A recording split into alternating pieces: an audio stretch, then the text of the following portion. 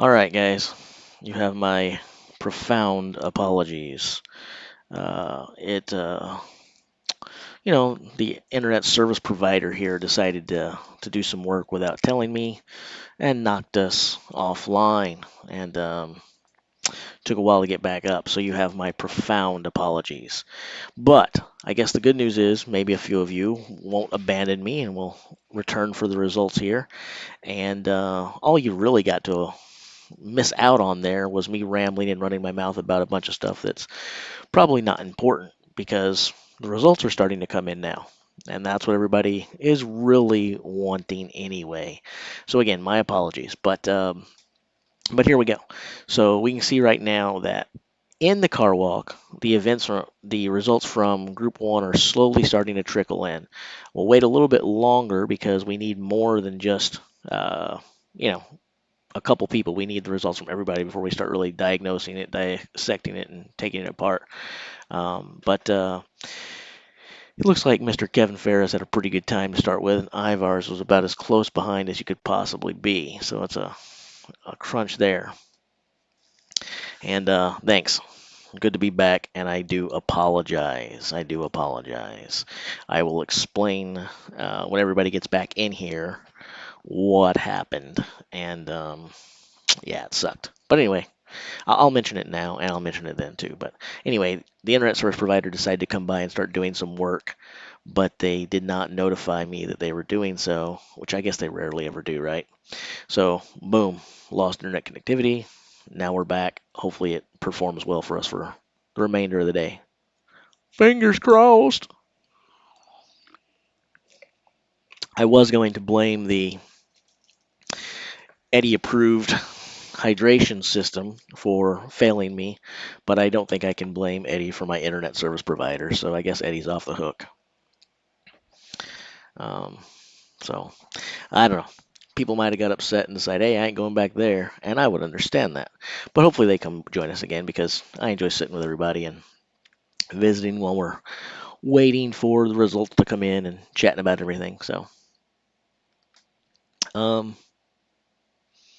it would have been a much bigger deal if I actually had a following. Like if I had 10,000 subscribers or something like that, and then the stream went out. That would have sucked. Although something like this, I guess, could help me from building one, but it is what it is. Just waiting on Tom and Gabe. We want the full results.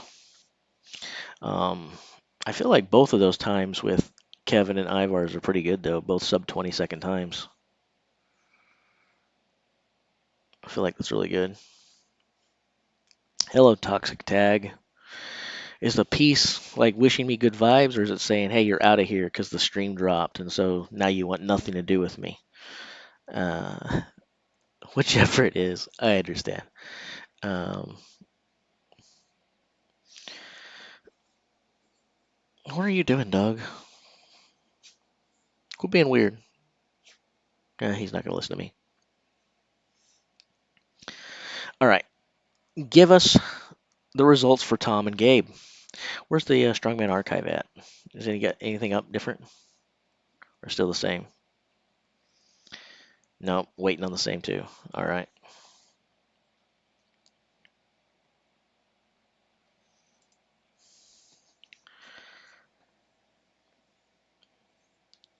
Yeah, it's like that's the thing there. 19 seconds does seem fast, but without seeing the other times, we don't really know. The first group is always hard to judge because you can't tell.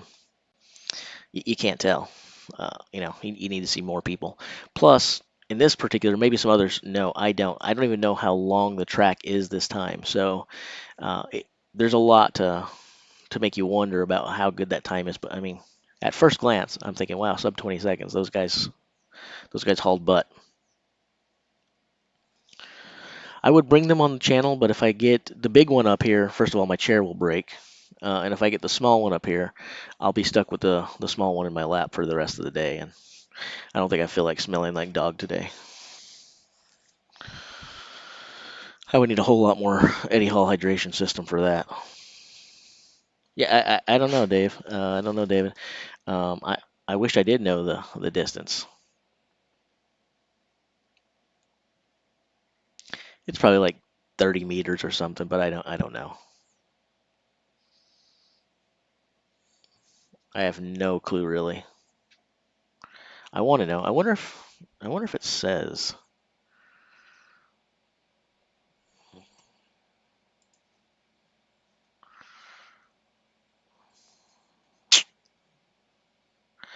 I don't know. Maybe someone else knows.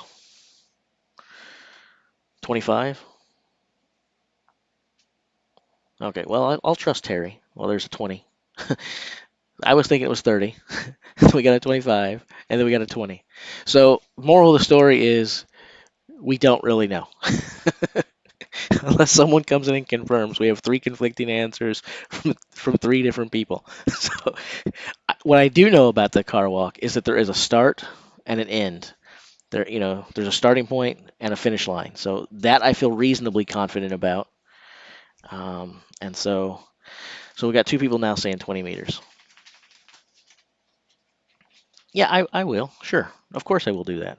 But I just wanted to wait until they all came in, which they just now did. So I wasn't really blocking anything because we were still waiting on the results. But now the full results have come in. So yes, I will do that. Give me just a second to adjust things on my desktop here. And this was actually supposed to be here, but it moved when the internet went down. And there's Carter saying 25 meters per the World's Strongest Man website. So again, we still have conflicting stuff. I don't know. I don't know. We'll find out later. But let's look at the times. That's what's important. So what we do know right off the bat is Tom has 3 wins in a row. So for a guy who has never won his group at World's Strongest Man, he comes back as the defending World's Strongest Man. Tom seems set to make a point. He seems like he's got something to prove, and he's saying, "Hey, I'm here to defend this sucker. I'm not losing this crown." 3 events in a row, and if the sub 20-second time was good, Gabe bested that with 16:44, which would be really impressive. But Tom says, "You know what? I can beat that by almost 2 full seconds." So, uh, wow. Wow. And you know what? I think now that we moved that, I think I'm going to actually take the webcam and move it over here until we get to the log lift later, and then I'll move it back over there because I don't really want to block the competitors. So, but that's impressive for Tom. And when you start out with max points through 3 events, and now the second place is in 13, that's a 5 point lead. That's almost gives Tom the ability to go out there and blank an event, zero an event, and still be there as long as Kevin doesn't get max. Uh, I said almost, guys. I understand the way that math works. If you put 6 on to 13, it's 19, which would be 1. That's why I said almost. But the point is, that's a massive lead with only 2 events left to go before the stone off. So I feel pretty comfortable. Now Tom is going to make me regret this. This is going to be like when we call the race for president early, and then they come back later and they have to take the call back because a state turned out differently than they were expecting. But as of right now, as of 10:56 Central Time or 8:56 Pacific Standard Time, Jace Loves Strength feels comfortable calling the race in Group 1 for Tom Stoltman. We'll see if I have to take that back. But I think this, with max points through 3 events, Tom has done what he hasn't done before, and he has won his group at the World's Strongest Man. I'm calling the race. We'll see if I have to, to roll it back. Um, so anyway, that's even if he does. I mean, um, what a great start for Tom. Bravo, defending champion. You kind of like to see something like that. And if he doesn't, Christos, I'm fully okay being the Tom Stoltman jinx. As a matter of fact, it'd be great if you guys, if he fails, and you push that out into the world that I'm the reason, because that would probably help the channel grow a lot. Make sure if Tom does not win the group, you blame it on me. Post it everywhere: Facebook, YouTube, Instagram, LinkedIn, I OnlyFans. I know most of you have an OnlyFans channel, so make sure if Tom does not make the final, it's because I jinxed him by calling the race for him. So let's not forget that, okay? But that's a really good it's really good times I feel like for group one. Now it'll be interesting to see what happens. Again, it's so hard to know when you're that first group because we need to see how those come in behind do. I also think with speedsters like Novikov and Kearney in the car walk in Group 3, it'll be really interesting to see what happens there. I'm looking forward to Group 3 on this. I've been looking forward to Group 3 on the car walk since I heard a few days ago who was in Group 3. So um, I really want to see those guys do battle.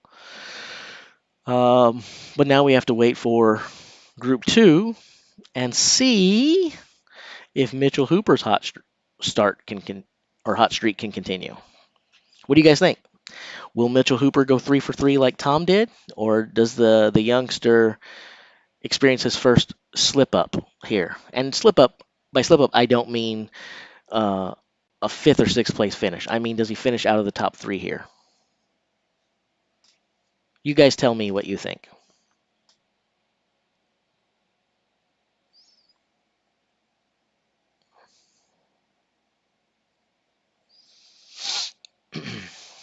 Let's go back and look at that since someone just said that.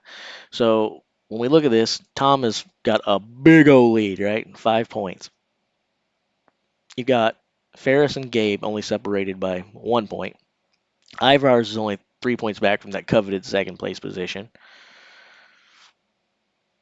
So it is pretty competitive. But I will say for those of us who just said moments before my internet service kicked us out the door that Andy Black was the dark horse of Group 1, I do think with a 2 point finish here, that dark horse may have just got a whole lot darker.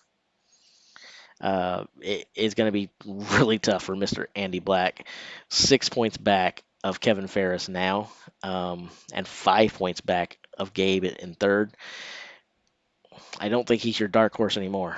Your dark horse might be the guy that everybody was expecting to move on, Ivers, because he's now 3 points back. But it would take a monumental effort for Andy Black at this point, I feel like.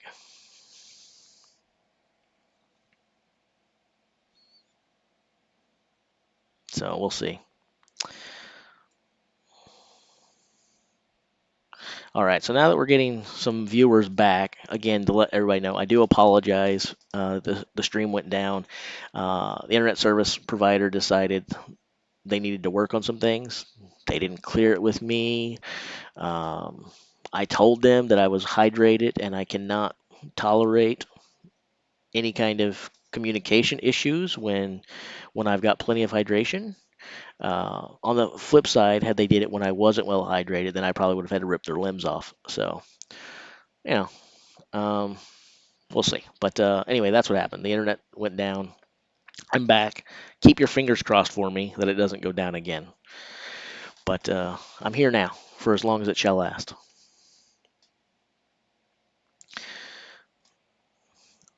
So Victor says that Mitchell's going to gas out. I think it's hard to predict. We don't know what the kid can do, really. We don't know. And I don't think he's going to gas in terms of run out of energy because he's a former endurance athlete. I think his gas tank is fine. The question is, will the pressure mount? Will it overtake him? Will uh, will he start to get a bit full of himself? But here's one of the things I would say too. Yes, I'll get to the Luke saga, even though I talked about it a lot yesterday, and I don't want to spend a whole lot of time talking about it today. But I will do a quick recap because I know it's going to be asked about 7,000 times anyway. But I'm not going to spend a lot of time there. Anyway, before I get into that, here's the thing with Mitchell Hooper. I watched his video last night. He broadcast a quick little video from his hotel room. And the thing about it is he seemed incredibly level-headed. He still seemed incredibly humble after 2 dominating wins, and he was even encouraging people to say, "Hey, do you still think I'm going to make the final? If I do make like if not, where do you think I'm going to finish in my group? If I am to make the final, where do you think I'll finish?" He's not even coming out there and declaring it's a foregone conclusion or he still seems super chill, super mellow, and super grounded. After turning in the performance that he turned in, with the lack of experience that he has and everything else, I think for him to still be in that mind space is a very, very good thing if you are a Mitchell Hooper fan or if you're wanting to ride this hype train aboard. I feel like the kid is very mature. He's not just performing physically; he seems like he's here, and that's very powerful when you're at your first World's Strongest Man. Um, so if you didn't go watch that video last night, I would recommend checking it out. The car walk has already started, Sander. We've got one group done. Um, and I'll show you the group one results in just a second here. I'm going to answer this question about the Luke saga. Uh, all right. So while I don't want to get into the ins and outs of who's corrupt, who did this or who did that, again, I spoke about that yesterday, and there's going to be opinions around all. I don't really like to speak on things until I know all of the facts, until I have all of the information, until we've heard all sides of the story. I want to be fair. This is not me dodging it. Plus, again, I said I spoke about it yesterday. So for me, here's really the way I look at it. Here's really the way I boiled it down, same way I boiled it down yesterday. I think whether you worry about whether someone's getting preferential treatment or not, is that good? No, it's not good. Whether you worry about whether someone else is getting crapped on because they're getting a tougher road, I think as an athlete, if you're any of these 30 guys, you have to go with the mindset. And who did I watch? I watched a video last night of someone, one of the athletes, actually saying something completely opposite of what I was saying. It was almost like saying, if you think it doesn't matter who's in there, then you're crazy. I think it was Paul O'Dwyer when he was talking about why he had to step out. I think Paul is completely completely opposed to my thinking here, and that's fine. We don't have to agree. Um, but but my mentality is this: if you're one of those 30 guys, you need to show up with the mentality that it doesn't matter. You throw me in there with anyone, they're playing for second. I don't care if I am in, if I'm Mitchell Hooper, no one's ever heard of me, right? And I show up and I say, Mitchell Hooper is in a group with not only Brian Shaw, but Tom Stoltman and Alexei Novikov and uh, Martinez Lisis and Maxine Boudreau. Even if I'm in that stacked lineup and I'm this rookie that no one's ever heard of, I think you need to show up thinking, cool, I don't know which one of you guys, I don't know which of you two are going to be in the stone off, seeing who can compete against me in the finals, but I look forward to seeing it. And knowing that when you show up for the finals, because you already went through the toughest group in the world, it's easier for you in the finals because you've already eliminated your best competition. You need to come up, you need to show up focused on what you're going to do, how much you're going to do, how much you're going to dominate, and that no one can catch you. You don't need to focus on your competition. You need to worry about you. And that's totally what I believe. So um, that's how I feel about the whole Luke thing, basically. And again, I'm not saying it doesn't matter who's in your group. I'm not saying it doesn't matter what events you have. All of that stuff matters. I get the logic. I'm talking about the psychology. I'm talking about the confidence. I'm talking about the headspace, if that makes sense. So, since some of you asked for results coming in, here we go. The car walk. Tom started out the World's Strongest Man 2022 with 3 wins in a row because he won the car walk. So no slowing down from yesterday with a great time of 14:65, besting the second place time by nearly 2 full seconds of Gabe. And then Kevin Ferris picked up third place points there with another sub 20. He wasn't alone there. Ivers was just barely behind him, a half a second behind.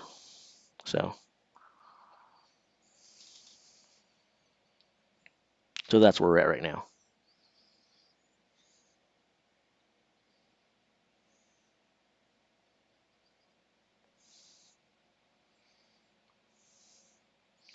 So anyway, uh, and that's probably the last thing I'll say on the Luke thing today. Even though it's going to come up again, I suspect it gets asked about another 5 times before we call today a quits. But why isn't it being streamed? Because World's Strongest Man hates us. That's why it's not being streamed. Um, Now the real answer and the legal answer is they have an exclusive TV deal, so they're unable to do it. But I mean, to me, they don't really show much desire to get modern or to let their fans engage more. I can't really explain why World's Strongest Man does things the way they do.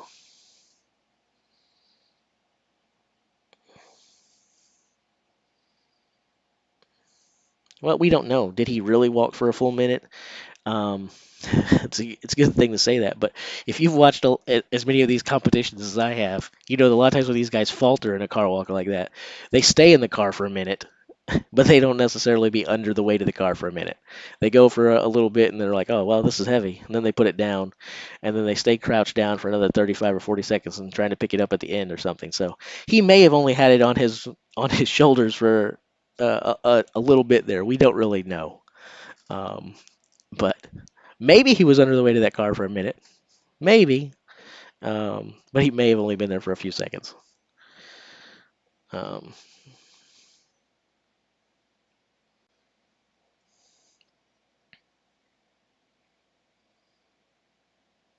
which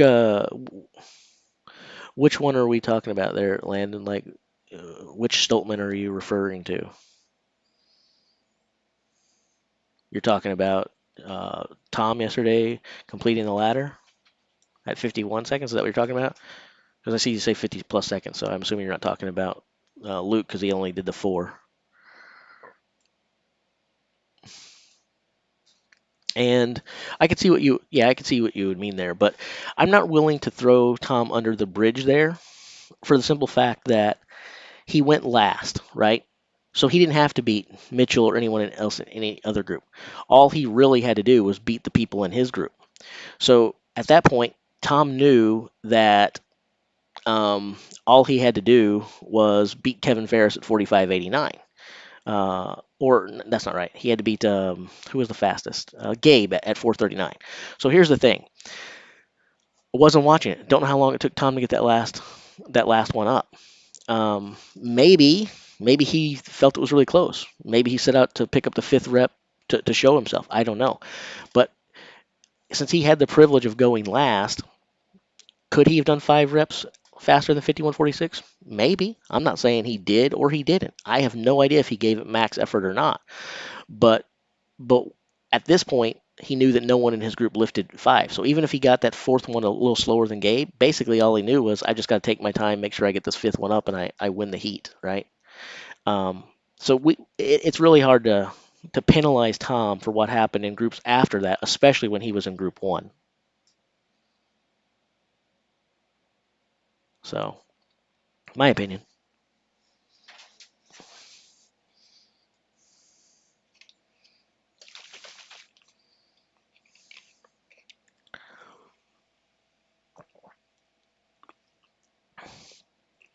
I think it would have been interesting if maybe um, like let's say Gabe or Kevin had gotten 4 stones, or I keep calling them stones. I don't know why I'm doing that. Jeez, I think it's the third time I've called the deadlift ladder stones. If I think it's because we're talking about Tom, and so stones is in my brain. Um, anyway, if if they had managed to get 4 reps on the ladder up in like 30 seconds time, would Tom have flown through? Could he have flown through? And it's easy for him to say, "Hey, I took it casual. I took it easy." Not calling him a liar. The fact of the matter is, at this point, we're doing what we always do. We're speculating. We don't know. We have no clue. One of the things that we do know, though, is so far, against the guys Tom has to beat, the men in his group, he's doing it, and he's doing it in convincing fashion. So,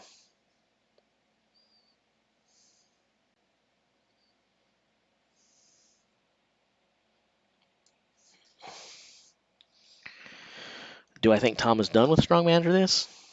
Um, I doubt it. I doubt it. I wouldn't tell him to keep going. I wouldn't tell him to stop. He can do whatever he wants. But do I think he's done? No. I mean, he's still a super young guy and still seems pretty hungry.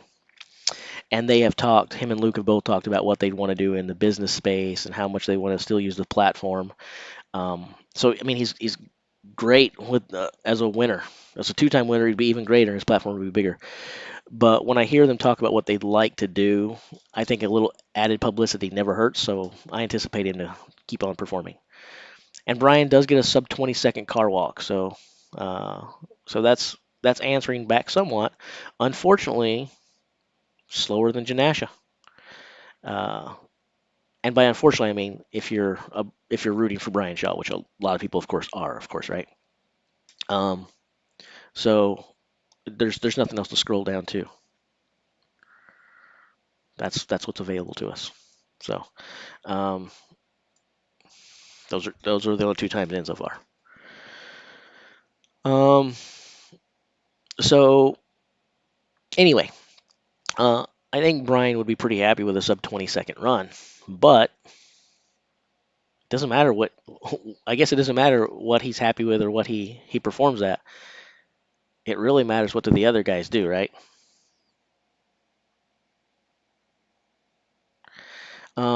The one thing that I would say now is I just want to talk a little bit about what Mitchell Hooper accomplished yesterday.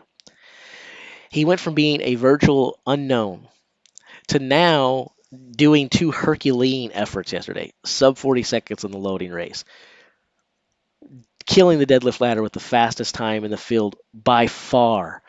And now we've got people's, asking not just does he win the heats, but almost like in record-breaking performance. Um, it, I don't care what you think about anything, but you got to give the kid credit. He did so well that now we're asking like what ifs that are kind of hypothetical, laughing what ifs. Pretty impressive. Pretty impressive. Um, so,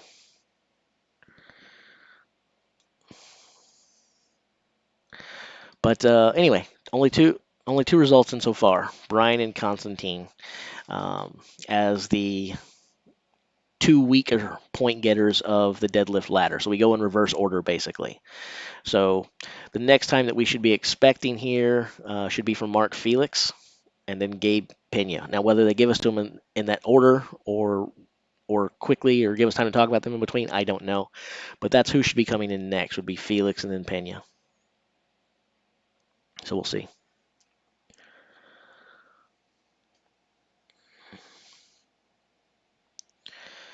If Brian gets fewer than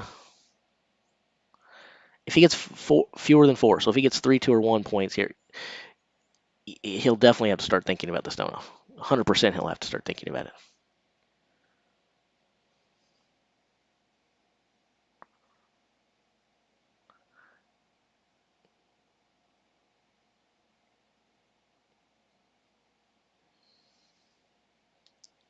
Yeah, I think I heard 430.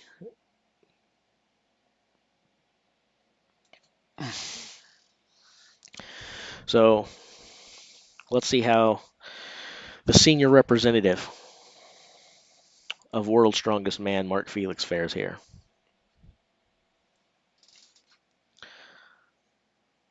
So what do you guys think? Everybody's always like, Mark, it's incredible he's been there, and Mark is a fan favorite, of course. Then even people who are fan favorites say it's time to step away. He needs to let the younger blood in. Where do you guys come off? Do you want to see Mark keep going, keep competing, even though he doesn't have a very realistic chance of winning or podium, uh, even making finals, you could say. Uh, but I don't want to ever rule someone out. But in general, not 2022 World's Strongest Man. He's there, right? He's not going to go home now. In general, what do you guys think? Do you want to see Mark keep competing for as long as he wants to, or would you rather him stop getting invitations so that some of the younger guys can make an appearance?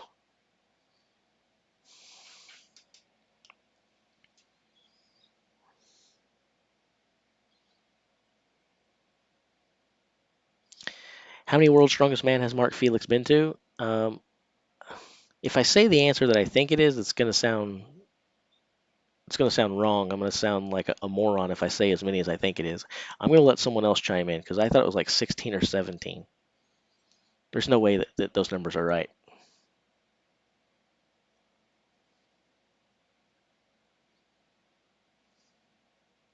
I just know that he's been to a bunch. Okay, I was right, 17. I thought so.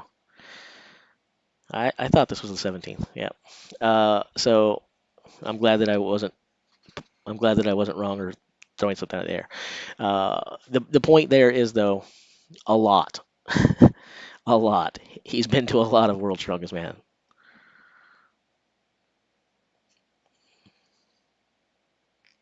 But that's the question right there, Samuel. When you say as long as he's still a top 30 athlete, Is he still a top 30 athlete?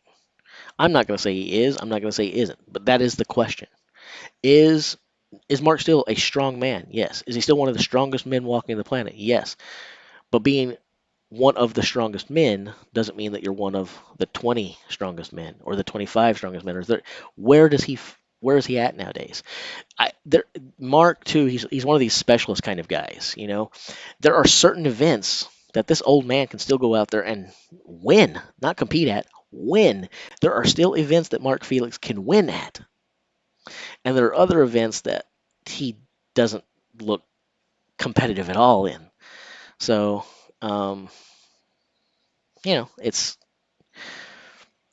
it's a discussion to be had. If nothing else, it's a discussion to be had.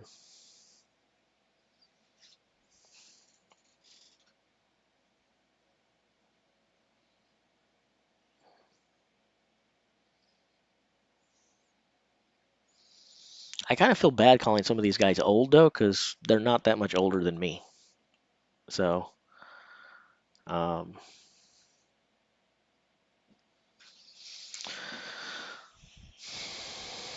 I've noticed that the older I get, the more lenient I become with who is old and who isn't.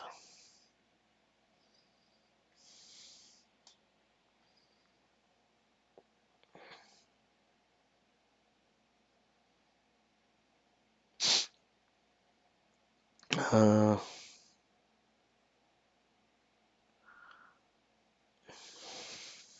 are you talking about his overall ranking, David?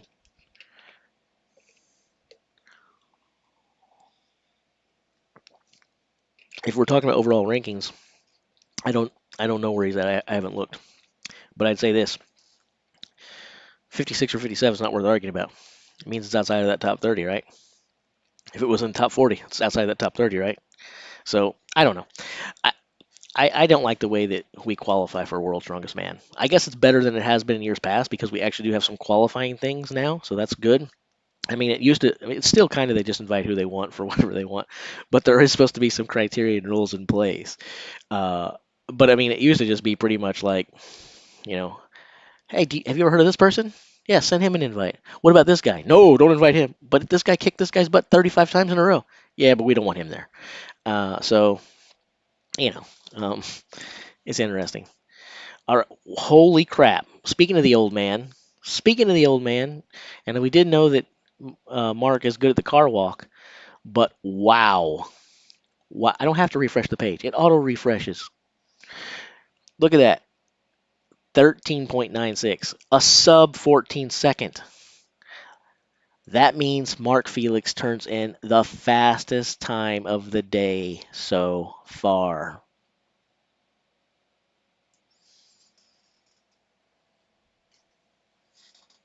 Good job, Mark Felix, right? Good time for him to do it when we're sitting there talking about him. Of course, the reason we're talking about him is because we knew his results were coming in next. So, um, and uh, and now we should be hearing from Gabriel Pena. That should be the next results we get is Big Gabe. See what happens there. Um, but it's a really good time. I don't know if I'd say he blew him out of the water. It depends. It says 13.96, not like 13 flat. It says 14 sec. So like a little more than a half a second faster. And if you think that's blowing him out of the water, I'm not going to argue with you. That may be. Just want to make it clear to everyone listening what we're talking about there. 13.96, so around 14 seconds, and then a little over 14 and a half. So, but regardless, it doesn't matter. What it is, it's an impressive time, and so far, it's got Mark in max points position. Will it hold? I don't know, but it's a dang good time. I think we can agree on that.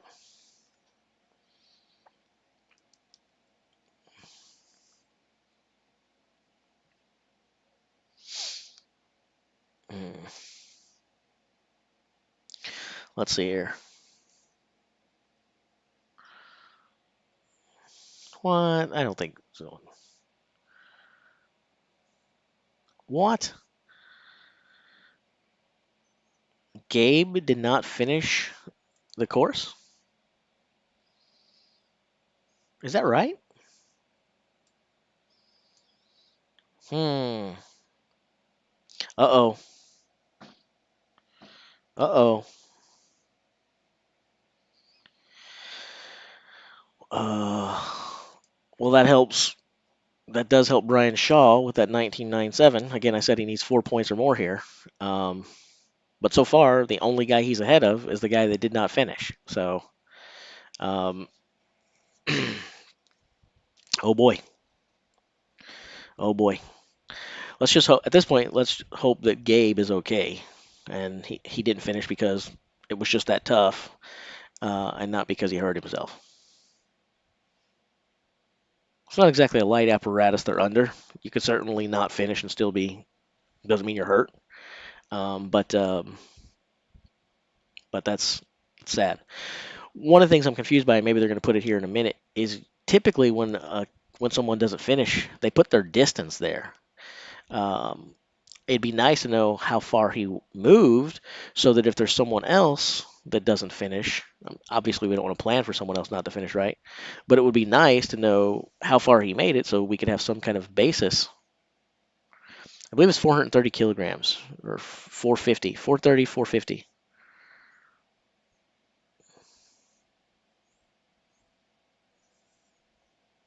Yeah, 430 kilograms.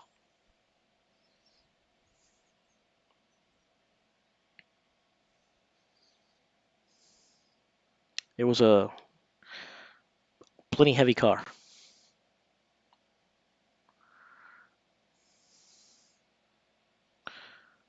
No, not 4 points to Mark. 6 points to Mark right now, so far. Practice your English listening to me. Well, I am a fairly decent speaker, so there are worse people that you could learn English from than a gentleman such as myself. Um, so anyway, now we're waiting for Mr. Bobby Thompson and then the kid. Now, don't start that stuff because they'll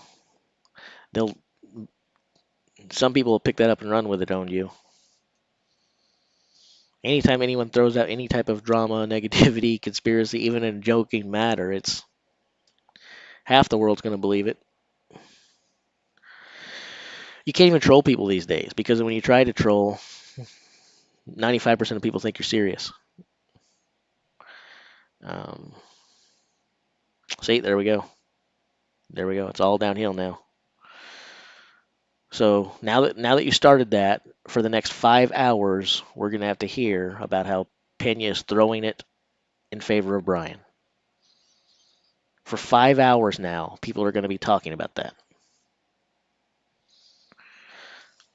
I'll have to start ignoring the chat after a little bit. I'm not. I'm watching the spreadsheet just like you guys are watching it on my screen. What you guys see is what I see.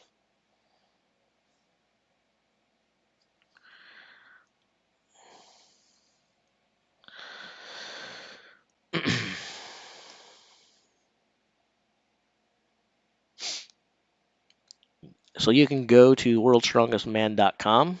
That's the worldstrongestman.com. Not worldstrongestman.com. The worldstrongestman.com. And then there is a link at the top that you can click on for live results. If you can't find that, if you hover over 2022 information, you'll see that one of the links says 2022 live results, and that's where I'm parked at. Of course, you can also go to the Strongman Archive at strongmanarchives.com. It's a fantastic resource, not only for getting live results like this, but tons and tons of stats if you're a geek and fan of the sport. We'll be using this site a lot as this channel builds and goes forward because we're going to be using it to look at many, many things and many things that go outside of World's Strongest Man. So hopefully Bobby Thompson will have a result for us here in a second. And there we go. Boom. Almost as if on call. And I hold on, let's not talk about Mitch yet. Let's do this in the right order. Jeez. um, Bobby Thompson with 4 points, 16:05, knocking Brian back to 2 points. Brian now has gotten 5th place in 2 events in a row, putting him tied for 3rd place, but not with one person, with 2 guys. Brian Shaw is now in the 3rd position with 2 different people. I know the Brian Shaw fans, which pretty much universally that's everyone, right? But there's 2 different groups of Brian Shaw fans. There's the group of realistic Brian Shaw fans and the group of people who anything other than Brian Shaw is God of strongman and will always be the best at everything he does. Those are the 2 types of Brian Shaw. People who like Brian Shaw, respect Brian Shaw, know that he's good, know that he's strong, and respect what he's done, and those people who think that Brian Shaw will still be winning World's Strongest Man when he's 146 years old. Whichever group you're in, you have to look at the fact that Brian Shaw is now tied for 3rd place position, but not lonely. He's got 2 people there. There's only 1 person in the entire competition in his group with fewer points, 3 events in. Now that we've discussed Brian Shaw, Mitchell Hooper. Tom Stoltman said, hey, you know what? 3 events, 3 wins. Mitchell Hooper said, 3 events, 3 better wins. If you look at this, Tom has beaten everyone in his group, right? But had he and Mitchell been in the groups together, Mitchell would have beaten Tom in all 3 events. Now, in that loading race, it would have been crazy to watch that live, like heads up, because there's 8/100ths of a second separating them. Holy cow, that would have been awesome. Photo finish, right? But that aside, Tom, super impressive with 3 wins. Mitchell, oh my gosh, he's beat Tom in all 3 of those. And some of these times that he's putting up are scary good. That deadlift ladder of 31:21,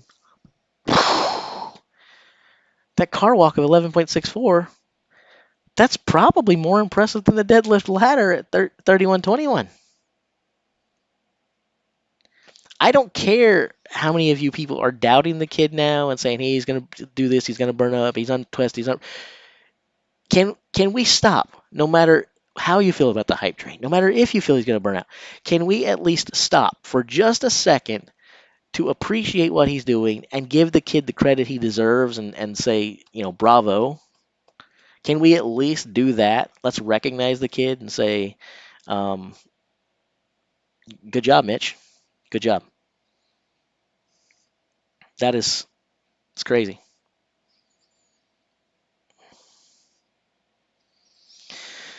So, boy, it'll be interesting to see what everybody has to say about Brian the rest of the day now, right? And Brian has a great grip, but guess who else is in his his group? Mark Felix. Brian's in trouble, guys. Brian is in trouble.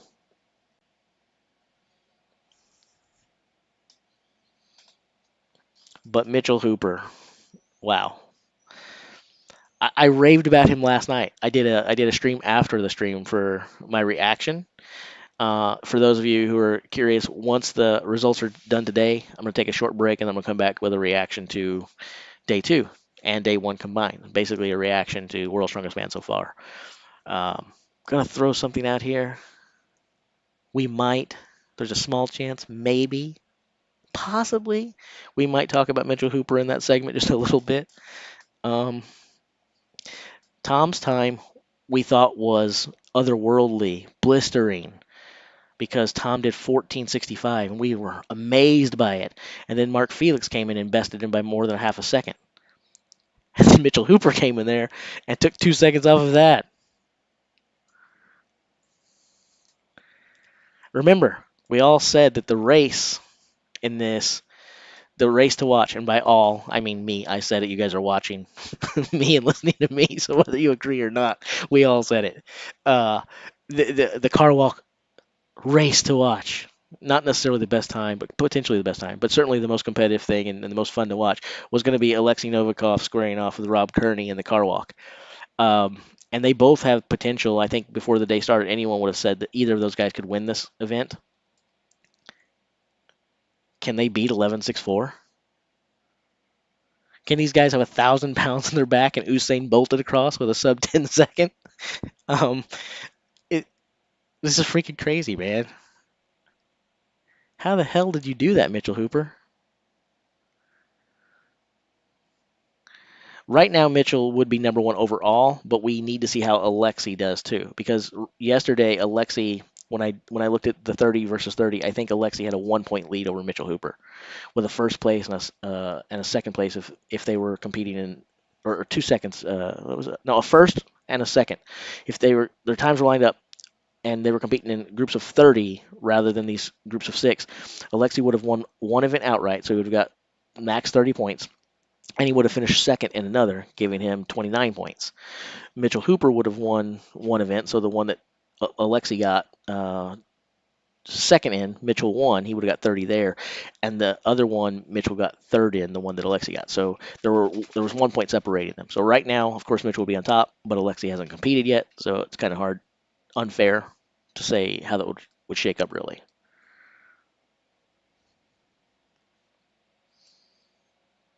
Just crazy though, guys. It's crazy. No, Samuel, Hooper had a first and a third,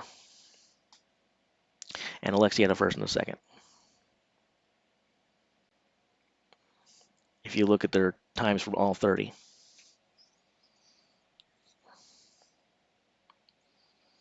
Like, we'll look at it right here. I'll show you what I'm talking about. So Mitchell Hooper got first place in the deadlift ladder overall with 31:21. It was the best time by far. In the loading race, he got 38:31.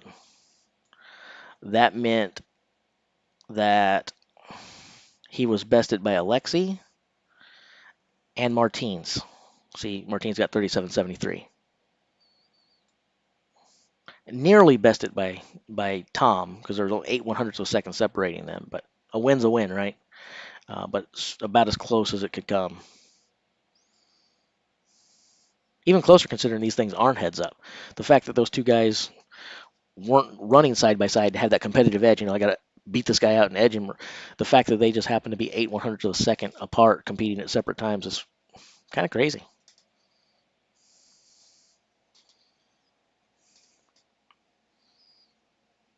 What am I missing?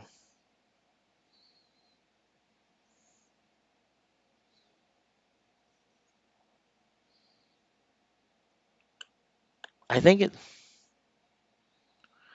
Well, let's get a whole lot more subs. Let's not worry about how many subs I had yesterday or how much. Let's get more subs. You guys need to start liking and subscribing right now. In fact, I'll make it worth your while. Everyone who subscribes to this channel in the next 5 minutes will be entered into a drawing to get their very own Eddie approved Beast Hydration System jug. Just the jug. The contents will be empty because I can't afford that shipping. But everyone who subscribes in the next 5 minutes will be entered into a drawing. And one of you lucky people will win your very own Eddie approved Beast Hydration System jug. And you could put all types of restorative properties in here. You could use Gatorade. Uh, you could use water, which is what I've got, but you don't want to do that because Adam Sandler, we learned already that water sucks. Water sucks. It really, really sucks. So if you don't like that, you could use Gatorade. You could use popsicle juice, right? You could fill it with dill pickle juice. The sky's the limit. Vodka for those of you who drink, whatever. Someone said for me to say less. Tim does not like my sidetracks or my weird talks. So sorry about that. I apologize. Anyway, speaking of hydration, un momento, por favor. Look at that. Now we have an international stream because I'm breaking out the multilingual skills here. We're cultural. Oh, I did not see that. Thanks for pointing that out. Does it show on here or did it show in the Strongman archives? 19 meters. Yeah, I don't see it here. Maybe on the Strongman archives.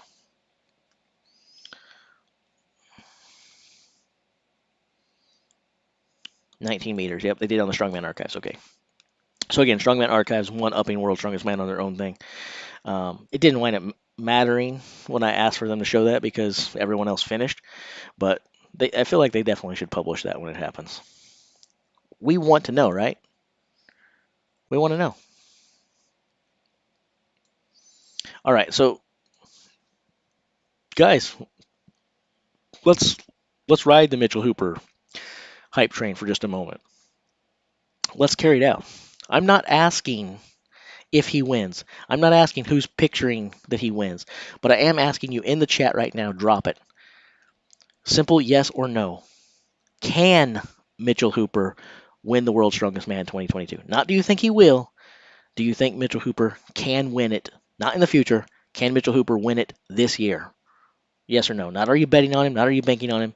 Can he get it done?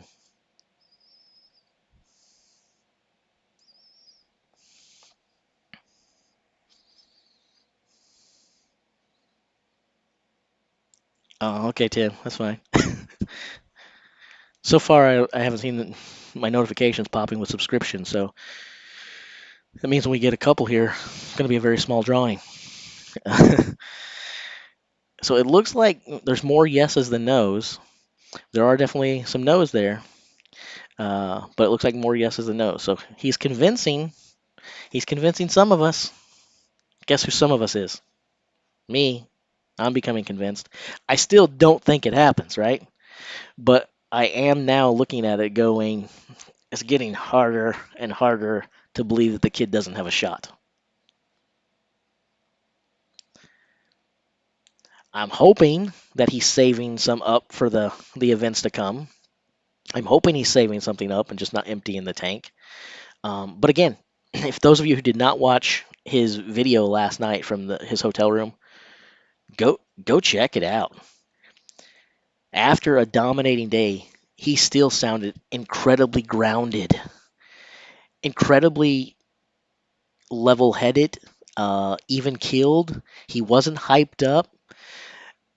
It would have been very easy to go out there and be like on fire and jittery and crazy and pumped, which you could say, hey, that's good energy, that's good going, but it could also mean big danger zone of, uh-oh, maybe he's going to burn out quickly. But the even temperament that he had last night when I was watching his video made me go, that's impressive. The fact that he was so level after such a great performance may have been as impressive as the results that he turned in.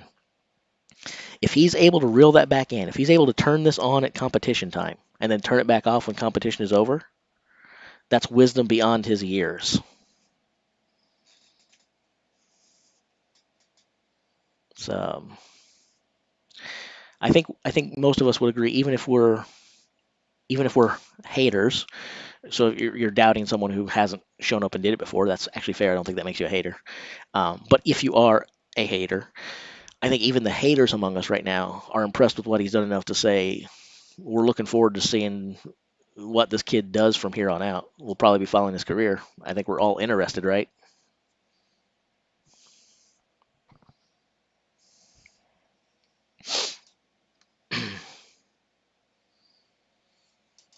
Yeah, I'm certainly interested in seeing how his career progresses for sure. Let's see here. You think Bob can pull away with the fastest car walk? Um, maybe. Right now, I think the only thing that I think right now is the fastest car walk is if someone bests the 1164. I I I I it's just, oh my gosh. It's crazy. It's just crazy. Yeah, I am super interested in this right now. I told you guys yesterday. This is for me. This is what I was looking forward to most. Uh, in the qualifier, obviously, I'm looking forward to the finals. I want to know what's going to happen. But when I looked at the groups, and I saw who was where, who was competing in what events.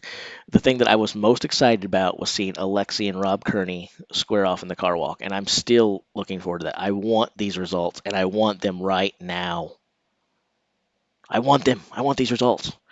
You got to like Alexi's chances here, given that Rob not only has to go out there and bust butt down that line, but Alexi gets to sit back and see how Rob performs. Rob doesn't have that same privilege, that same advantage, right? He's got to go out there and set the pace. Alexi just has to know what he has to meet or beat.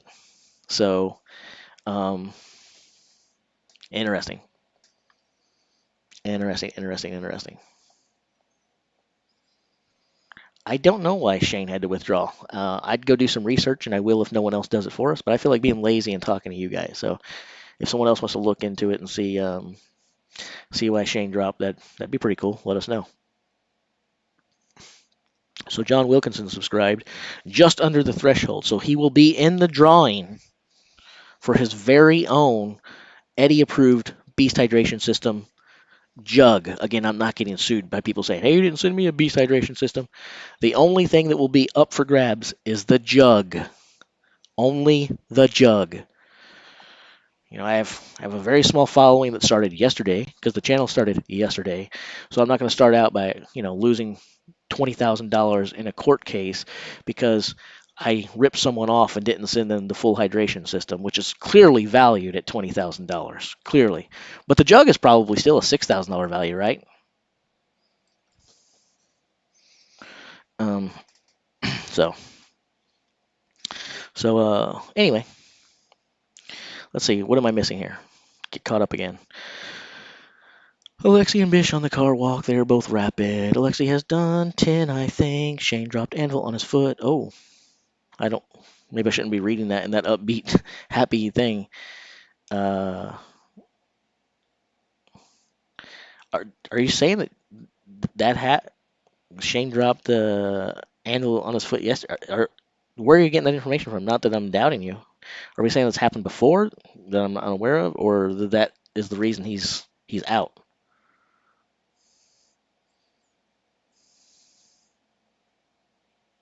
Holy crap! I would not want to drop an anvil on my foot. You guys heard yesterday that I've dropped a bar on my head before, which sucked. It's probably a little more dangerous than dropping an anvil on your foot, but dropping an anvil on your foot sounds like it would hurt a lot. When I dropped the bar on my head, it didn't really hurt that much because it was lights out. I think I remember a little bit of pain. I definitely remember pain in the weeks following it, but when it happened, it didn't hurt that bad. It was, but I feel like an anvil on your foot, you'd feel that.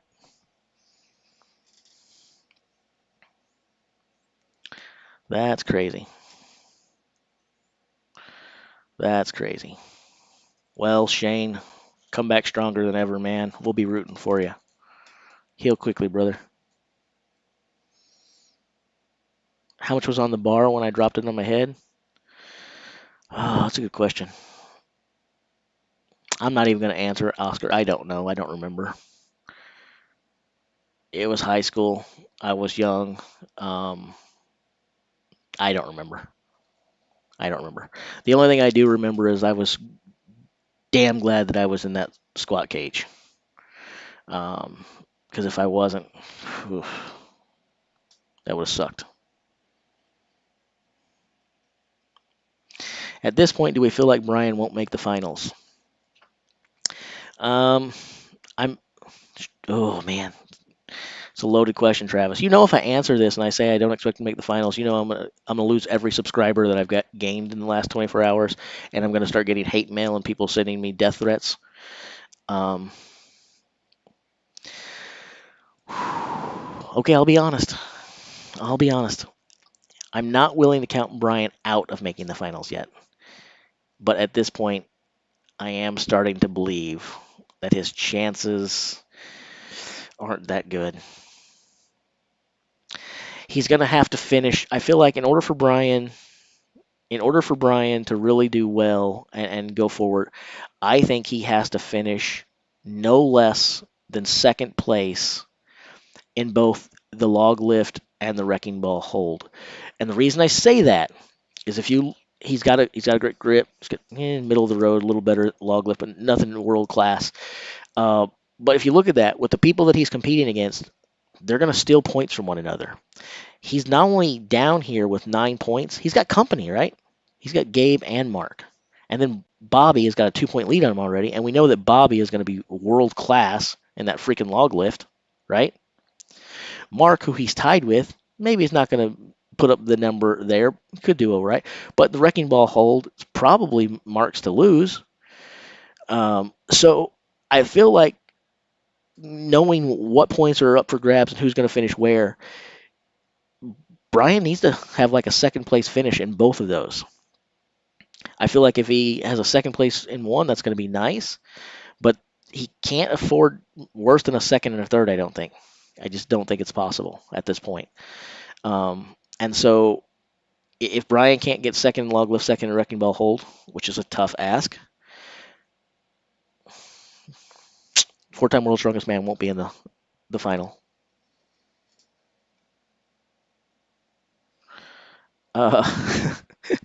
Owned you is trying to get me in trouble here. Let's go back and look at his question here. For strongman, a foot is way more important than the head. Agree or disagree? Well, I'm not going to say that the head is unimportant unless you want me to go on record as saying that strongmen are dumb and they don't need a brain. I'm not going to do that. I will say this, though. You guys heard yesterday. I was born with multiple deformities. I was never supposed to walk. My feet aren't good either. So let's not go acting like Mr. Shane Flowers is some kind of big inspirational story to me, and I should be covetous of his situation because all I had was a knocked up dome with blood leaking out of my skull, unconscious, when he has a poor foot to worry about, which obviously he needs in every event. I have mobility issues, man. 21. 21. Let me say that again. 21 leg surgeries. 21.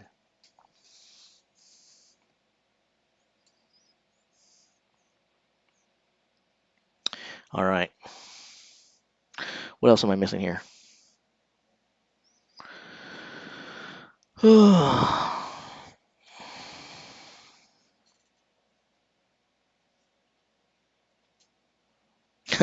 Matt Hatter said if he beats Bobby on the log lift, he gets in. Yeah, I think you're right there. If he beats Bobby Thompson on the log lift, yeah, you're right. He probably does get in. Do I think that Brian Shaw is beating Bobby in the log lift? No, I don't think that Brian Shaw is beating Bobby Thompson in the log lift.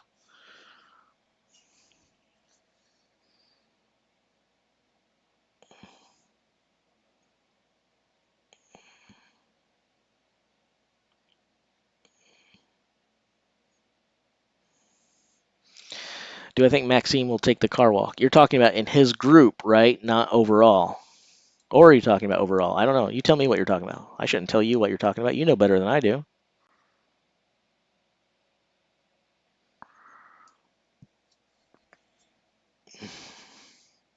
Sure, I can show past results from. I try to do that anyway, but it's not consistent. I kind of do it whenever the heck I feel like, or when people ask. I don't think anyone is talking as though Brian is a failure. I think people, again, this is the problem with Brian Shaw diehard fans. I talked about it before. I'll talk about it again. I am a huge Brian Shaw fan. I consider myself a mega Brian Shaw fan. But there are two types of people in the Brian Shaw fandom. I don't think there's very many people at all that don't like Brian Shaw. He's a hard guy not to like. A gentle giant, a gentleman, sensible, kind to others, class act, hard worker. There's very few characteristics to not like about him as a person, and of course you have to respect what he's done on top of all of that. So I don't think there's very few people who aren't Brian Shaw fans. That being said, there are two types of Brian Shaw fans, and it gets this way more and more every year. There are Brian Shaw fans who are honest and realistic, give him all the accolades that he deserves, and he deserves a lot of them. Gives him all the plaudits that he deserves, and he deserves a lot of them. But are realistic about where he is now, where he once was, and what the future looks like. And those who, again, believe that if you levy any criticism of Brian Shaw at all, you're a hater, you're terrible, you don't respect him, you're a bandwagon jumper, and you're going on to the next fly-by-night thing. It doesn't have to be one or the other. We don't live in a world that's extremes. Nothing has to be all or nothing. You can be a big Brian Shaw fan. You can be a big Brian Shaw believer. And you can still recognize and offer criticism when it's honest and warranted. There's nothing wrong with that.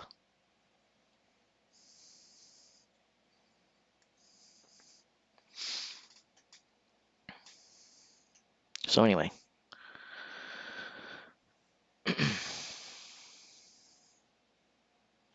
uh, Brian did make a few people upset about the Arnolds, but newsflash, we're in a highly political time frame and climate right now. While Brian may have made a lot of people upset about the Arnolds, Brian also made a lot of people happy about the Arnolds. I'm not telling you which group I was in, if either. But I will say that you're absolutely right. He made some people mad. He also made some people happy because in this climate, anything you say or take a stance about anything like that, you're going to bring a whole lot of hate your way, and you're going to bring a whole lot of applaud your way. Because again, we are that all or nothing nation. Not just nation, globally we're that way. We are so divided about anything and everything. We can't wait to pick each other apart and tear each other at the bones. And I find it kind of sad, to be honest.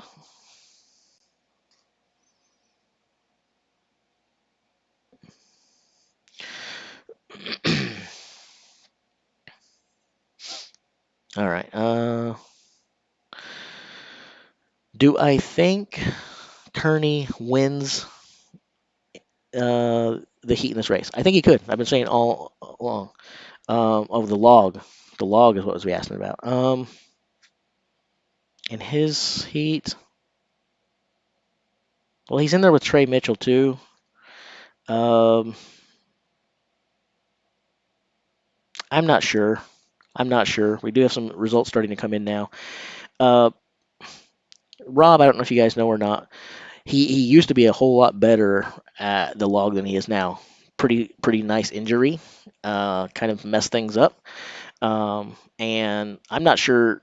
Not only does he not have the strength, I feel like, and I'm reading into things. I'm speculating. I'm not the guy either. Um, took a stance by not taking a stance. Clearly libertarian. Um, I actually have a very, very, very political podcast that you could go check out and see where I fall in if you're interested. So we can get into all that if you want. If you want me to alienate everybody, I can start preaching on politics for sure. I'm not afraid to do that, but I don't think that's what anybody came here for. Um, having said that, um, so okay, here's the thing. What I was getting ready to speculate on is Rob. I don't know that the strength has come back or not. Whether it has or not is kind of debatable. I do feel like maybe his confidence has taken a hit. I don't know that he's willing to stress it the way that he was. I don't know that he's willing to attack it. I'm not sure that he trusts it, I guess is what I'm trying to say. Um, so until I feel confident that Rob trusts his body himself, it's kind of hard to put a lot of trust in it for him, if that makes any sense whatsoever.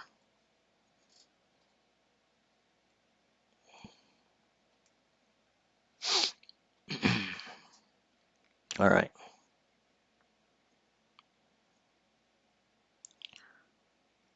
What are we getting people to? I'm hearing like I'm reading like good griefs and wrongs and stuff, but I don't know what we're whining about or feuding about. So, um, but again, that's exactly the thing I was talking about. The fact that I don't know what's going on and I still see people getting upset or whatever is the exact thing that I was talking about. We are so freaking divided that we don't even have to have a topic to be divided about. We just recognize that people are divided, and that in itself divides us. I feel like we're all a bunch of overgrown children, to be honest. As a matter of fact, something I've been saying for years. A lot of times when you see adults acting up, a lot of times they're acting like children, right? I don't do that because sometimes I think the kids act more mature than we do. So a lot of times when I see kids behaving badly, I say, look, they're acting like a bunch of adults over there.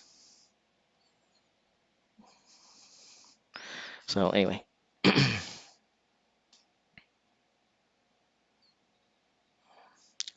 Dun, dun, dun, dun, dun, dun, dun. Right, Tim. I know that Rob said that. And that's part of what I'm getting at. Maybe his triceps will be as good as it once was or ever was. Maybe it never will. Maybe he's right. But when you're speaking that, it's kind of like I've said before. I've said it. I feel like I've said it 20 times about different things, and a lot of times it's come up with the Luke and the other things.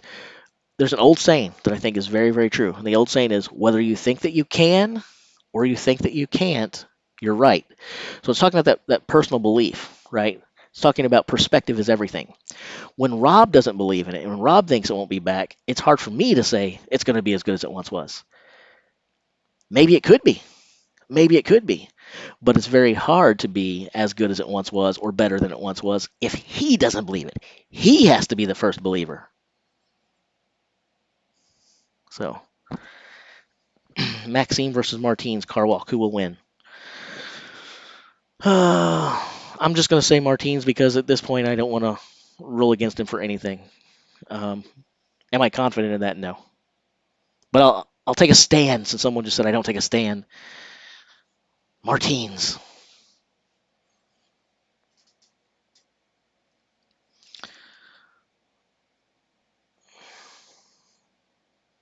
Do I know how many different countries are watching your stream? I don't know. Probably at least 3. No, I have no clue. But whether it's 5 or 10 or 50 or 700,000, there's 700,000 countries, right? I kid. Um, uh, you're all welcome. Yeah, I feel like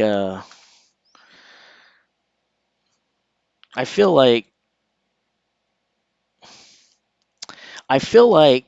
Martines, because of what someone just said, the yoke. There's 2 different types of car walk.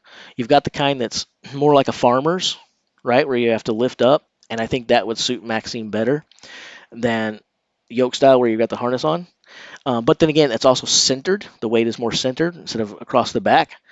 That may play differently, but that's kind of what I was thinking about when someone mentioned the yoke a second ago, and that's why I'll take my stand and bet on Martines. But I'm not willing to say that Max is going to do poorly.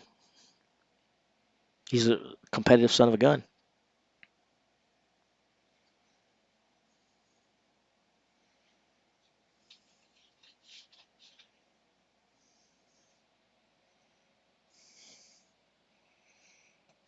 Someone just said Rob put it in 1163. Either they're getting results that are loading quicker than mine because their internet's better. There it goes. Bam. There they go. There they go. 1163. Look at that. Guys. Guys. I told you Rob was going to be impressive, right? Look at this. 1164. 1163. 1/100th of a second. 1/100th of a second. Not going at the same time. Not heads up.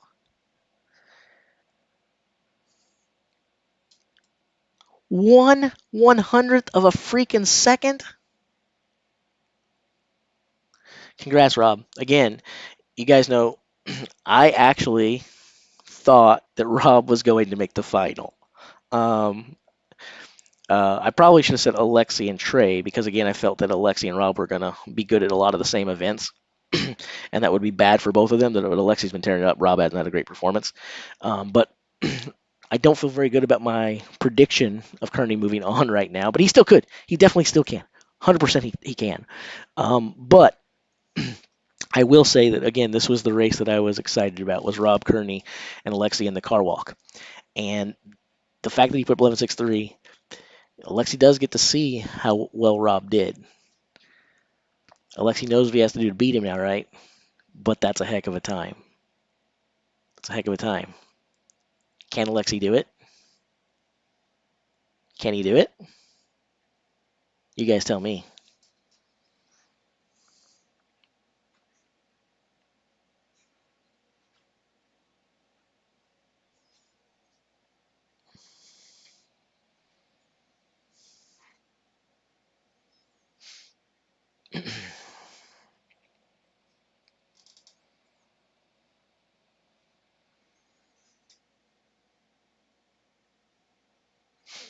10-second run for Alexi?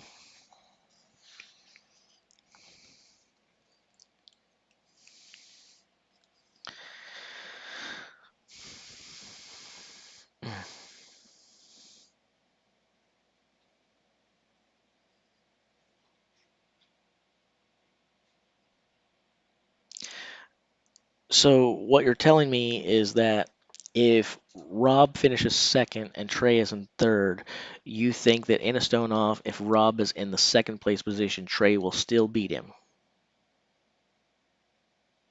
I'm not going to say you're wrong, but I feel like if Rob is in a third place position, yeah, he doesn't make the final. I'll agree.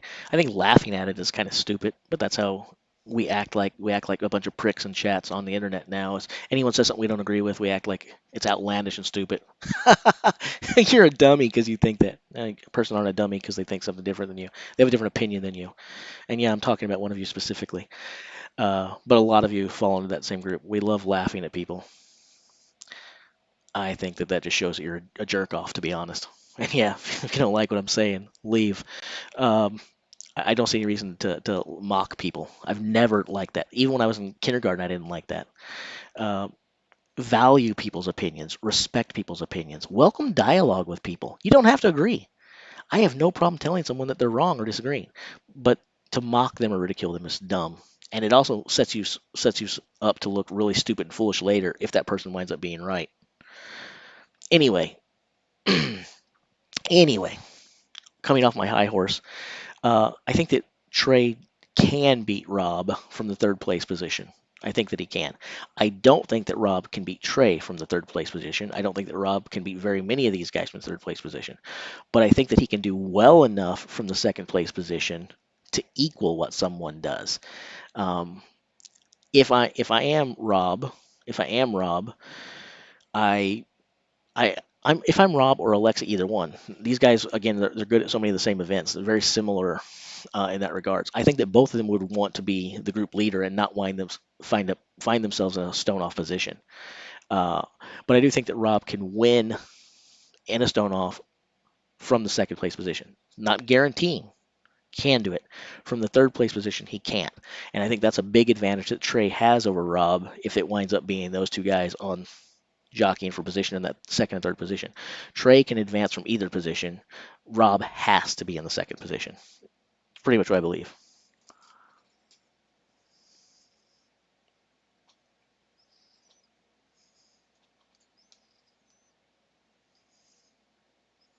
Why the third position is more challenging? Yeah, I can explain that.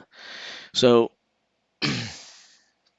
so the third place position of a stone off is more challenging because of two reasons, and this one of those is subjective. Depends on how valuable you think it is to watch the other person go. So the person who's in the third has to go first, and the second person gets to see what they do and then just lift it. But the big difference is that third person has to do more than the second place position. The second place person only has to match. So in other words, if let's say that they finish exactly the way they are now, Robin's second and Trey in third, although really they're tied for second, but it's the way the screen is showing it right now. So that's what we're going to use for this illustration. So Trey goes first and Rob watches, okay? So Trey picks it up, stone, boom. Rob says, okay, one for me. Trey says two for me. Rob says two for me. Trey says three for me. Rob says three for me. Trey says four for me. Rob says four for me. Trey says, can't do any more. Even though they both got the same amount, Rob moves on because he's in the second place position. Trey has to do one more than Rob or whoever's in that third place position. Whoever's in that third place position has to do one more than the guy in the second place position. That's why the second place position is so advantageous.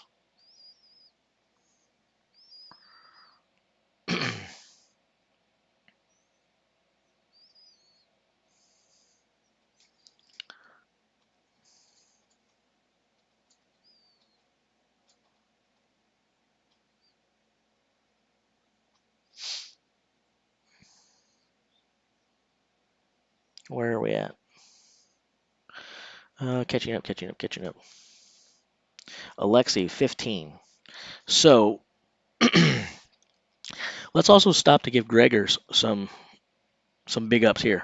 I think a 14-second time for Gregors here is worth some applaud and some approval. 15 seconds from Alexi, good time, but not with these other times that we've seen put up. Rob has to like that. Rob has to like that.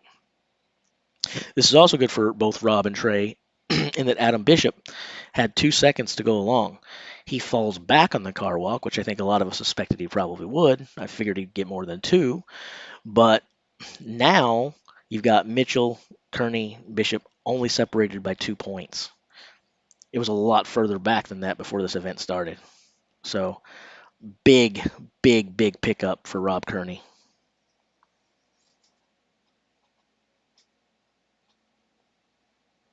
And Dan has correctly pointed out, Group 3 was the first group that had someone not dominate all the events, basically. Up to this point in the competition, whoever had won an event had won every event in the competition. Alexi finishes third in the car walk, which I'm actually surprised by. I figured second at worst for Alexi in Group 3. Didn't know he'd win. Thought for sure it would be him or Rob. Was leaning towards Rob, but thought it would be the best matchup of the competition. But actually, Kearney beat him pretty easily here. Now, we can ask too, was Novikov saving some of that? Did he pull back some because he already has such a big lead? Because he does have a big lead, and Rob, even with a 6-point finish, doesn't really challenge him that much. Novikov still got 5 points on Rob Kearney. So maybe Alexi pulled back and saved some? Maybe. I don't know. It's possible. But big win for Rob either way. Let's go back and do some reviews, okay? We're not going to break it down event by event. We're just going to look at the overall standings of each group. So, what the heck? Anyway, okay. I think I understand what that person was saying now. It's a inside joke from yesterday, and surfers being stoners. Maybe. I don't know. Okay. Put my thinking cap on. We'll see. Okay, Tom Stoltman, Group 1 overall lead with max points. 6, 6, and 6. Can't do much better than that. Kevin Ferris in second place with a second, a third, and a third. Really taking that typical Martinez-Lisi's path to victory, a.k.a. don't really win or dominate anything, but just grab them consistent high point place finishes. For what it's worth, before the event went live, I did pick Stoltman to win Group 1 and Ferris to finish second. Gabe is right there. Ivar's has fallen back further than people expected him to. So in no way is it a guarantee right now. But I'm liking my predictions now for Group 1. We're about to go to another group where I don't like my prediction at all. All right.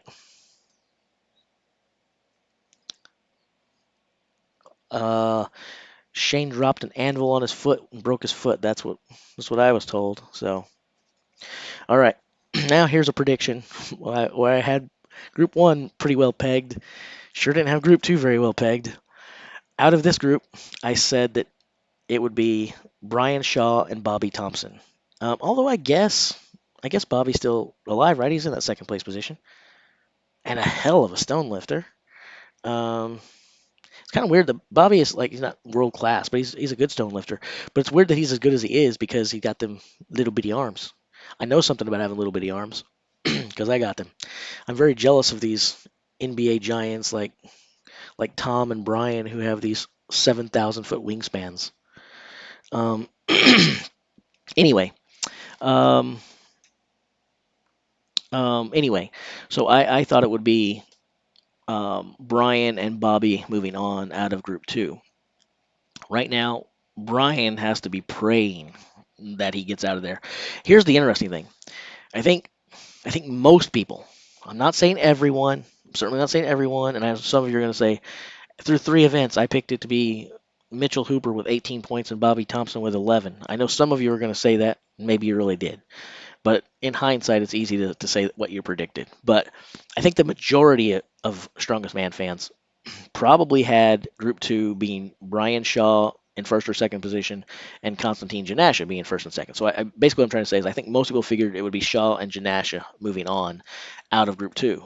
Interestingly enough, they are currently in the two bottom positions. Not saying that's where they'll finish, but after 3 events, can we at least agree that's interesting? Something worth noticing and talking about, maybe, that the two favorites in the group are in the two bottom positions. I find that interesting. Do I think Hooper will burn himself out before the finals? So this keeps coming up.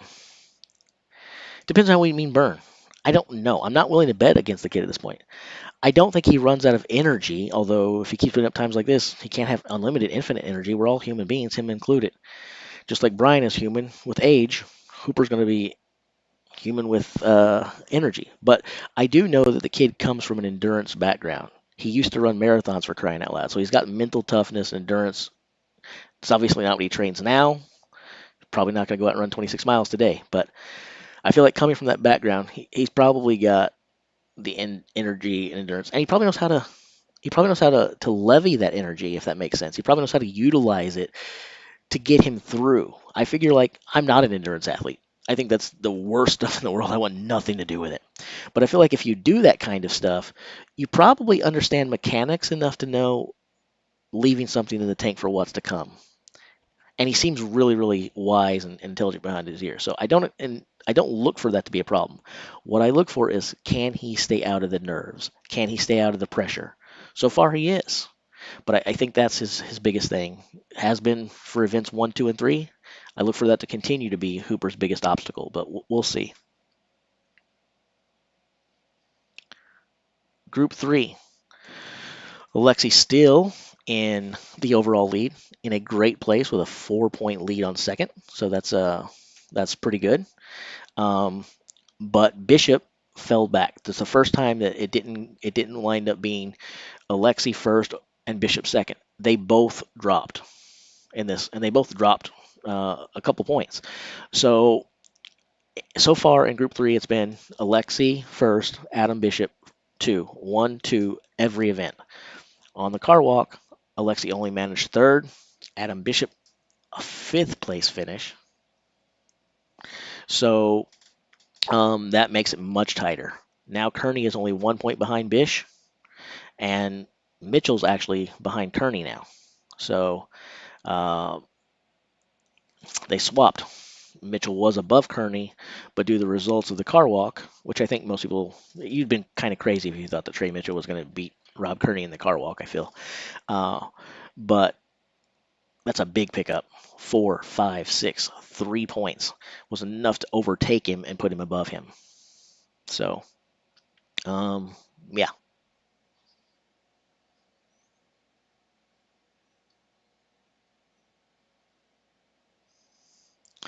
All right. Our next group. Martinez is in number 1 overall with max points because all of the group leaders had max points after day 1. They took both events. Gav surprised a lot of people by having a big 5-pointer in the deadlift ladder, and that was enough to tie him with Max for the second place position at 8 points each. It's good points for both, but the bigger thing here is that they're both already 4 points behind Martinez. 4 points after 2 events is quite a bit of makeup ground. So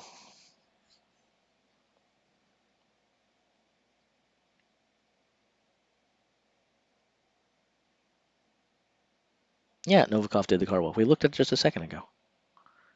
I just said that he finished third in the car walk. So Rob Kearney won the car walk with 11.63 in his group, which is the best time overall of the day by 1/100th of a second over Mitchell Hooper. And then Gregor Zemansky put up a 14.26, and Alexi managed a 15.26. Moving on, Group 5A5A5, Luke Stoltman. Luke Stoltman. Luke Stoltman. People are wondering, how would Luke do? I just went through 7 different accents in 5 words. That's impressive. Not for good reasons, but impressively bad. Luke Stoltman, max points after day one, 6 points loading race, 6 points deadlift ladder. Jean Steven, if you would have told me that he would be in second place after day one, I would have said it's not likely. That's not going to happen. I probably wouldn't have said, you think he's going to be in second? But I probably would have said, no, it's not going to happen. Uh, but a big reason I would have thought that is because I would have thought that Evan Singleton would have still been in there. I thought that he would have been competing. I wouldn't have think that he wouldn't have been in the had to withdraw.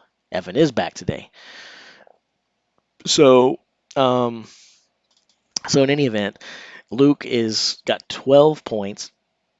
John Steven has 8, so it's a 4-point lead. But we can be realistic. That 4 points is an even bigger lead than it would be over certain guys because going into this event, you probably would not have expected that John Steven was going to uh, really be challenging there. So that 4 point seems like a bigger 4 point gap, at least in my eyes.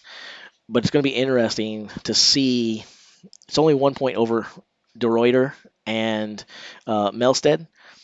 Evan's way back, but he is back, and he was a pretty big favorite to, if not win Group 5 outright, to at least head in that second place position. So it'll be interesting to see if he can make up that ground. But I feel like Luke with 12 points, with Evan that far back, you've got to be happy if you're Luke. So anyway, that's where we're at now. You know what I'm going to do? I'm going to not pause the stream. I'm going to let you guys sit in here and stare in silence as I go alleviate my bladder. So I was going to take the time to create like a "we'll be back" screen, but I didn't do it. So you guys just sit here, stare at the spreadsheet. Maybe it'll update. When I come back, we'll talk about it. But I'm going to get up and go tinkle. That's what I'm going to do. I'm going to go tinkle.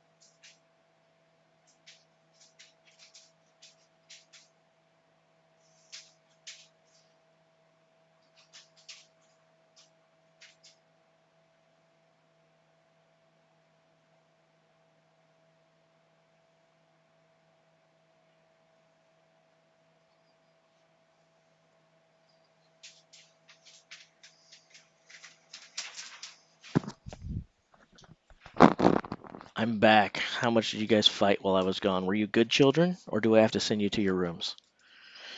Um, and I also wanted to say that it cannot be a group of people watching an alpha sport like World's Strongest Man without someone saying that he has to go tinkle, right? That's what made this whole thing worthwhile, is that you got to hear in a Strongest Man watch along that someone was going to go tinkle. That's uh, that's high quality stuff right there.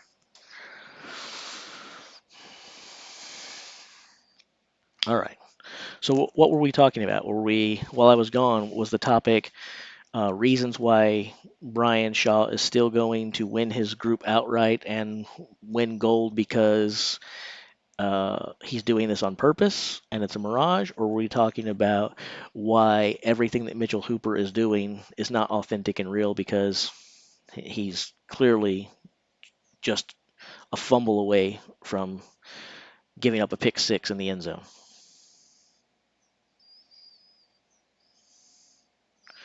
Um, do I stand at least, man? Sometimes. Sometimes. When I go to the bathroom, sometimes I stand. I feel like that's a pretty good answer. I definitely don't always stand when I go to the bathroom. So, um, I always heard that growing up. If you shake it more than twice, you're playing with it, which I guess I will say that means I play with it a lot because I don't think I've ever shook it less than 9 or 10 times. And I shake it a lot more as I'm getting older because it seems like the stream is not as good, so it needs a little extra help. Again, age is real. Age is real. Uh, all right. All right. Again, Eddie approved. Beast hydration system. I've got it. I'm going to open this up now and start using it so that I can take more bathroom breaks so that I can say tinkle again. All right.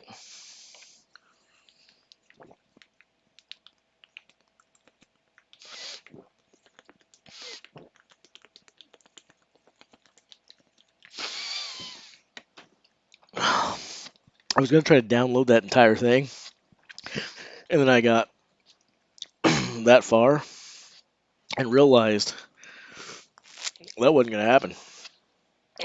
Would have been cool for the stream though, right? It would have been awesome. Depending on how you feel, it would have either been a disgusting thing to watch or an awesome thing to watch. But I failed pretty horrible. Anyway, we're waiting for Martinez. Martinez.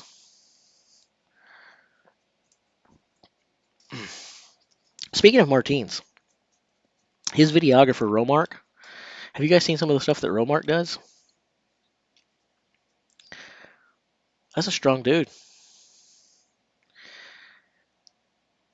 He's not, the biggest guy in the world. I probably outweigh him, but Romark's got some. He's got some strength of his own.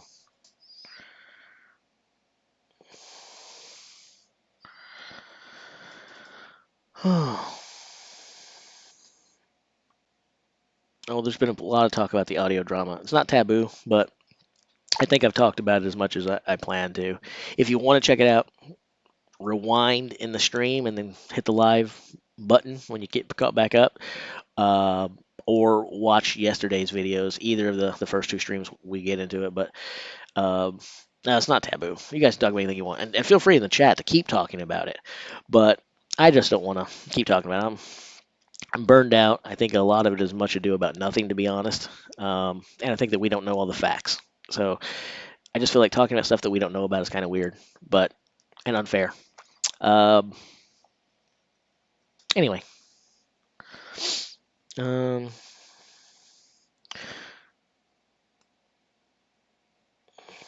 let's see here. Who are we telling to calm down? Who are we telling to calm down? I didn't see anyone acting up, but I will send people to their room if need be. I will do it. All right, so Nedsman appears, has 6 points, even though he did not finish. I'm guessing he didn't finish because it doesn't show us a time. So let's go back to Strongman Archives because they do their stuff better than World's Strongest Man does their stuff.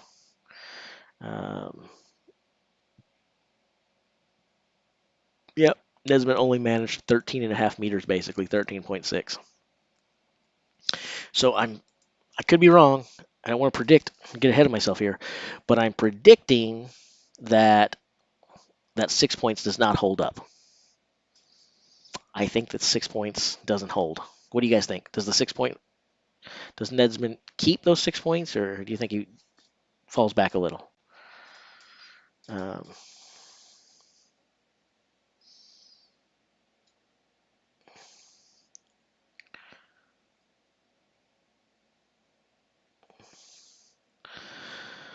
Eddie Hall coming back to World's Strongest Man. So, where did you asked that a second ago? Did I miss this news? Because I mean, this seems like major news that I would know about. When did Eddie say that he was coming back? I heard a little bit of joking stuff between him and Brian, uh, but I haven't like heard any official thing that Eddie is coming back to World's Strongest Man. Has he said that?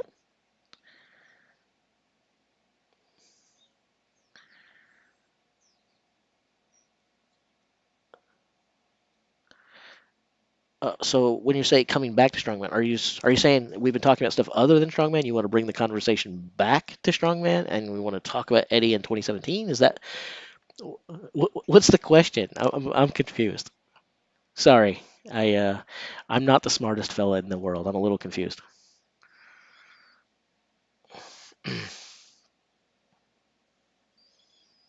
I thought we've been talking Strongman the whole time.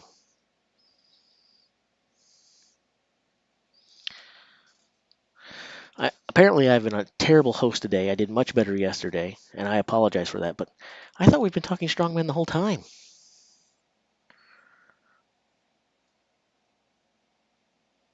Uh, I don't know. I don't know. What I do know is that in approximately 4 seconds, we're going to know how Pavlo did in the car walk.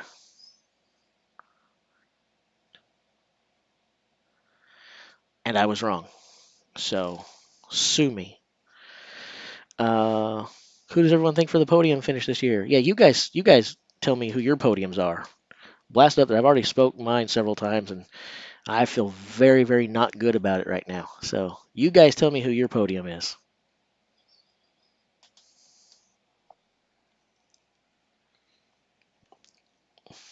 It, more like probably about 35 years before we find out how Pavlo did, but I was trying to be optimistic. Optimistic. Like Optimistic Prime. Oh, I got that wrong too. I've got very few things right today.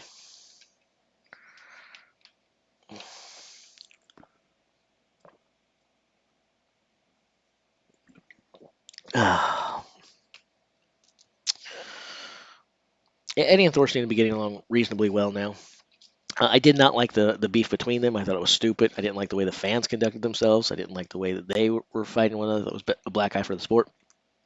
I will give Eddie props in how he handled it afterwards. I did. I think either one of them came off like rock stars through the beef and the grudge. But I did think that Eddie, who I find to be a more entertaining fellow, came off a little more pompous and obnoxious. Um, that being said, neither were mature. But I will give Eddie props in that after the match, Eddie seems to be humbled, congratulatory, uh, much more mature. He took the loss the way that you would hope someone would, which I didn't know that we would see if he did lose because of the way the beef was before. It was pretty nasty.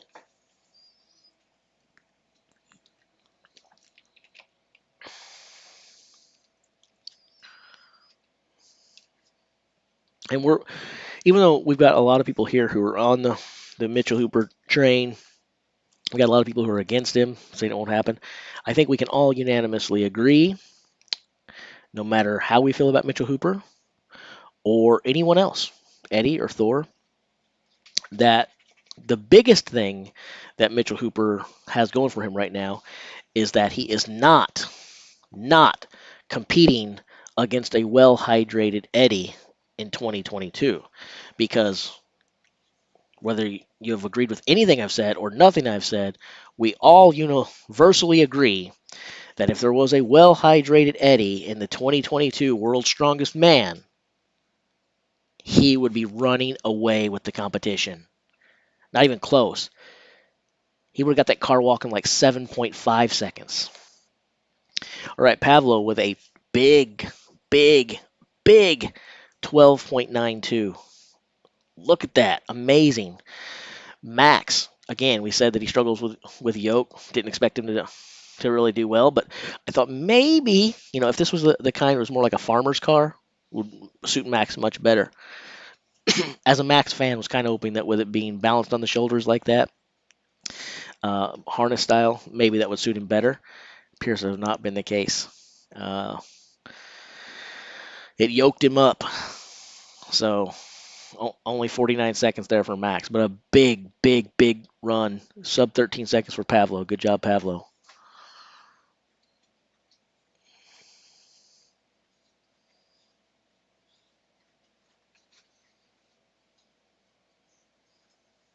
For sure, hydrated Eddie doesn't lose a point. Hydrated Eddie takes max points without even lifting a single implement in the loading race, without lifting a single bar in the ladder, without getting underneath the car, without even walking up to the log, or even looking at the wrecking ball. Max points. Because when you're well hydrated, nothing stands in your way.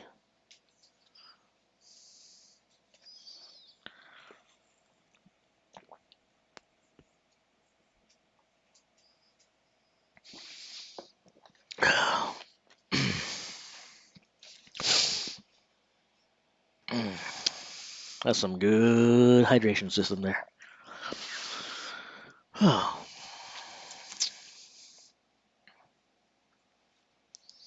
All right, guys.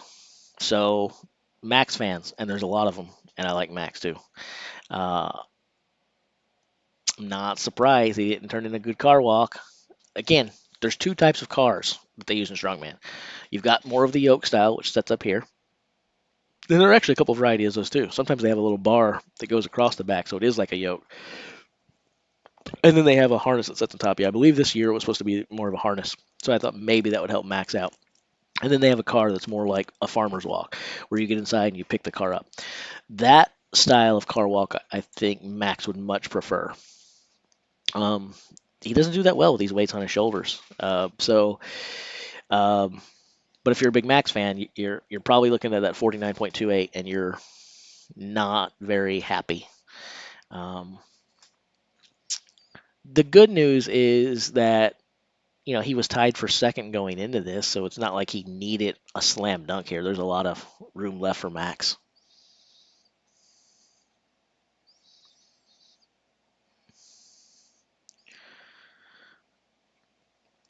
Ugh. How is Brian Shaw doing? Not that well.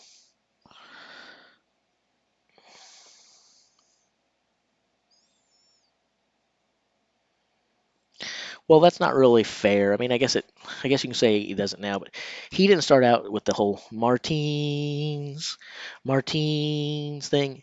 His group started doing that as a way to cheer him on, kind of like if you go to a baseball game to root for someone. His group started doing that, and then his fans kind of thought it was catchy and kept it going. So now he does it, and I think he does it kind of tongue in cheek. Um, Martinez is a highly competitive guy. He doesn't really come across as a douchey type guy or a very arrogant guy to me.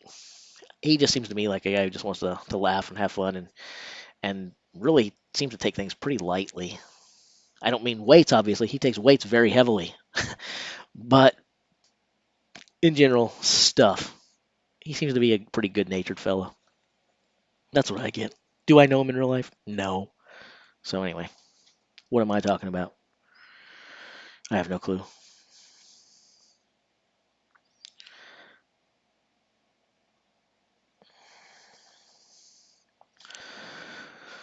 But I don't want anyone to feel like we're not supporting all the athletes. So what we'll do is we'll do it for all of them. We'll go, Maxine, Maxine.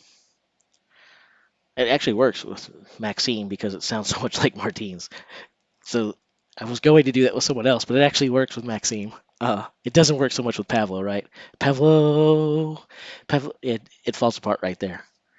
Um, so, uh, uh, anyway, fun stuff, guys. Give us more results, World's Strongest Man. We're sitting here, waiting, and we want to know. But they don't care. They never care. They don't care what we want. Much like my mother with me growing up. She never really cared what I wanted either. Ouch. Yes, World's Strongest Man is on TV, just not live. You have to wait like 18 months for the privilege.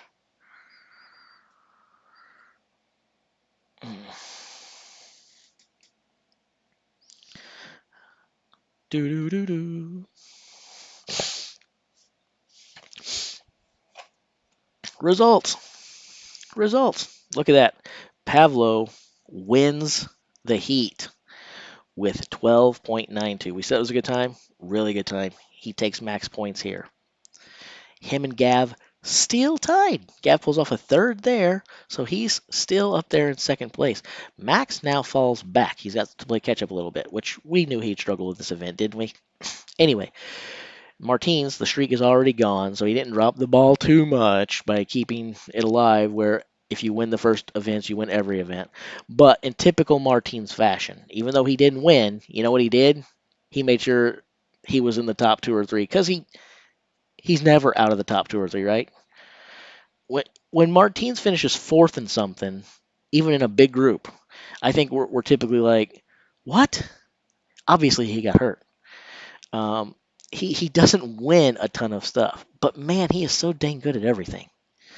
So Martinez, no max points now. He doesn't have a lock on 18 like a couple other people do, but a consistent 5 for Martinez here. So let's see. I'm not even reading the comments now. I'm again being a terrible host again, talking and talking and talking and running my mouth. Oh great, the bots are back. Do you guys want me to hide that, or do you guys want to go check out the link so that you can get some gay trans 18 plus fun? If you want to keep it, let me know and I'll keep it there. All right.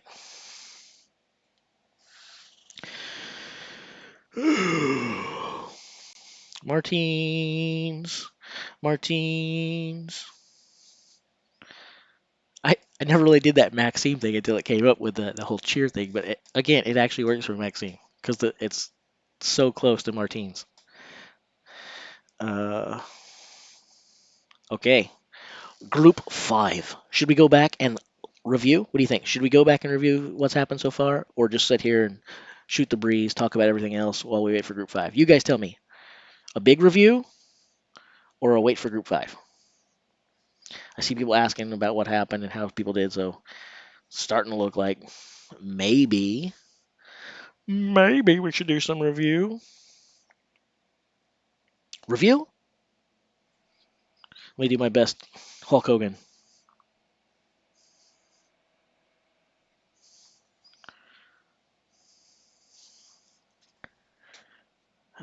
This side was definitely louder.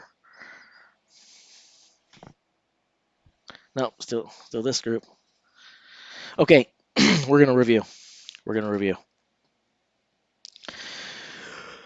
Okay, all the way to the top. And this is causing carpal tunnel now. Scrolling to the top of the screen. Hard work. I'm tired of listening to all these pansy ass WSM competitors complaining about, oh, the heat. Oh, picking up 800, 900 pound bars. Oh, walking around with a car on my back. Not a single one of these guys are sitting in an air conditioning room having to move a mouse around and use a keyboard. Bunch of pansies, I swear. All right. So, Group 1, at the top of the leaderboard, Tom Stoltman. But not only at the top of the leaderboard with max points. 666. The sign of the beast. And he's performing like a beast. Kevin Ferris in the second place position all by himself, which as we go through here, you'll see that that's not a given always. So Kevin Ferris in second place with 13 points overall, doing it with a second place finish and 2/3. Gabe started out slow, looked really good with two second places in the last two events. So Gabe's charging up there. Canadians looking really good this year. And speaking of Canadians looking really good this year, let's send our best wishes to one of our favorite Canadians. Hopefully JF is doing well.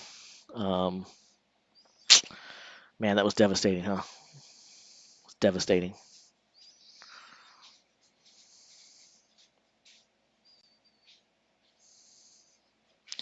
All right. Group 2, Mitchell Hooper. Who is this guy, you ask? Most of the world didn't know a few weeks ago. They know now. They know now. Not only in first place, like Tom Stoltman, first place with max points. Maximum points. It's crazy. I really appreciate that. So I'll keep talking and you can keep turning the volume right on up, Danny. Together, we can make magic. Bobby Thompson, second place, and that's a fifth place finish, a second place finish, and a third place finish. So he started out rough, looking better now, and his best event is up to come. Undoubtedly, log lift is what Bobby is looking forward to. Although deadlift ladder is dead. I think Bobby would have loved if it was a max deadlift, not a ladder. But any type of deadlift in event, Bobby is going to be a hoss in. But we cannot talk about the first two positions in this one. We cannot talk about the first two. We have to go on. And if we're going to talk about going on, that means everybody who hasn't been following along and everybody who said is review, review, review, we know what they're asking about, right? We don't have to kid ourselves. What does everybody want to know? How is Brian Shaw doing? How is Brian Shaw doing? Well, I'm not going to say. I'm going to let you guys see for yourselves, okay? Brian Shaw, fifth place, which is actually kind of a misnomer because he's really in third. There's a three-way tie, but 9 points. Finished second, and then two fifth place finishes in a row. He is now 9 points behind Mitchell Hooper. Mitchell Hooper literally, through three events, has double the points that Brian Shaw has.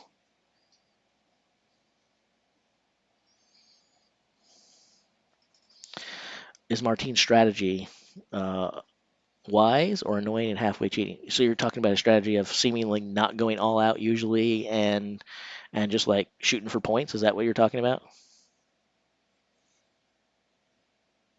If we are talking about that, I'll answer without waiting. I'll say no. That's not cheating at all. Uh, First of all, to pull it off, not only takes strategy, and there's nothing stopping the others from having the same strategy. It's not like he's doing anything differently that they couldn't do, except for the execution. That's the other part why it's not cheating. In order to do that, you still have to be good enough to get the job done. Most guys don't do that strategy because either it's not because they're not smart enough to do it, it's because they can't. They can't consistently finish in the top two, three like that. So it's not cheating. He's good. He's good. In my opinion, too. Again, take it or leave it. Um, so anyway, Big Brian Shaw down there in this position. Big trailing. Konstantin Janasha, a heavy favorite in this group. Last place. It isn't just about Shaw. Janasha's not performing. Look at this. Last place all by his lonesome. Janasha's only got 7. Something's got to be wrong with Janasha. It's got to be. But here's the thing. If we're going to say poor Brian Shaw, so then we also have to say good job, Mark Felix. There's a lot to talk about in Group 2. Mark Felix is now up there with him. Started out with a last place finish, then a fourth place finish, then a second place finish, and a really good time. A really good time. In some groups, that 5 points, 13.96, would have actually won. So,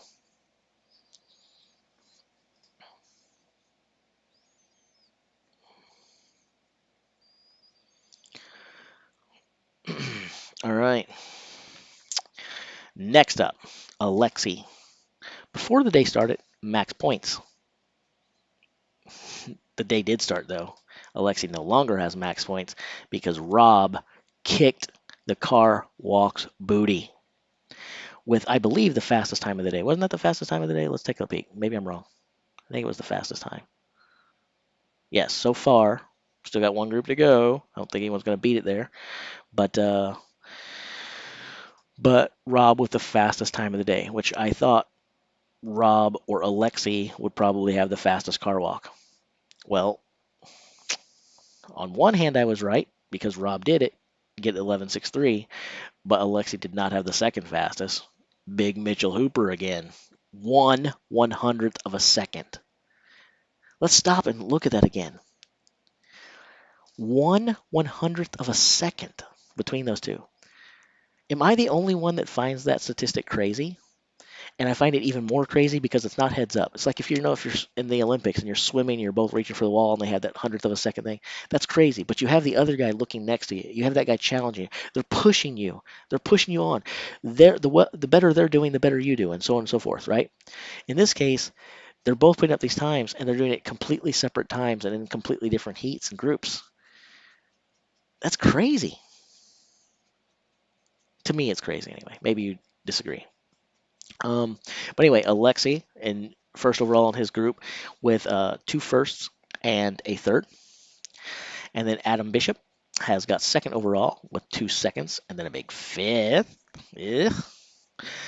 But then everyone else is pretty much alive. And by everyone else, I mean the guys that you really thought would be challenging this group. Before the thing started, we thought basically group three was all about Novikov, Bishop, Kearney, and Mitchell. And guess what? All four of them still alive. All four of them still have a shot going into this. So we knew that this would be a group to watch. Too hard to make predictions about before it started. And yeah, there's not a single one of the four that had a chance before we went in that don't have a chance now.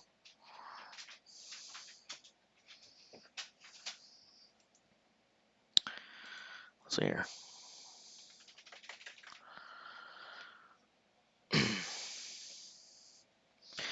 People don't like the sex bots. I thought the sex box kind of gave us a little bit of heat, you know. It's getting hot in here. So take a. You guys want to see me? You don't want to see me. Okay. Moving on. Moving on.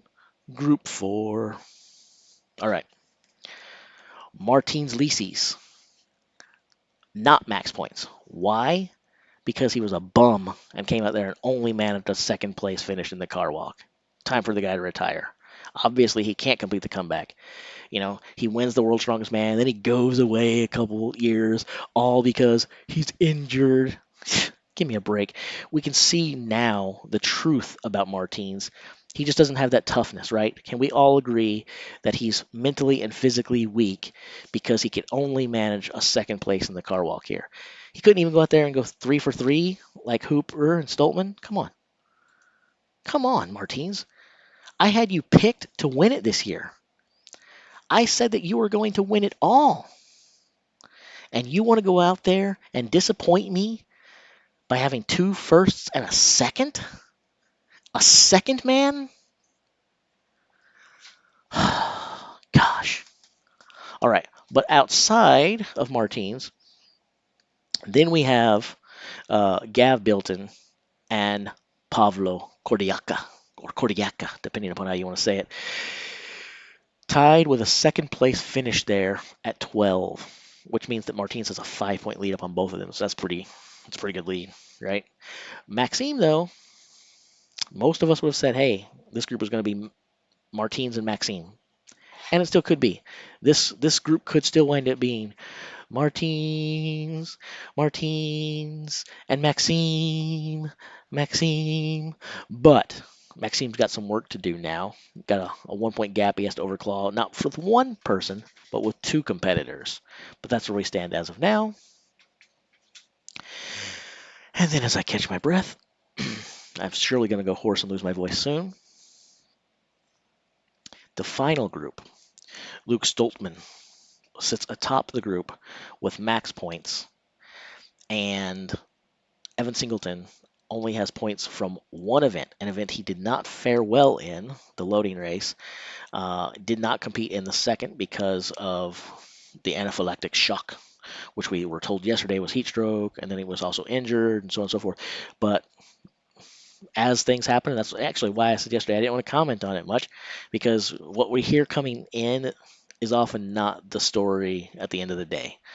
But anyway, we'd written him off. He had to withdraw. That's what we were told. But he got medical clearance. He's back today, and he's got some work to do. It's definitely going to be tough. Not going to be easy sitting at 2 points right now. But most of us also thought that if there was a weaker group, and there is no weak group, every group is tough. But I think most people felt like if there was a group that was a little bit lacking in depth, there's some strength at the top of the leaderboard, but in depth, I think most people were probably saying it's probably group 5. Doesn't have quite the depth that the others do. And people probably thought that Evan was going to win it. So if you were on that train, you've got to think that he still has a shot, but it's a small chance. He has to come out there and dominate the car walk and the log lift and the wrecking ball. He's got to do really, really, really freaking good at everything from this point forward. And I am rooting for him, which, if you were here yesterday or at the start of this, you know that, again, I will deny it tomorrow. If you guys ask me who I rooted for today, I will never say Evan Singleton. I will never admit it. But for today, and today only, I'm an Evan Singleton fan.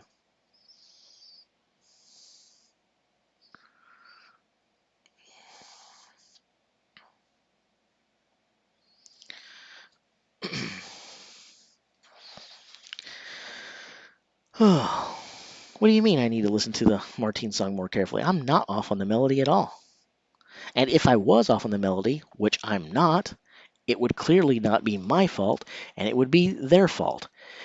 I would not change to suit what they have done. If I'm doing it, they should change to match me. Because they're not Jace, and I am. And see, this is where it's interesting. Yesterday, you guys got to hear me be self-deprecating for like 8 hours straight. Today, you get to hear me be a little bit more full of myself. So I can go in and out of either one. I can act like the arrogant schmuck, or I can be the self-deprecating heel. Whichever you want. And maybe you want neither, but that's okay. I'm good at disappointing people. Ask either of my wives. So the self-deprecation is back.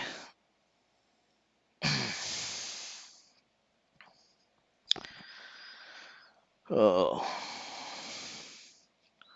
Not self-defecating, self-deprecating. Very, very, very different. I haven't self-defecated since I was at least 6. And I'm going to pretend that I said 2. I haven't self-defecated since I was 2. We're going to say that. So we'll rewind the last few seconds. I haven't self-defecated since I was 2.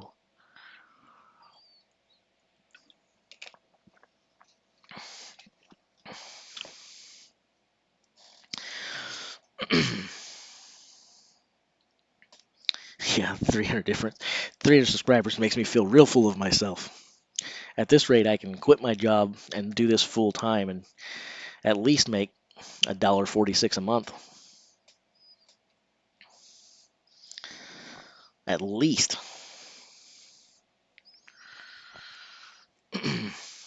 All right. You have no idea what you came back to, Noah. And there's no telling what you'll come back to if you leave and come back again. This thing is capable of going anywhere. But you'll have to forgive me. You'll have to forgive me. You guys learned yesterday I don't drink. So while I'm not under the influence of alcohol, I am under the influence of the Eddie approved Beast Hydration system. And so a lot of my bad behavior and a lot of the bad hosting is because I am under the influence of the Beast Hydration system. I can't control myself. It's beyond my capabilities, really.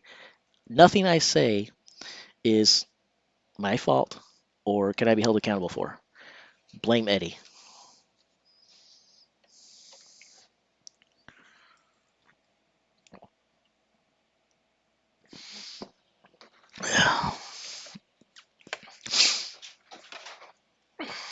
All right.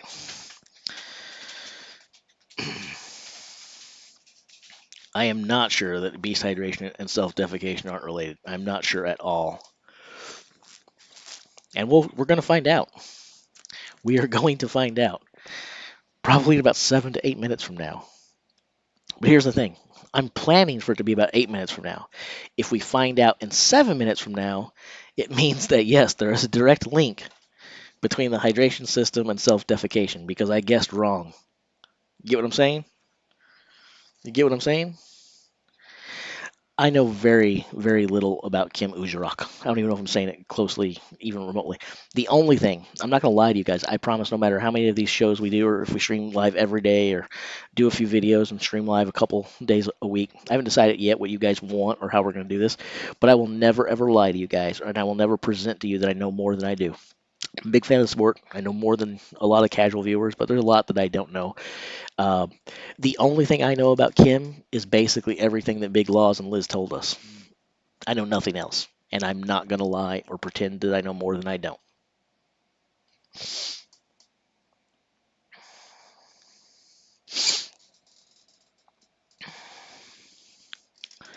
So, it's pronounced what? It's pronounced what? Ooh, you rag? That sounds like we're getting ready to have a completely different discussion. Like in the U.S., I don't think I would want to say, "Ooh, you rag," because I feel like that's going to get me sent to human resources. Um, I, I I really don't know if in the world's strongest man competition we should be discussing what is gross about someone else's rag, but I don't know. If that's the way his name is pronounced, then it's um, huh? Can I just call him Kim? I feel like that's the only safe thing for me to say without either upsetting an entire nation or crossing paths with him at some point and getting punched in the face. So I'm not sure what's safe here. Uh, but anyway, back to the original question. Yes, I don't know much. I don't know much. If Uncle Laws didn't tell us, I don't know it. There's a few competitors in this World's Strongest Man that I know very, very, very little about. Uh, he's one. I know next to nothing about uh, boom, boom, boom, Manuel Angulo. He's from Chile. I think we've exhausted what I know. Um, I don't know much about. Let's see here.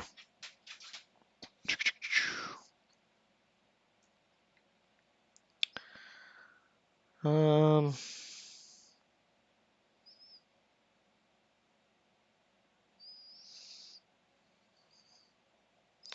I wouldn't say I have a wealth of knowledge on Jean Steven or Kelvin de Ruyter or Nedsman. I know more about all three of those guys. I know about the previous two gentlemen, but I'm not like I shouldn't be writing any of their Wikipedia articles if that tells you anything. All right, holy cow, guys! Look at this, dudes. Evan Singleton, my favorite athlete, a sub 10-second car walk. Now remember, when this day started, I said I was going to not only root for him, but it's not enough for him to be back in the competition. We don't know what effect that the allergic reaction had on him. Is it completely out of his system? Is he going to be in top form? He needs to be in top form because he's got a big amount of uh, a huge, huge distance to make up. I think that answers the question. That answers the question. He just went out there and Usain bolted this biatch with a sub sub-10 second, and he did it with a freaking car on his back.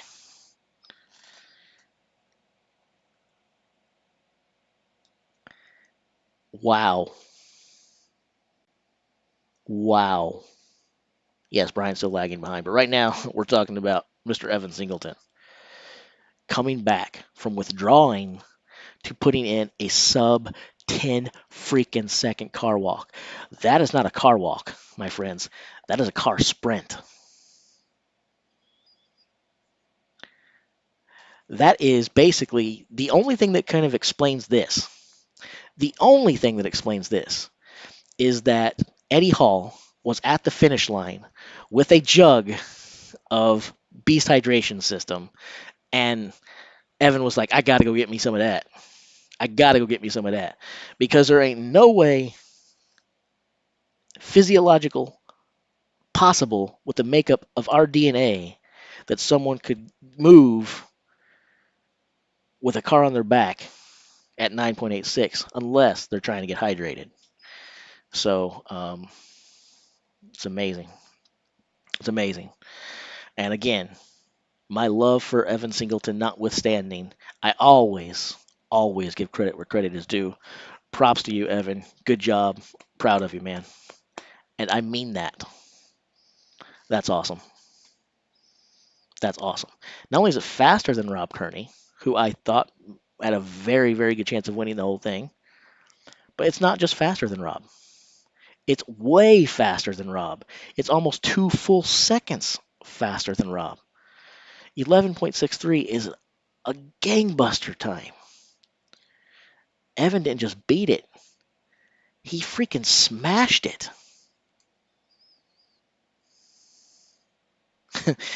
I'm going to assume that Come On Luke 9.85 is said in jest. But I'll say this right now.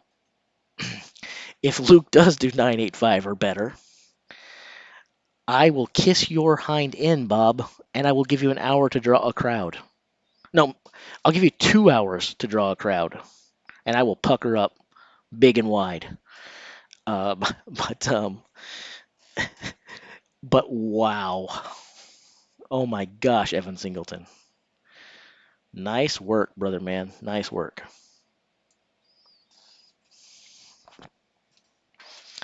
It's pretty impressive. It really is. I almost feel like by continuing to talk about it, it's almost disrespectful. Like he deserves props and credit um, to do that. We need to talk about it. He deserves the attention and the time. But I almost feel like going on about it will make it seem less real. It's that good of a time. It is a really really good time. I'm amazed. You better get ready. Um, it's crazy. Wow. So let's see. Let's we're gonna play a little game here. This is not what's happening. I'm certainly not wishing this um, on Luke. But we're gonna play a little game here because Kelvin's already went. He already put up a pretty poor time really. Basically, if you finish, I guess it's good. But here's the thing. Basically, let's look at Kelvin and let's assume he only gets 1 point, or we'll do the same thing with Luke here. Let's assume that everybody beats those guys. Okay. Let's see what that 6 points does. So right now, Evan has got 8.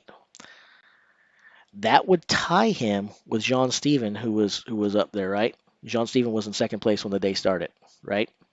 So in one go, if John Steven goes out there and zeros this or whatever, he'd be tied with him. If John Steven goes out there and gets 1 point, he's 1 point behind him. Now Kelvin, again, he's got the 5 there. He's not going to keep 5 with a minute. Let's say he falls back to the last place there. We're going to do this with Jean Steven, Luke, and Kelvin, okay? So if Kelvin's 5 points turns into 1, he's now at 8 himself. So Evan would be tied with him, okay? Luke, even if Luke goes out there and gets 1, he's still in first over this group, no matter how many of these guys finish. But basically, if Kelvin or Jean Steven do poorly here, Evan can go from last to in contention in one single event. I thought he would have to do at least 2 events, dominant performance, to do it. And it's probably still in his best interest. But if either of those 2 guys falter here, and one already did, a minute I think is faltering. If Jean Steven falters as well, Evan can go from completely out of sight. I mean, these guys left him in the dust. He was nothing to be heard of, to back in contention in a single event. That's how you answer back. That's how you answer back.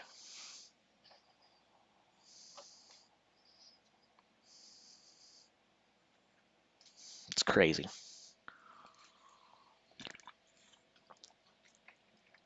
Wow. I might have to buy a T-Rex shirt, guys.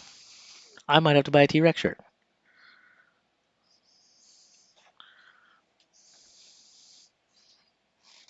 But again, you guys know the rules. When we come back here and watch tomorrow together, and you guys are like, "Hey, are you ready to root for Evan Singleton again?" I'm going to be like, "I never have. I never will." Because I will never, ever, ever admit to rooting for him today. Hey, bro, what's up? Lucy Black is probably not a bro, but I was called bro, so I said bro. You know, whatever. I'm gonna have to take another pee break because too much hydration system. You guys fill Lucy in on Evan Singleton and Evan Singleton's rally. I'm gonna go do that thing, where I tinkle. Yeah, I gotta go tinkle again. It's gonna happen a lot. Too hydrated, if there's such a thing.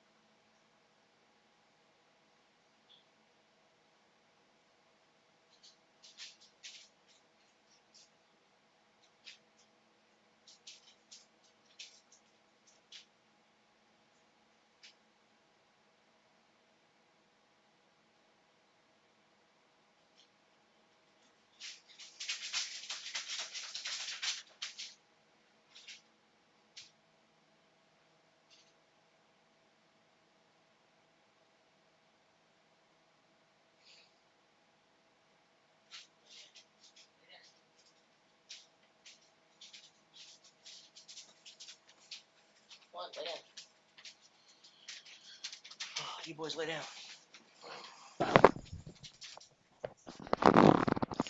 I'm back, and I know that everyone's going to ask me how many times I shook it, but I'm not going to answer. All right, so.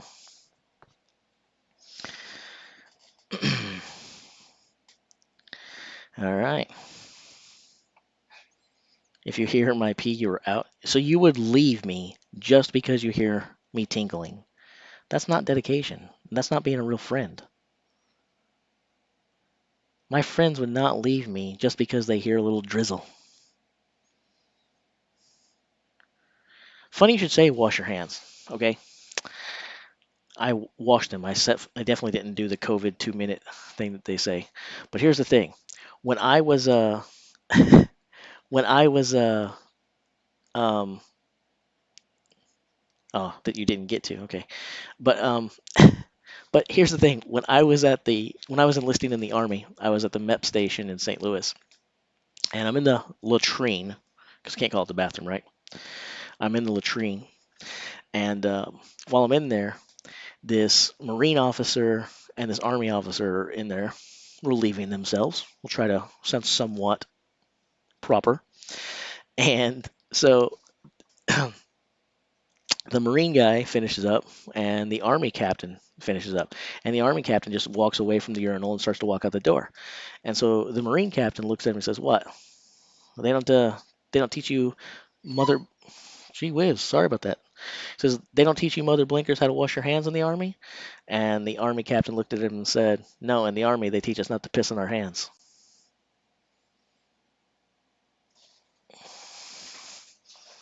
So, good times. So, all right.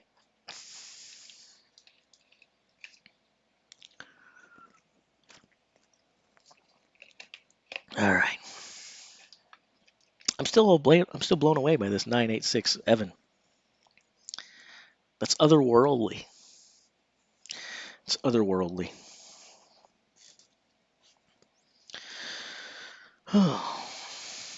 And if you heard several yanks, going back to that, what you heard was several people from the north. You didn't hear any tugging, but you might have heard some yanks. I don't know. But I think both of my dogs are actually from the south, so they're not yanks. Um, all right. So Kim, whose name I can't pronounce, apparently it's Ooh Yarag, uh, did not finish. So let's go over to Strongman Archives where they're nice enough to say how people did.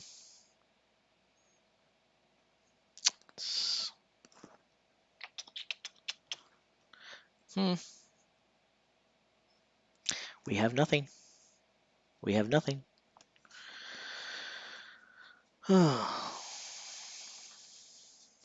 Aliens, bro.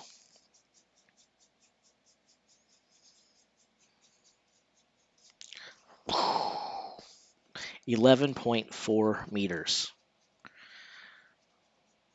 That's not the best. That is not the best. And Ethor, look at that. Amazing. Amazing run of 29.07. What makes it amazing? Because it's half the time that Kelvin put up.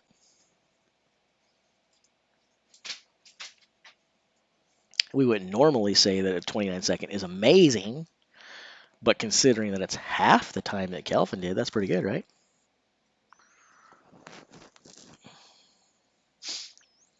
Uh,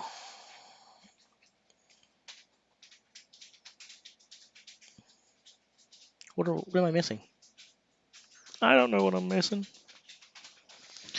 Oh. It's getting hot in here. I want to point these fans more at me, but I'm afraid if I do so, you guys are going to hear like a tunnel whirlwind. Let's find out. I'm dying, so I'm going to turn the fans. You guys tell me how terrible it sounds, okay? Please, and thank you.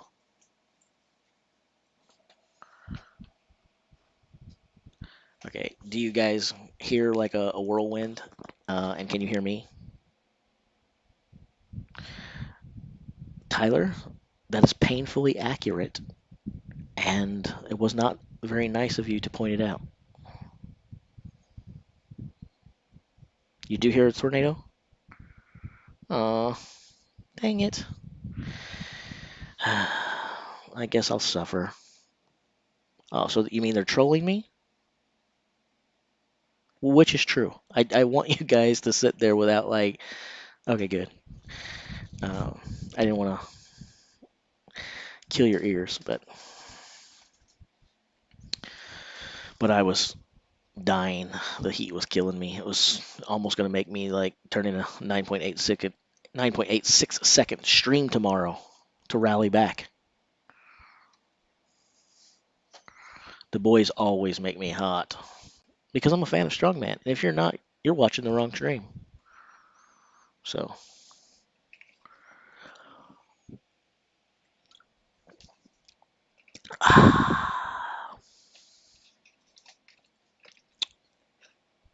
all right. So where are we at? We're still waiting on Jean Steven. It's just fun to say Jean. It's just so much fun to say Jean. And Luke. Okay, it says got a fan on me right now. I literally read that as got a fat man on me right now. I wished I could make that up. I wished I could say I'm trying to make a joke, but that is literally what my eyes read. I got a fat man on me right now. It's like, okay, well, good for you. Um,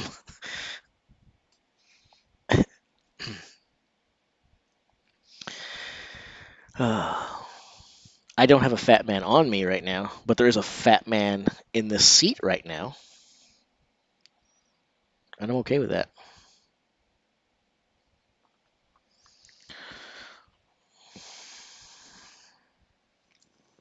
Hmm. Hmm. All right, guys. They really need to tell us about Jean-Stephen and Luke. I'm tired of waiting. We still have a whole nother event to go through today, guys. A whole nother event that you guys have to sit here with me through, which I guess that's not true. You do not have to sit there. You could leave at any point in time.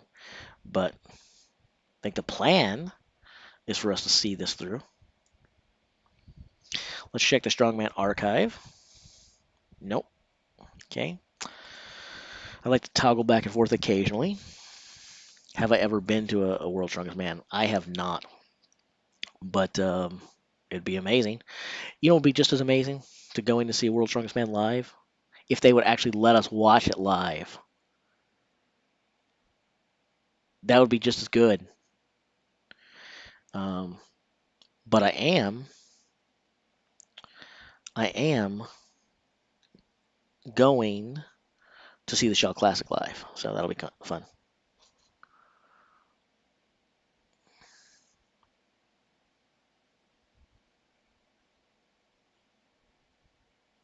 Should I be saying Jean-Stéphane? Jean-Stéphane? Jean-Stéphanie? Jean-Claude Steven? Steven Van Damme? You'll have to pronounce it for me. Hey, David, cool. Maybe I will see you. And I say that because I would have to see you because I can't be seen because everybody literally looks over me. And this is a painful thing when you're this height. When you go somewhere, you go to a restaurant and I walk up to the counter and they won't take my order because they don't see me over the freaking counter. So you won't see me at the World's Strongest Man or at the Shell Classic, but I might see you. Finally, results. Luke. Somehow, I can't believe that he did not get full points on this. Oh, yes, I can. Why? Because Evan Singleton, 9.86.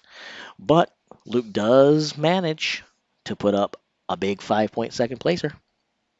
So, pretty awesome there. I don't know why everybody says refresh the page. It auto refreshes. I don't have to refresh it. I keep telling you guys this. It auto refreshes. But when you see it, it's going to be a little bit different than when I see it because I hate to let you guys in on a little bit of the internet secrets here. Even though we're watching this live, you're actually not watching it live because this lags behind. There's a delay. Everything that you see me doing is about 10 to 15 seconds behind what's actually happening. Um, it's just the nature of it. But anyway, I'm not. That's how tall I am. I'm not. Yes, I got to use my joke. Thank you for letting me use that joke. I appreciate it. Um, Luke still managed to get 5 points here, so he's now at 17. He's in really, really good position.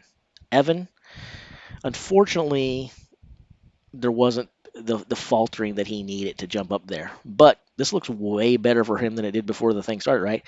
Now he's only 3 points behind to getting that stone off. He just made up more than 3 points difference there. So he can definitely do that, and he is good in the log. So I'm not saying that when the next event is over, he will already be in the stone off positions, but he might be. And if he continues this way, we could see him there. So we don't want to count him out. Dun, dun, dun, dun. Luke 16:65 looks like a quote from the Bible. It would, but there's not 65 verses in Luke 16. So I actually have scriptures tattooed on me, but we won't get into those right now. All right, so it's time for the rundown before the log lift begins. Are there any advantages to being pint-sized? That I can pick on people who are cup-sized? That was a good joke, right? That was a good joke, right? I kill me and only me. All right, Tom Stoltman, Group 1, leader overall, maximum points. Defending champion, sitting pretty. Defending champion, looking good. Um, I think, well, I'm not going to tell you what I think. Let's go see the exact time that they tell us. The log lift starts at 12:30. So, yeah, that's what I thought. An hour from now. You guys have to hang out with me for an hour with nothing going on except whatever we decide to talk about. That's not fun for anyone. All right. Kevin Ferris, second in his group with 13 points, but Gabe is not letting Ferris escape. He's got a clinch on him, only 1 point behind. But Ivars, who people expected to be rivaling in this group, he's back a little bit now. He's not out by any stretch of the imagination, but if you're an Ivers fan, he's got some work to do. He's got to catch up. With Terry Holland's. The only problem with me doing that is uh, I'd be listening, and I can't listen and talk at the same time. It would be very weird. Um, I would struggle with that. So, but if you guys would rather go chill with Terry than me, I understand. I wouldn't hold it against you, but I don't think I can listen and watch something and talk to you guys. Uh,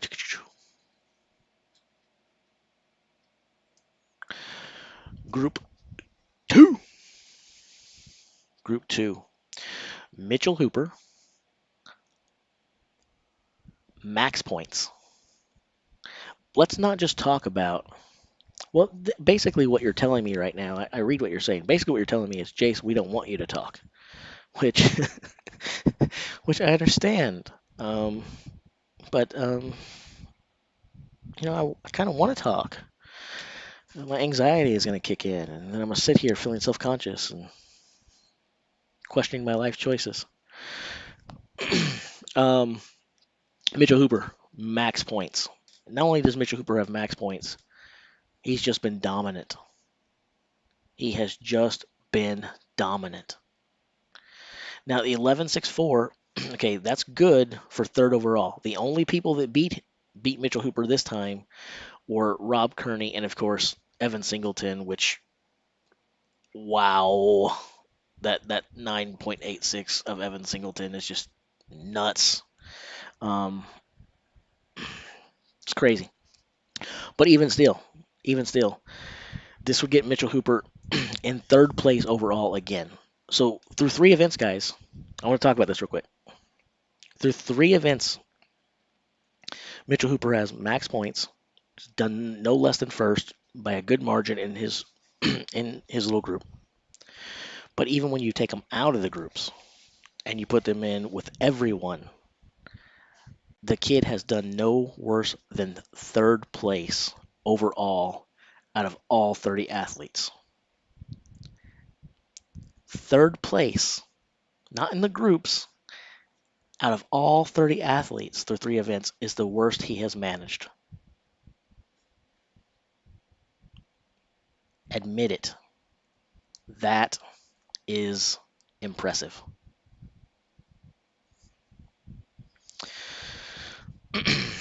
All right. Bobby Thompson in second. Pull off a third place here.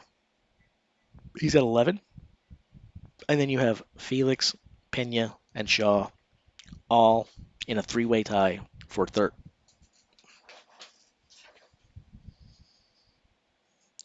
I don't think we can call Hooper a dark horse anymore. You could have when things started, but at this point, you can't call him a dark horse. he actually kind of has to be one of the favorites now. Um, I'm not saying that he wins or even that he podiums. I'm not saying that.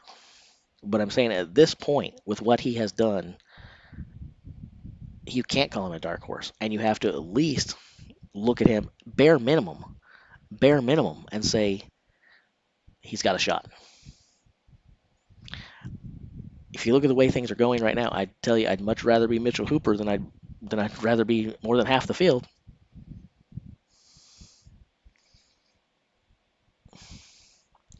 Um, Group 3.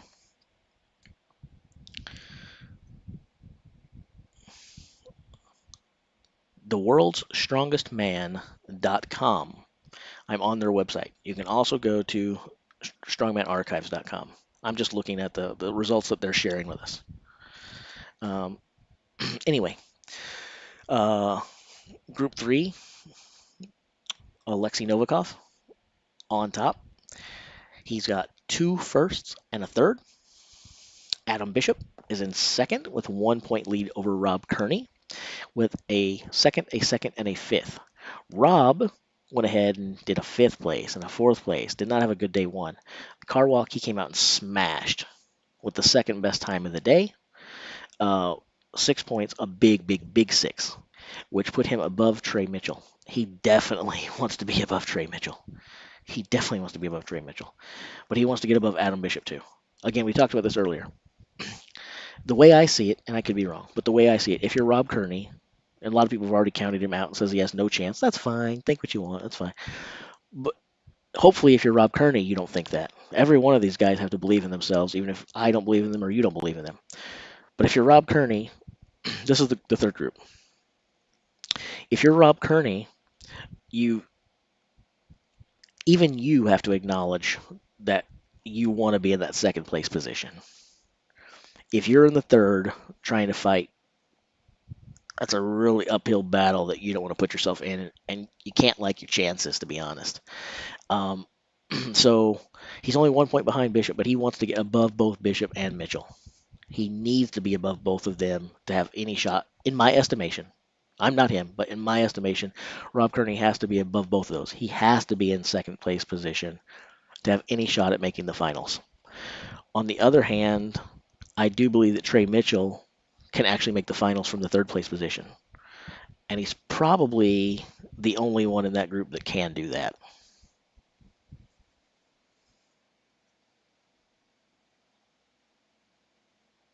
No, the groups are not done for the day. We're halfway through. We got one more event to go.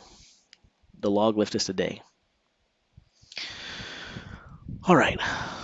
Group Quattro. Martinez Lisis. First in his group overall with 17 points. And again, I said it earlier. For those of you who weren't here, I'll say it again. I am disappointed in Martinez. How could he come out here and only get a second place finish? He needs to be sent to his room without dinner. He needs a couple lashings. It's just wrong that he would manage a second place finish. Surely he saw what Tom and Mitchell Hooper did. He saw that they won all 3 events. Why can't he? He owes us more than that. He owes himself more than that, and it's just wildly disappointing. Of course, I'm speaking facetiously here, and for anyone who doesn't have their sarcasm alert sign on, that I'm joking. Martinez is doing what Martinez does, consistently being at the top of the leaderboard and doing it better than he usually does, because he did, walk away with day one, and still an awesome second place. So, um, the dragon is breathing some fire. Now, Gavin Bilton, we need to talk about him for just a minute, because I think he's an underrated strongman oftentimes, and I'm one of the people who underrate him, I do think. And if you would have said to me that through 3 events, Gavin would have a share of the leaderboard, if you want to call it, the first and second positions here, I would have thought that's probably not likely. I thought they had a better shot than people were getting. But I mean, I really thought this was going to be Martinez and Maxine all day long. I really thought that. Martinez and Maxine just run away with this group. But we see that Maxine is actually back. He's in that third place position because he's got two people tied for second, and Gavin and Pavlo. I think it's probably more people expected Pavlo to be in this position than Gavin. But good job, Gav Bilton. Good job, Gav. Maxime, though, not far behind. He's still in a good position. He's still got good stuff up ahead. If I'm Max or if I'm a fan of Max, I'm not worried. But I didn't expect him to. I didn't expect him to be needing to jump over a couple people at this point. So he's going to do really, really good on the log. And if you've been watching his training up to this, it's looking in good place. So, and then in our final group, Luke Stoltman sits at the top with a pretty comfortable and healthy large 6-point lead over the second place fellas. Two people tied there. But the big story of the day is Evan Singleton out of the competition. We all were under the impression that he had not just withdrew from the events yesterday, but had withdrawn from the world's strongest man. There was no more Evan Singleton in 2022. He gets medical clearance. He gets a checkup. They say, hey, yeah, man, go compete if you think you can. And then he comes out here. The first chance that he has to say whether or not he's still relevant this year, and he smashes the car walk with the best time of the day, but not just the best time of the day. The best time of the day by a large margin. He killed it. No one was even in the same hemisphere. Yes, it says less than 10 seconds for Evan. And as far as we know, not a freaking misprint. 9.86 seconds. The second fastest time belongs to Rob Kearney with an impeccable time. Look at this, guys. 11:63. 11:63 is lightning. But Evan Singleton did something better than lightning. He bested it by nearly 2 full seconds. It's mind-blowing. It really is. Do I think Brian... It says Brain. I think you meant Brian. Do I think Brian will win the lot? No. And I know if you haven't been watching or paying attention, or maybe you're asking in jest, maybe you're not, I don't know. But even if you're asking in jest, there will be other people who really want to know that. And when I say no, I don't think Brian will win the lot, that's tantamount to me saying that Brian must have assassinated Kennedy, right? I mean, if you say anything other than Brian Shaw will take first place in every event and walk away the world's strongest man, you're basically out to get him. So I'm a big Brian Shaw fan, but none of you will believe it. None of you will believe me. No, Brian Shaw does not win the world's strongest man this year. I didn't think he would before the event started. I did have him on my podium. I did. I had him finishing third. Don't look for that to happen now. If I'm being honest, don't like Mr. Shaw's chances.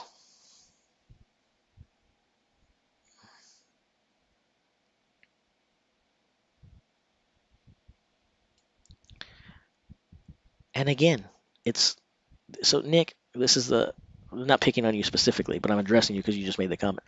This is another thing where again, you say that we're picking on him because again, anything that is detrimental to him is picking on him, and we're not. We're being honest.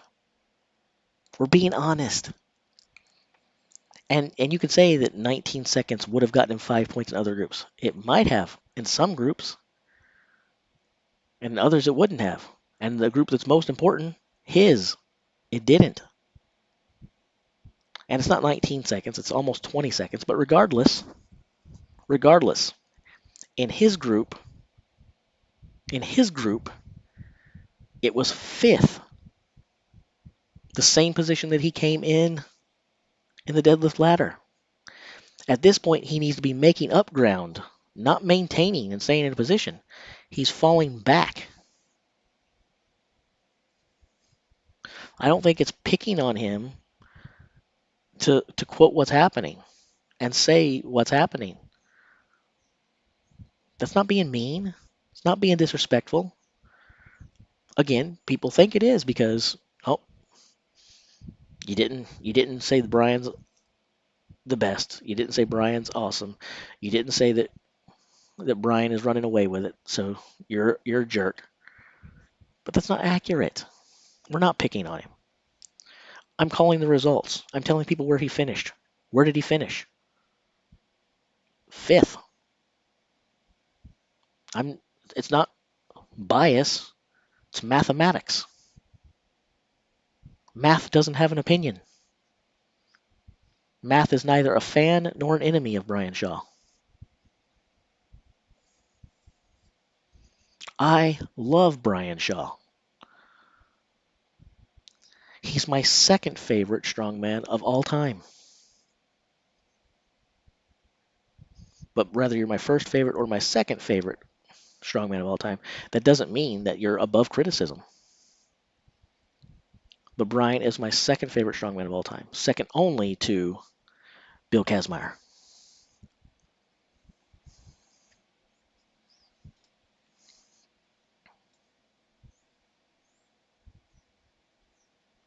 Facts don't care about feelings. So anyway, but that's a good thing, right? Math doesn't have an opinion. That should be my tagline.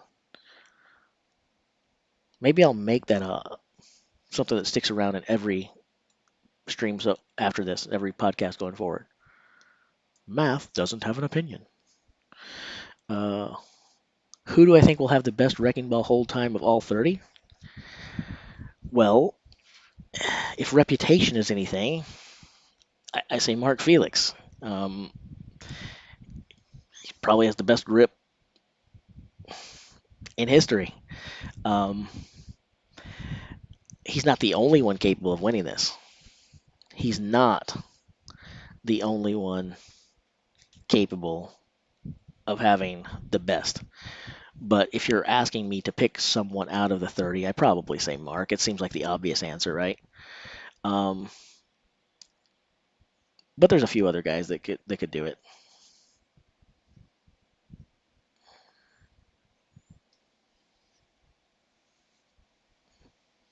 There's a few guys in this World's Strongest Man who have really amazing grips, but I feel like I feel like Mark Felix, he doesn't always win, right? But I feel like most people believe that Mark Felix probably has the greatest grip in strongman. That doesn't mean he has it every day. Um, but again, if someone says to me, who are you picking in a grip event? I'm probably saying Mark Felix if he's competing.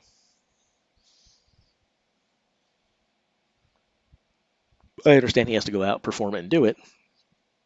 But if you ask me,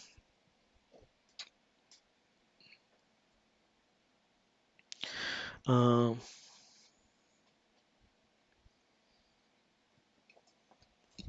Hooper might win. Hooper might. At this point, I'm not counting Hooper out of anything. But, guys, if Mitchell Hooper wins both the log lift and the wrecking ball hold, and he wins the wrecking ball hold in a freaking group with Mark Felix. Okay, we're talking what ifs here. These are some big what ifs, right? But if Mitchell Hooper takes max points in all 5 qualifying events, skipping the stone off and doesn't need it, and beats Mark Felix in the wrecking ball hold, if you're going to name an MVP for the week, before we see who's actually crowned the champion, obviously, right? That trumps everything. Champion is champion. But going into the weekend, if you're going to pick an MVP, it'd have to be Mr. Mitchell Hooper, right?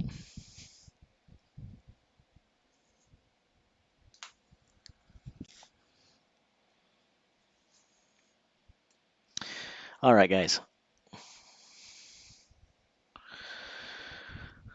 Let's see here. This is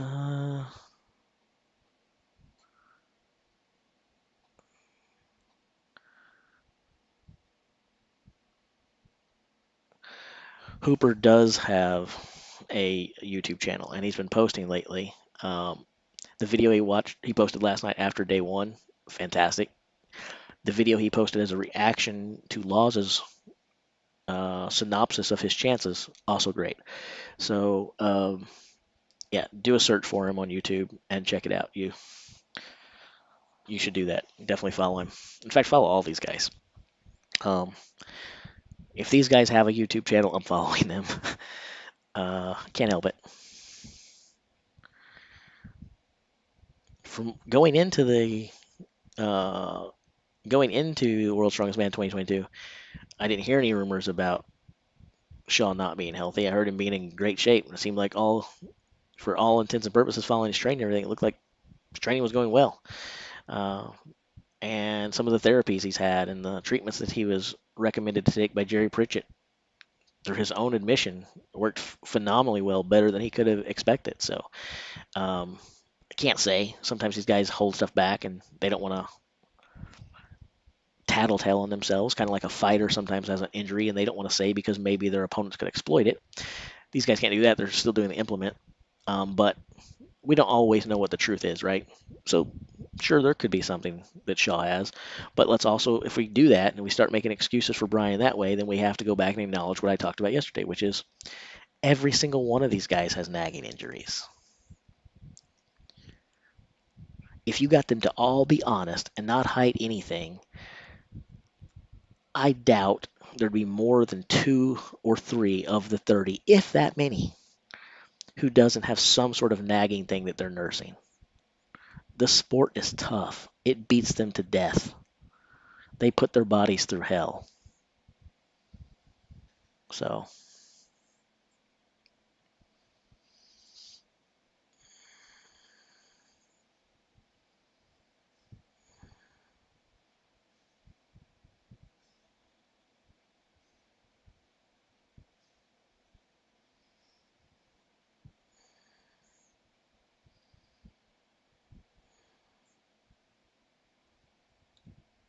you can't say how many points Brian would have in the other groups.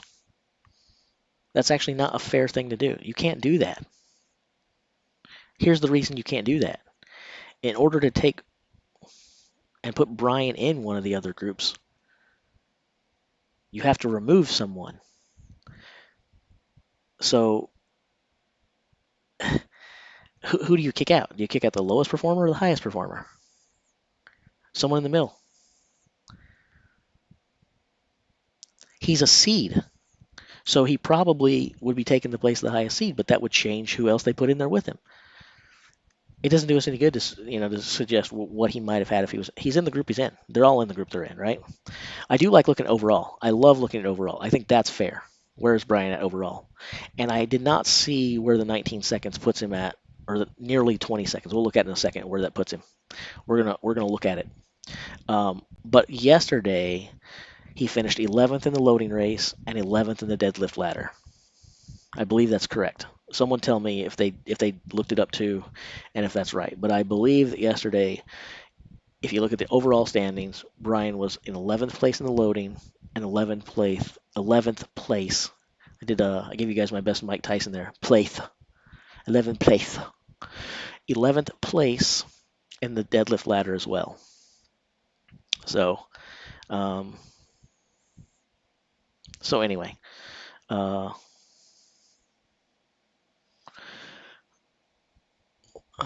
Big Laws talked about that. I didn't. Okay, cool, great. So there you go, 11th in both of those. Let's take a look right now where he would have finished with his. Okay, so what we're going to do is we're just going to look at Brian's time to confirm it is what I think it is. Good, 1997. And we're going to count all the people who had a time better than 1997, okay? We're going to do this. We're going to do it together. Some of you guys already know the answer, and you're going to shout it out in the chat and ruin this for me. But I don't care. I'm going to count anyway. All right, so. All right. 1, 2, 3, 4, In Group 1, 4 guys beat 1997. So not a good start already.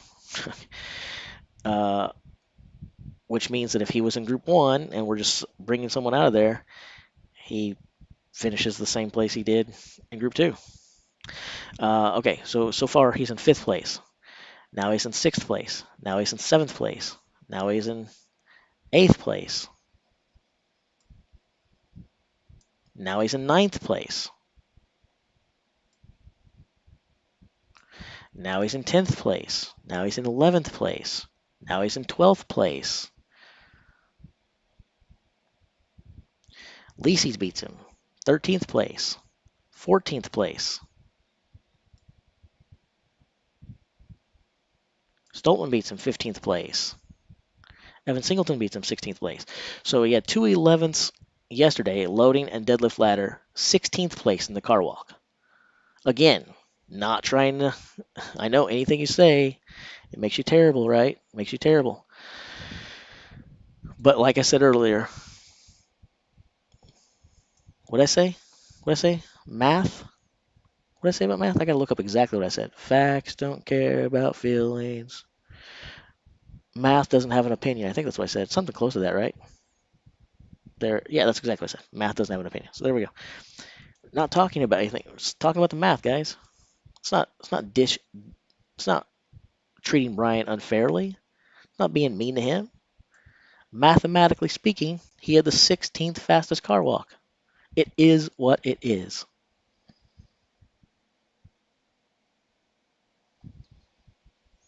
So,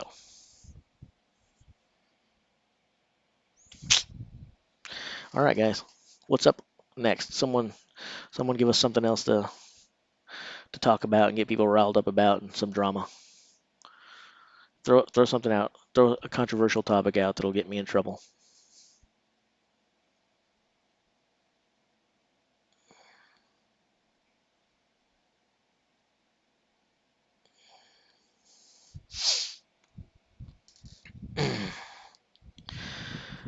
Oh.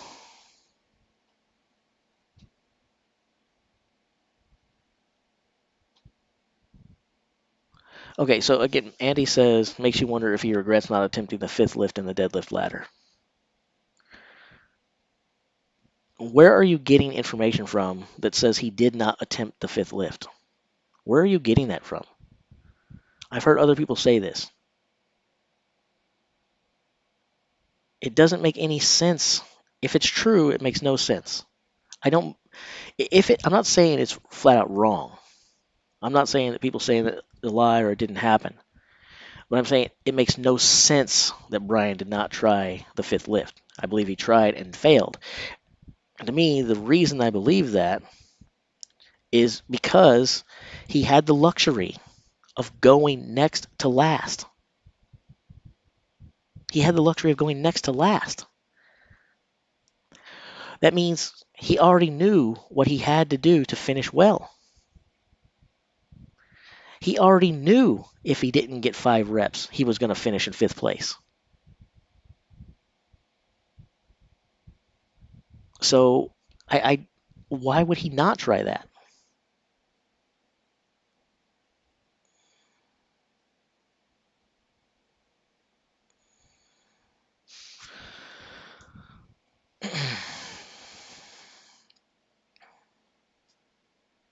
Let's see, what was next?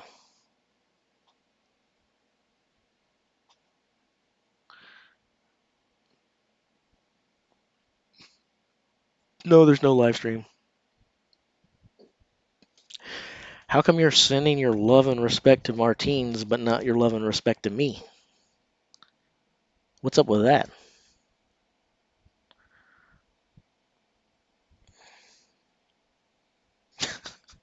Led by the media. That's pretty funny, actually. Again, I can't definitively, just like you don't have anything definitive, I can't definitively say you're wrong, Andy. I can't definitively say, of course, Brian tried 5. But again, looking at math, it makes no sense for Brian to have not tried 5 because the only person to follow him was Mitchell. That means By the time Brian stood up to that bar, he'd already seen how Bobby did. He'd already seen how Mark Felix did. He'd already seen how Gabriel Pena did. He'd already seen how Constantine Janash did. So he already knew that both Bobby and Gabe did 5 reps. And he already knew that Mark did 4 reps in a very respectable time of sub 30 seconds.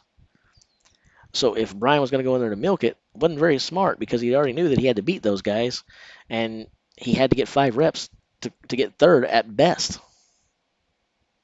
And I don't mean 5 reps gets him third at best. He could have obviously won the event, but what I mean is even getting 5 reps guaranteed him no more than that.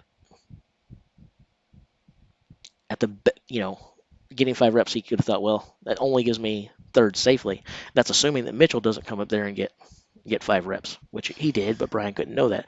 Again, we're talking about what Brian would have known or seen at the time, right? So, um,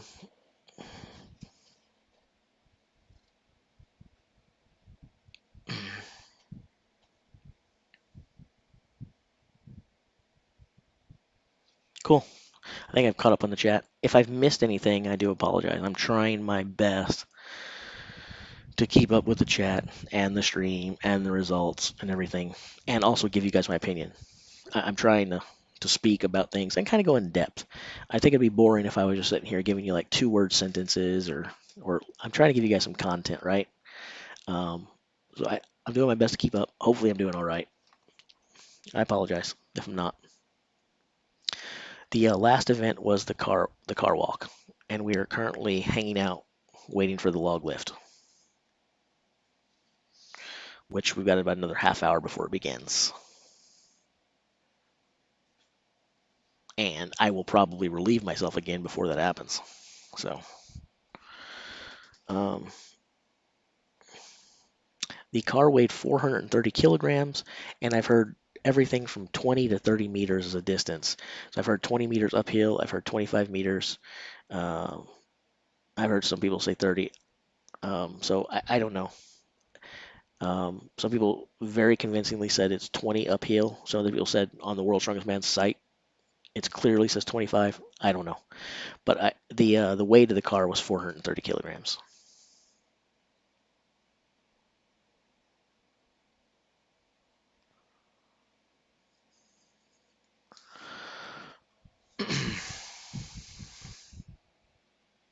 Regardless of how far it was or how heavy it was, again, Evan freaking Singleton, sub 10 seconds. Not bad for a guy who was written off as dead yesterday. I don't mean literally written off as dead. I mean written off from dead of the competition. Um, wow. I'm blown away. I really am impressed.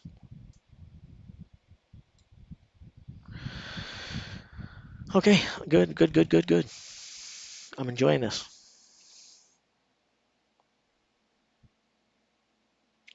So now we're saying, hating, but like, who's hating on anyone, right? I'm reading the chat, and outside of some questions or some people having unrealistic expectations or beliefs in what has actually factually happened so far in terms of being a fan for someone, I don't see anyone being rude or hating on anyone. What's the hate that we're talking about? Is it hate because someone is not rooting for the same guy that you're rooting for? Is it hate because someone says that someone didn't fare very well when maybe they didn't? Is it hating when the person or people that you're rooting for aren't in first place? What what hate? I'm seeing comments in there about hating on people, but who's hating on who?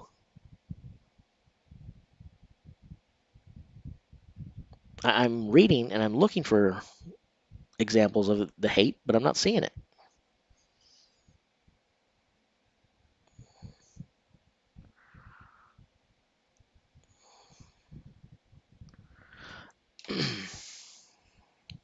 Anyway, um,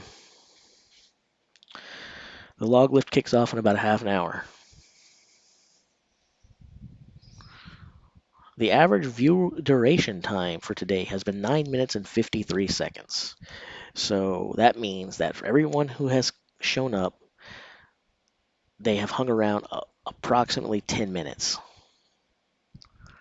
Is there anyone still here right now who was here this morning before the first results came in?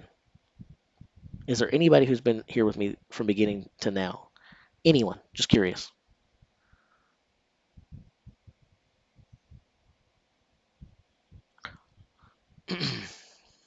We'll see. So we do have at least one person who's been here from me since the beginning. Okay, great. Someone born here. Awesome. All right, here we go, guys. Someone said let's review it again. So one more review, and then I'm gonna go tinkle because I have to tinkle. Because when you properly hydrate, and all of you mofos should out there be properly hydrating. If you're not, get your jug. Start using the bathroom. Okay? Eddie demands it. So after we do another review, I'm gonna go, you know, get rid of the hydration. You hydrate, then you dehydrate. It's a cycle. It's a vicious, vicious cycle. Is my mic off? Did my sound go away? Uh-oh. Uh-oh. I'm relying on you guys to say if you can still hear me because someone in the chat is saying my mic died. Is there any sound coming from me right now? Please tell me.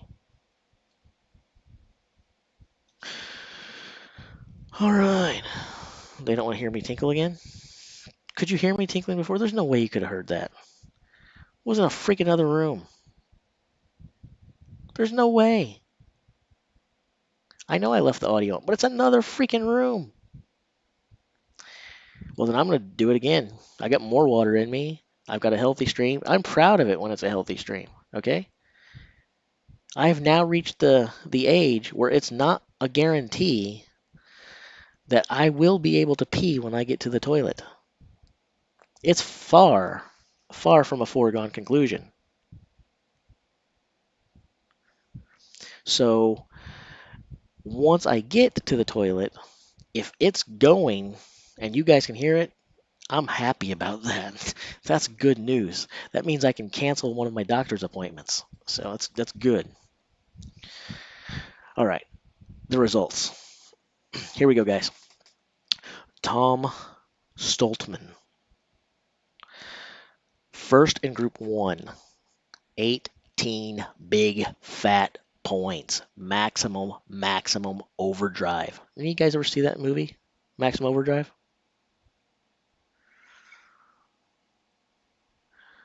Um, just like we're not going to talk about ooh ya rag, we're also not going to talk about my cycle. There will be no talks. Speaking of rags and cycles, not on this stream. All right. Okay. Kevin Ferris is in second in group 1 with 13 points. Gabe in third with 12. Ivar's 10. Andy Black 7. Manuel in his rookie appearance. Again, there was a lot of talk about whether or not he deserves to be there. I don't want to say anything like that. And even if you think he wouldn't, here's the one thing I would say about this right here. If you think that Manuel shouldn't be there, or anyone should be there for that matter, how can you hate on them for accepting an invitation when they got invited? If I was invited, I would definitely take it. I'd go. Would I be humiliated? Yes. Would I get 1 point in each event too? Yes. Would there be certain things that I would be able to pick up? Yes. Uh, but would I go? Yeah, you can't hate on the guy. It's a great opportunity. It's a chance to get his name out there, a chance to get exposure. That means money for him and his family. There's not a single one of us here who wouldn't take an opportunity to improve the situation for our loved ones, right? So anyway, there's what we have. Stoltman, Ferris, Gabe, Ivers, Andy Black, and Manuel in group 1.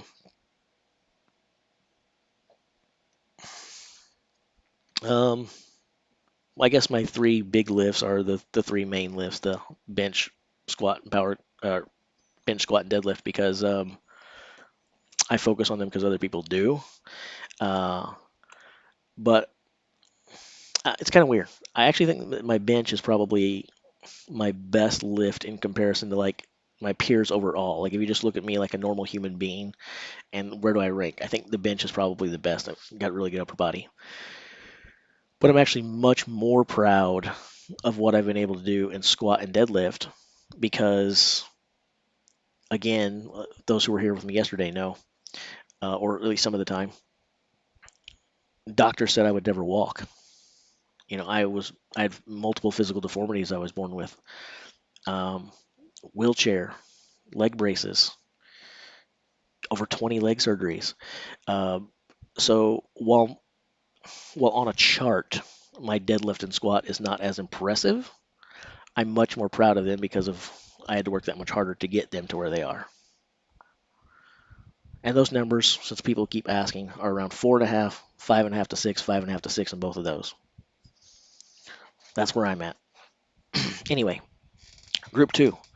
Mitchell Hooper in first place overall. Again, like Tom, max points, 18. Bobby Thompson, second with 11. Mark Felix, Gabriel Pena, Brian Shaw, all deadlocked in third place with 9. And then Konstantin Janasha, I'll scroll up a little bit so you guys can see, in his lonesome last place. Very, very shocking to see him down there because he was one of the group favorites, I believe.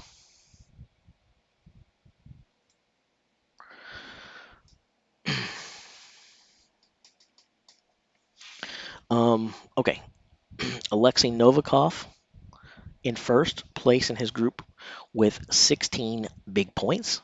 Started out yesterday with 2 first place finishes. Came in today with the car walk on an event I expected him to challenge for first overall on, and he might have milked it some. He might have milked it some. Not making excuses for him, not saying he did, but he definitely could have. He had that luxury, and he was getting to go last. So don't really know.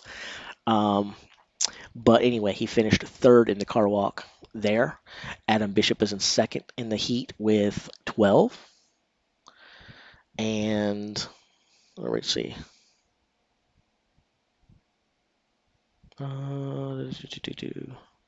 Cool. Um, all right.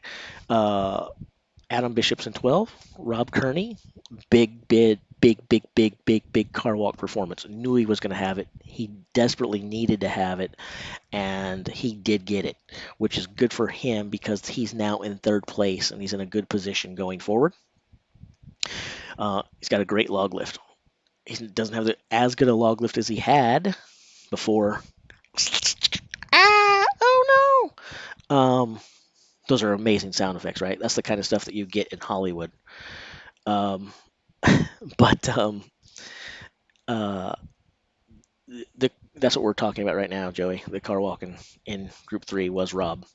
And in any event, he's got a good thing in the log lift up next. That's the next event. But his log lift was even better before the injury happened. So we'll see. Trey Mitchell in fourth in his group, then Gregor Szymanski, and then Mika Toro. Did not finish the car walk, and that set him back. But Mika did start out with a really great loading race.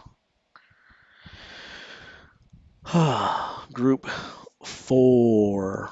Group 4. All right. Martins Lisis, first overall in his group with 17. He took second in the car walk here. He might have been able to beat Pavlo, maybe, I don't know. 12:92 is a dang good time. So even if Martins didn't attack it, he might have, he may not have, I don't know. He might have kind of cruised, he may not have. But even if he didn't, there's no guarantee. If we're saying, hey, Martins milked it, he may not have, guys. 1893 is still a darn good time. Maybe that's all he could muster. But if he could do better than that, for us to say that he would have hands down beat 1292, I think is probably not wise either. That's a really strong, respectable time. But good for Pavlo on that. Maxime has fallen back. He's now in fourth place overall with 11 points. Shane Flowers has had to withdraw with a broken foot. And so Nedsman is down there in sixth place position, but more than likely he's going to pass Shane. I guess if he finishes with 1 point in the next two, he would tie Shane. But I mean, since Shane isn't, I think he's automatically going to get two at worst. Yeah, that's the way that works. We can see it in this event. So Nedsman's at least going to finish in fifth.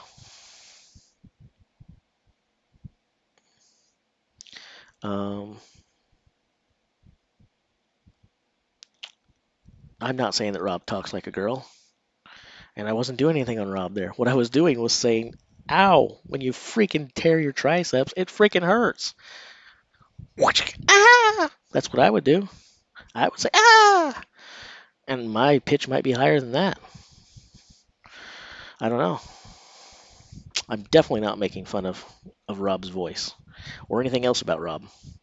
Uh, not wasn't doing that. I assure you, I was not doing that, and I would cop to it if I was, but I was not. All right. Um, fifth group five. Luke Stoltman did the same exact thing that Martinez did. A first, and a second. And then we have someone saying earlier that I'm terribly, terribly, terribly mispronouncing Jean Stevens' name. So I apologize to him. I'm gonna interview him. I'm gonna get him on here. It's not gonna happen. He'll never acknowledge me or talk to me. But if he does, I'm gonna say, hey man, tell me how to pronounce your name, and then I will pronounce it correctly from that point forward. But anyway, tied with Ethor Melstead for second, and Melstead last year made the finals. He did make the finals last year. It was a surprise to many. Many people didn't think he would. He made it. He might make a final again, but it's not a foregone conclusion because there's some challengers coming up. Kelvin is in fourth. Evan Singleton is really the big story here because he withdrew yesterday, comes back today with one of, if not the most impressive statistic of the strongman qualifier so far, with a sub 10-second sprint on the car walk. Again, that's not a car walk. That's a bad label. You don't freaking call that thing a car walk. That's a freaking sprint. That may even be better than a sprint. I compared him to Usain Bolt earlier. Someone else did the same thing. 986 may be better than that. I think that's basically Evan putting the car on top of another car, getting inside and pressing the accelerator. He drove that. That was a car drive, not a car walk. Um, so, and then we've got Cam in the last place position there. So that's where we're at through three events, with a lot of good action still to come.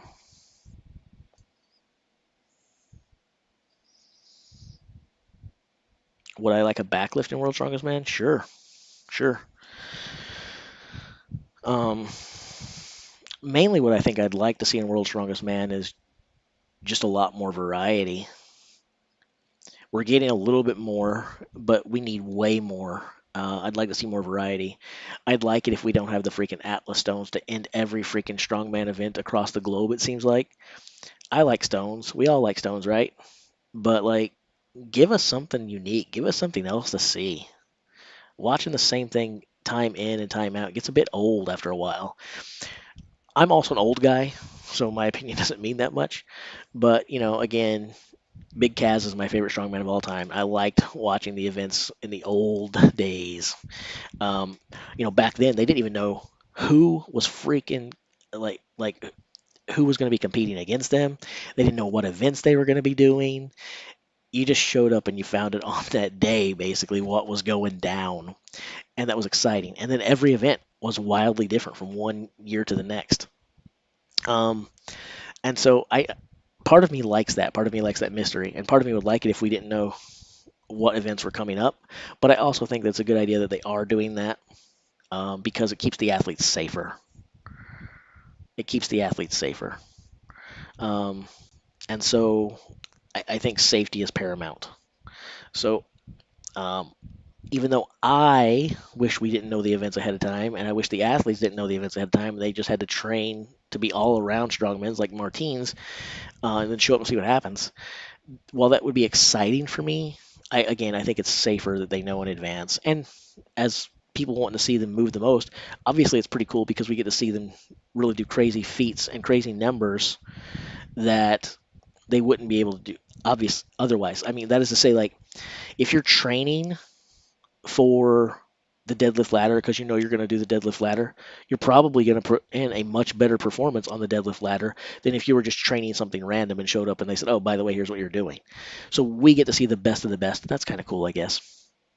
Um, and I like the Stones. Someone said they got to disagree with me. Uh, that's fine. I didn't say I don't like the Stones. I do like the Stones. I don't like it being the ending event every time, and I don't think we need to have it every time. And it hasn't always been a staple. There was a time, believe it or not, some of you may not have been watching as long as I have, but there was a time when there weren't Atlas Stones. They don't go back to the beginning. Um, Now, since they arrived, yeah, they've kind of been a staple and they're going nowhere. And I do like them, and I think it's a cool event, but I would like to see some variety. I would like to see some variety. And even if you put them in there, I don't see why it has to be the finale every time. So, uh, what did I miss? I think I missed an important question. Okay, so if Kaz is number one, who are my number two and three strongmen of all time? So two is Brian Shaw. Three is where it gets a little bit harder for me. Um, Probably Big Z. Uh, that doesn't necessarily mean that those are the three strongmen I think are the greatest strongmen of all time, although I do think that they are the greatest three strongmen of all time. And you can argue about the order of them, but they are the three strongmen that I like the most. Now, I probably like them a lot because of their performance, because of how good they are, but also just the way that the three of them carry themselves and different things about it. Each one is appealing to me for different reasons.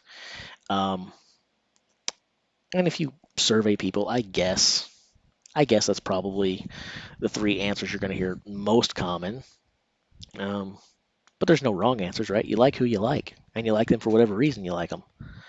But for me, it goes Kazmaier, Brian Shaw, Big Z in terms of who I think, well, who I like the most.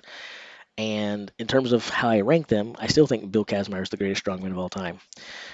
Who's better between Brian Shaw and Big Z? I don't get into that argument because I don't think there is a winner. And I think it comes down to which events we're talking about. They're both phenomenal. With Big Z and with Brian Shaw, you're really talking about one of those one A, one B type discussions, or one A. Um, it, you're splitting hairs.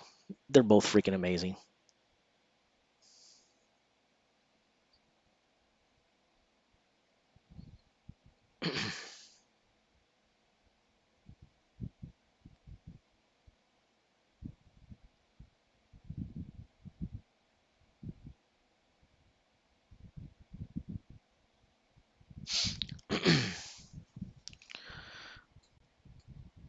Oh man. So Marius doesn't get a lot of credit. Um, Puchanowski, he doesn't get a lot of credit.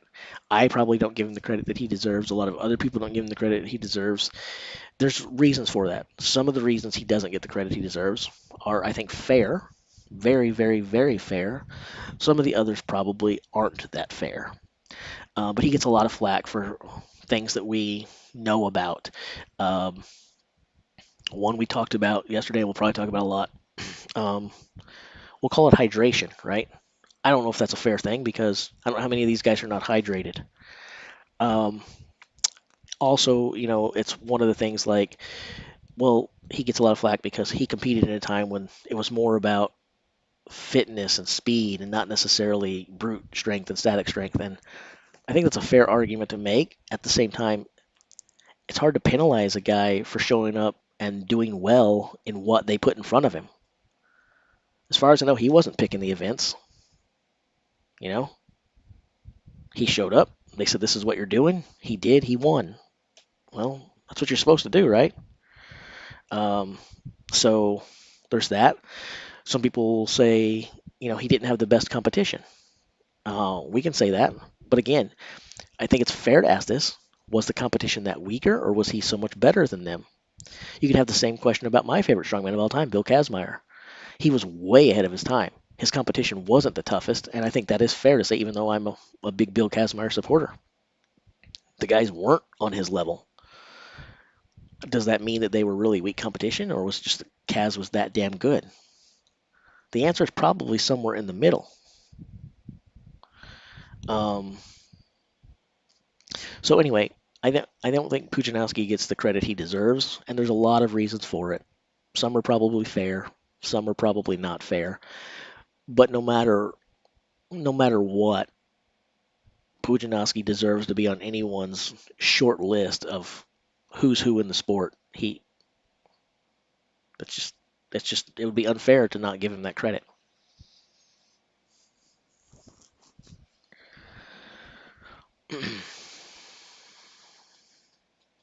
Anyway, you know what time it is? It's time for me to go tinkle. And that's your guys' favorite word, right? Tinkle. This time I'll press mic just in case you guys weren't lying. But I said mic. I'll press mute on the mic. Words are tough, bro. They're tough.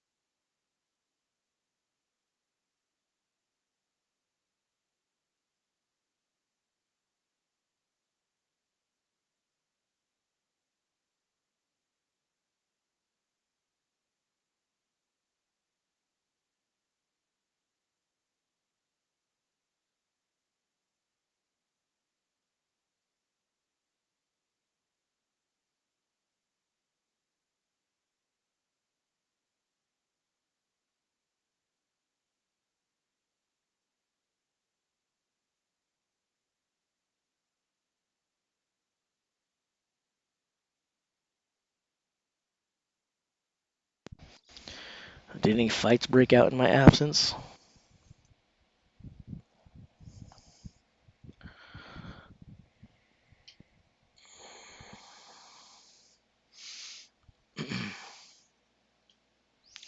Now, okay, so I do see you guys talking about my favorite strength athlete of all time, Bill Kazmaier.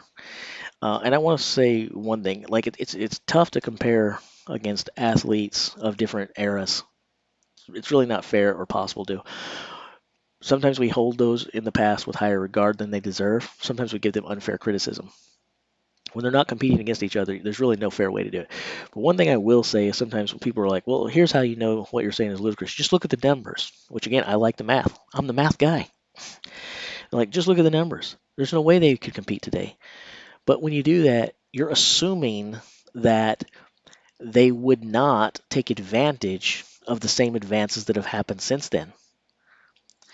If you look at the numbers like that Kaz did, you're saying that no matter what, on any planet, the numbers that he put up are the best that he could have done no matter what. It's possible. Might be true. Maybe Kaz could have done no better and improved on nothing that he had. Or maybe he has those numbers because at the time there was no one to push him. He didn't have a reason to do better. He didn't have the advances in training. He didn't have the advances in nutrition. He didn't have 380-pound monsters challenging him. There's all these things. If you are the best of the best, I believe the old saying is true for a reason. The cream rises to the top. So, you know, to me, it's unfair to compare them against eras, but I think it would be amazing if we could get a time machine to get these guys who are the top one and two of their era and compete against the top one and two of a different era and see who really is. Put them on a level playing field. It's not level to make them look at where they were and compete against each other across eras like that. But if you give them the same training regimen, the same competition, the same everything, it would be really, really freaking cool to see what would happen. I would love that.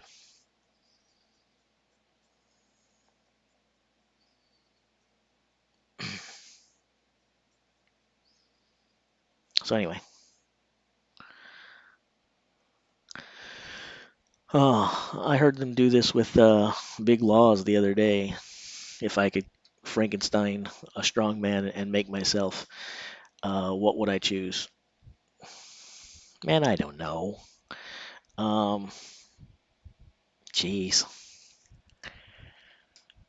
I don't know. The truth is, any of these guys would have a better thing than me because, again, in case you guys who are just tuning in and haven't heard anything before, I'm like 5'3", 5'4". So I'm not exactly built for strongman. Some of the times I lift big lifts because, let's face it, that bar doesn't have to move very far. I get credit for a rep without moving that bar more than a few inches. Um, and I've competed, like I said, locally at amateur shows and stuff. And some events I have to take a zero because, like, the apparatus doesn't fit me. And other things are just incredibly difficult for me. Not because the weight's too heavy, but because I can't get a hold of the damn thing. Like, for instance, these Atlas stones that we were talking about a minute ago. You know how difficult it is to grab a hold of those dang things when you've got a wingspan that's barely 5 feet wide? Um, so it's tough. Um, Prove it. What do you mean, Leia? Prove how short I am? What? Why? Why would I lie to make myself shorter than I am? Who on earth would do that? Um, Nobody would do that. That's the answer. So I'm short. I'm not bragging. Um, anyway, um,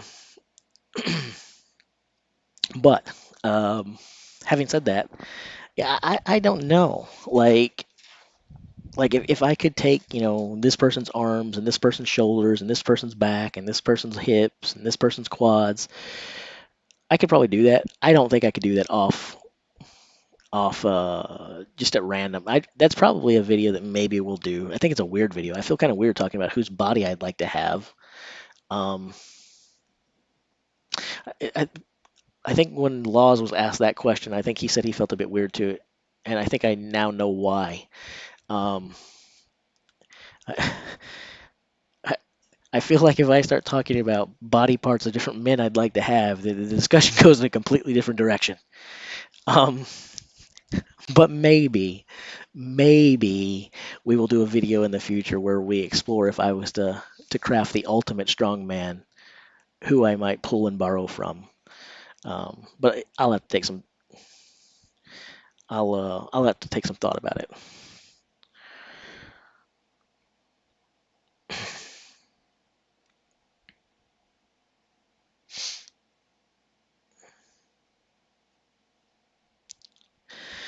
Well, see, that's not a fair question. Kaz's legs or JF? Because I just said that Kaz is my favorite strongman of all time, right? I just said that. So of course I want to say that. But then I just look at what JF has done. It seems like it would be dumb not to say that too. But I also know that a big shout out to JF again. Heal well, man. Heal well, JF. Our thoughts are with you, man. Um, but after what just happened to him, now I'm going to say Kaz because of that, because I don't want that happening to my legs, especially with my legs and what they've been through. I probably don't need an injury like that. But modern day, definitely JF is on a different level than anyone, and you could certainly make a compelling argument the strongest legs of all time. But again, so difficult to compare across eras for lots and lots and lots and lots of reasons. Um, who would I choose, Kaz or JF's legs? Give me either. That seems like a very safe answer. Give me either.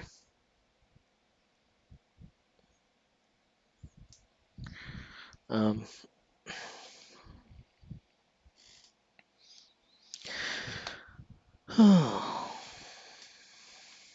all right. It's about time. It's about time, guys.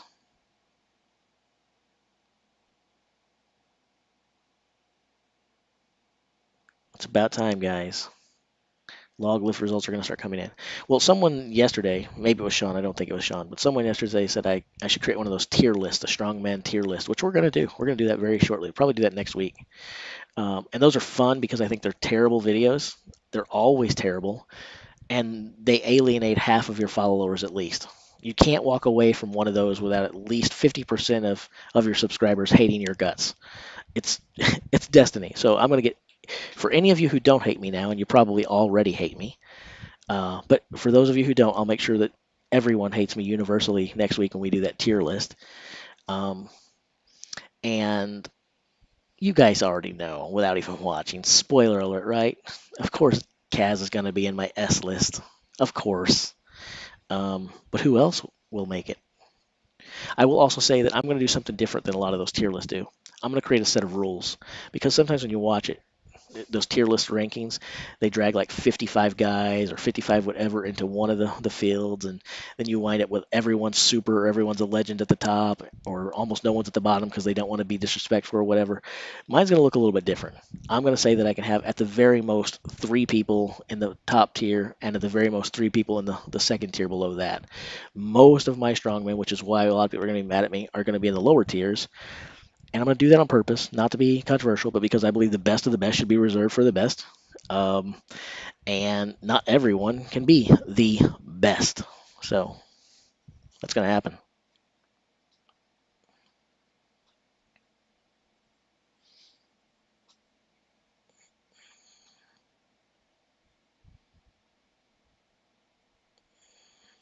All right. Since the results are going to start coming in very, very shortly, very, very shortly, we're going to do another quick rundown for everyone who is just now showing up. And I'm going to do this as quick as I can, no dialogue. Okay? Log starts now, Nick. In theory. The log's supposed to start now. Okay. Group one, Tom, Kevin Ferris. Those are your two leaders in group one.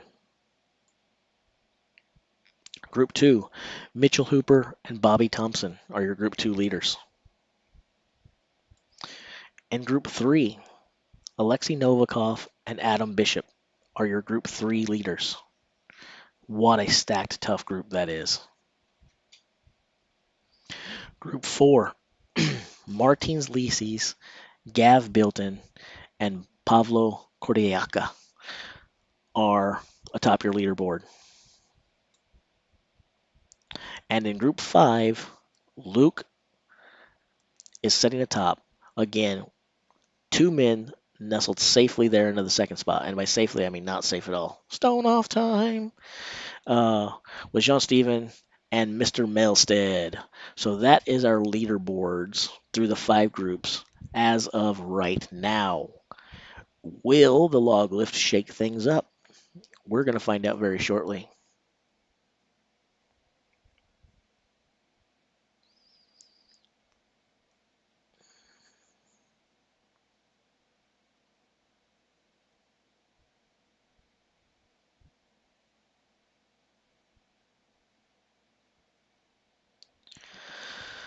Why do people come into these things and start spamming nonsense and stuff? Why is that fun? Why is that fun for people?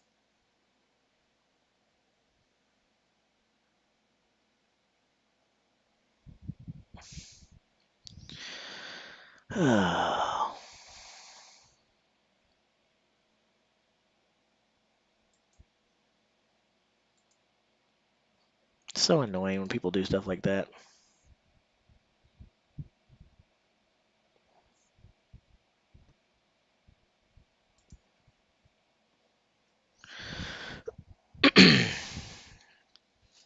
Singleton definitely has a point to prove.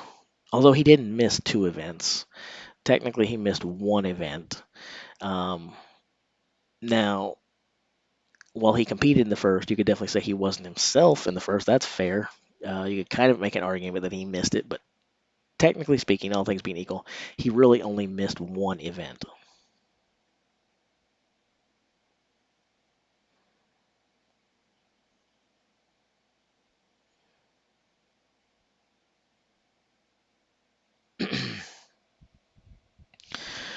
All right,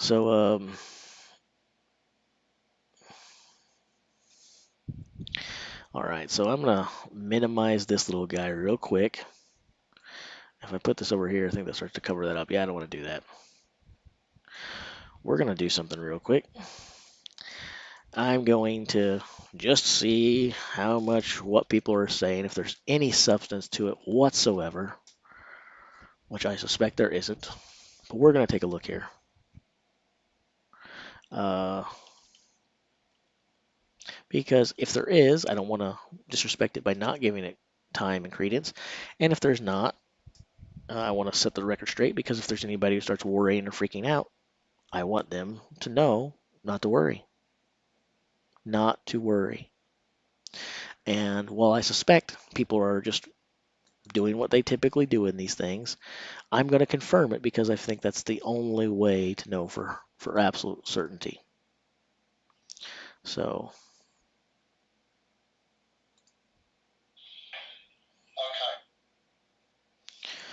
all right.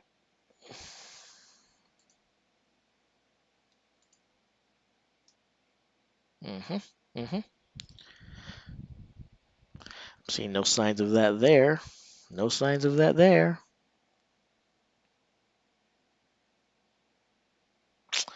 Right. Uh, Now I guess I'll check the social media platforms real quickly and find out there's nothing there either. Let's just find out for sure, because again, other people do this, and I feel like we have to be responsible and make sure that there is no fake news. Uh, if it's real, we need to know that. It's important, important, important. If it's not real, we need to make sure that others know that. And it's kind of stinks that I have to take time out to do these things, but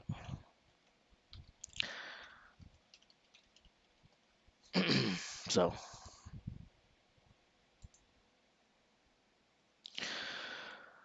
all right. Yes, the car walk is done.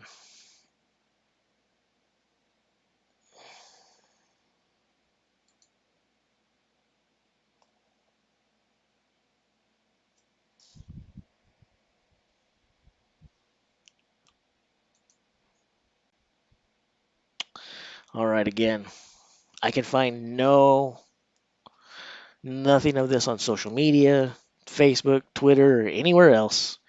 So let's stop trying to get people worked up and worry about someone. Um, and who knows? Yeah, he's there with his wife and kids, right?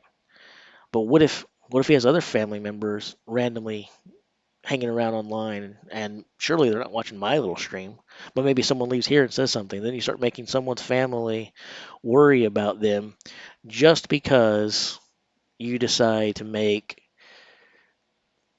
some kind of crazy comment because you want to get people moving. Is it really good to get people moving when it can have serious consequences? It's pretty, very unthoughtful, very selfish.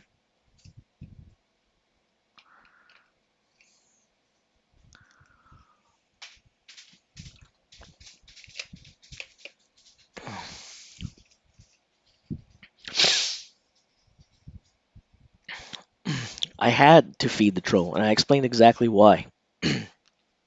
Well, I know it's a hoax and stuff like that. Again, there can be people sitting here who buy into it. And when that happens, you start getting people who worry. And I don't know how you guys feel, but I am a man of faith. And I take stuff like that seriously. Let's say it was true, which I know it wasn't, but let's say it was. If I sat here and pretended it was a joke and it was some trolling job, which it probably is, I knew that going in, and it turns out to be legit, then I'm going to sit here and feel like a jackass for being uncaring about someone, right? And I think other people would feel the same way. The reverse of that is worse, though. If I sit here and dismiss it like that and someone is serious, then I'm going to feel real bad on the after fact. But what if at the same time it's not true and people start worrying like that? And some people, let's not joke about it. Brian Shaw has tremendous fans. Tremendous fans. We're not going to go into what the subject or hoax is because I don't want to do it, because by citing it now, it repeats it. So we're not going to do that. But he has such tremendous fans. So you start saying stuff like that, and those people start to worry. And I don't want them to sit there and worry when there's no reason. But I don't know why jerks like that come in there and do that stuff. Okay, I'm going to have to just ban the guy now. I hate banning people, but see ya. That's enough of that. Um,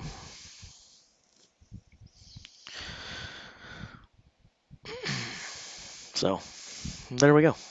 I try to avoid that at all costs. But eventually people say, there's only one way to deal with me, and that is if uh, if you get rid of me.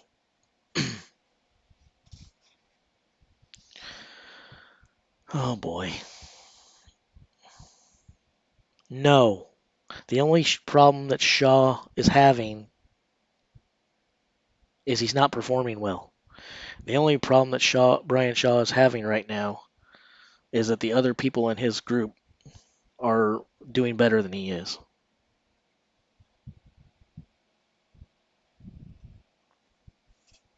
Again, that stuff irritates me. Yes, I know it's trolling. Yes, I know it's fake. And yes, I know I was wasting my time. And yes, I know it was detracting from my stream. But when something like that gets out there, I feel like it has to be addressed. I don't want to address it, but I feel like it's irresponsible not to. And I would just feel guilty. I would just feel guilty. So, sorry about that, guys.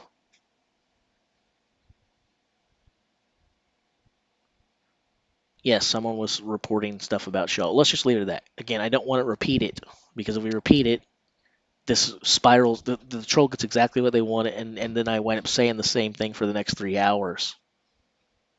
Because because when you type it, then someone else is gonna try to clear it up, and then they're gonna ask the same question in 3 minutes, same question 3 minutes, it's just gonna go on and on and on.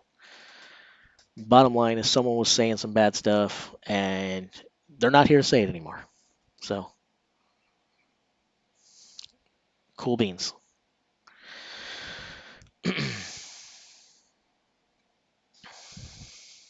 Now, to get things back on track, it's time to hydrate.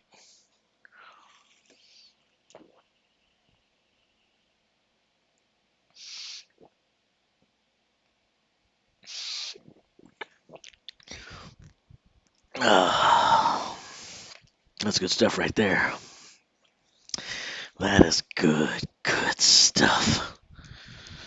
Oh, Eddie, when you're right, you're right. When you're right, Eddie. Oh man, that's good too. I had the water leaking out of my mouth and getting caught in my beard. So now when I get thirsty, I don't have to lift the jug anymore. I can just suck it right out of my hair for the next 6 hours. All right, cool. Oh man,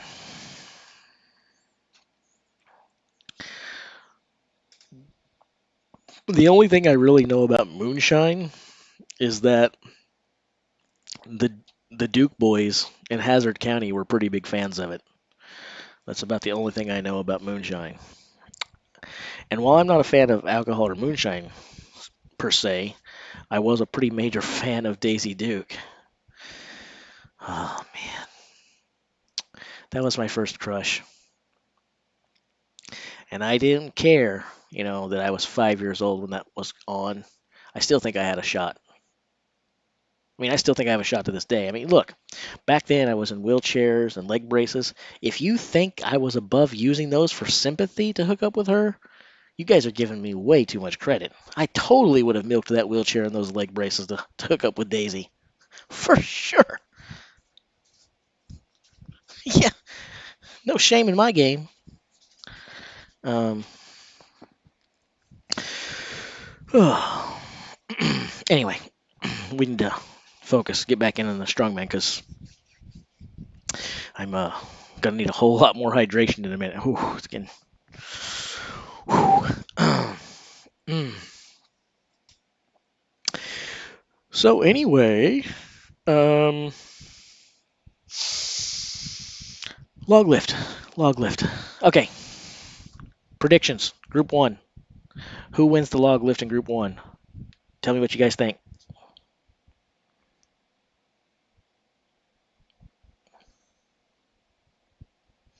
Waiting on you guys. Group one, predictions log lift. Get them in now. Get them in now. And then after you say who wins it, give me your second place finisher. So far, everyone's saying Tom, Tom, Tom, Tom, Tom. So far, everyone's saying that basically Tom is going to have max points through 4 if this group is right.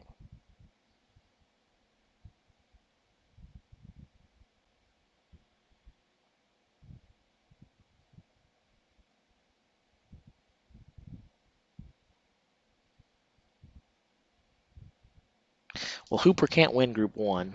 That'll be really tough. Um,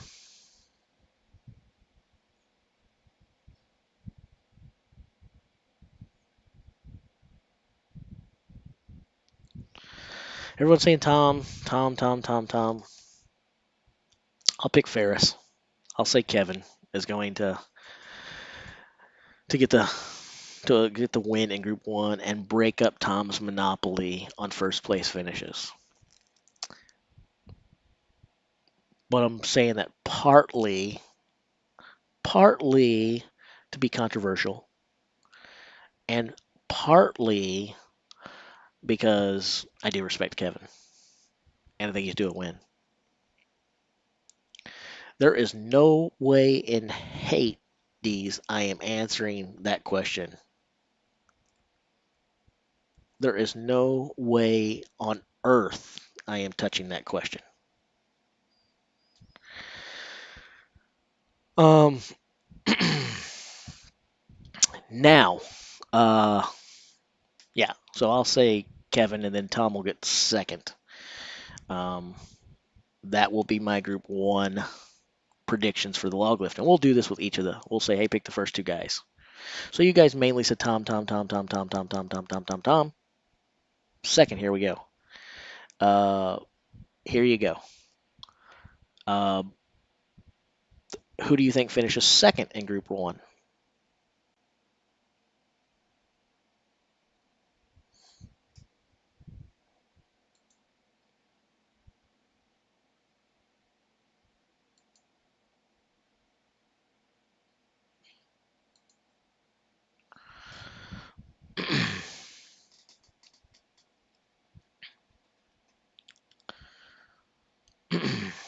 All right.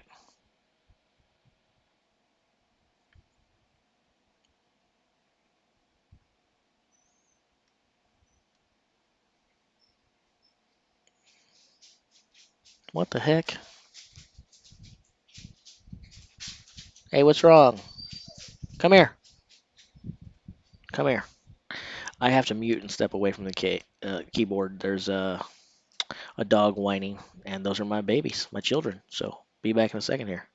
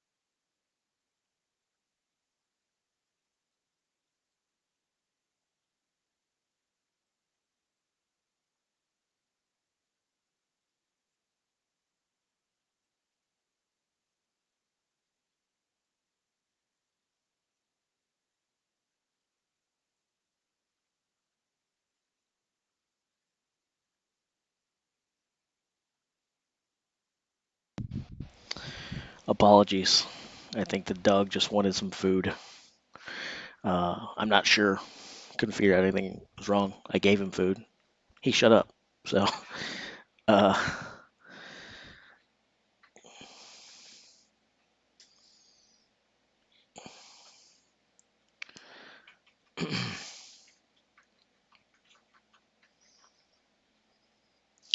I don't know if jogging with fridge on your back is the stupidest event in World's Strongest Man history. Not the safest for sure, but I don't know if you guys can remember or not. There was a event one time in World's Strongest Man that had nothing at all to do with any kind of strength at all. It was almost like now there's this show, Ultimate Tag. It was almost like this. I can't remember exactly the details, but I remember thinking this is the stupidest thing I've ever seen in my life. But the strongmen had to like chase one another down. Uh, oh, I can't remember what it was. It was so stupid. I'm gonna have to look it up. It's gonna be a. We're gonna get into it on one of the videos in the future. I'm gonna see what on earth it was. Mm.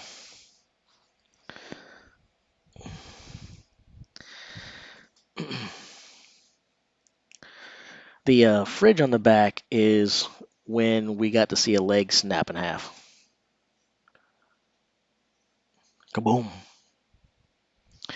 Which you don't really want your leg snapping in half. It's a bad day at the office when that happens. The log lift should be taking place as we speak. Yep, Franco. A very, very tall man like me. Um, well, that was also a long time ago back when these guys weren't really specialized, you know. If you competed in World Strongman, you were just a strong dude. Little Mr. Franco, is like bodybuilding guy. You didn't have to be there. There was no sport of strongman. There was the World's Strongest Man event, but it wasn't really like there was a sport like there is today. And the guys didn't specialize. It's where other guys who competed in other strength and lifting sports went and did stuff in the off time. But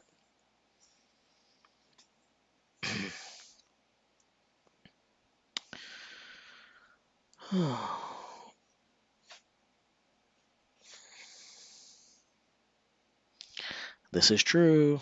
Arnold was a big fan of Franco. Um, anyway, anyway, results. Are you ready? The first log lift results will be reported to us in exactly 9 seconds. This is way too early, but I'm sending this out there because I have this thing where I believe that the world's strongest man is listening to us right now, and they're going to try to give us what we want because we have that much influence, right? Surely we do.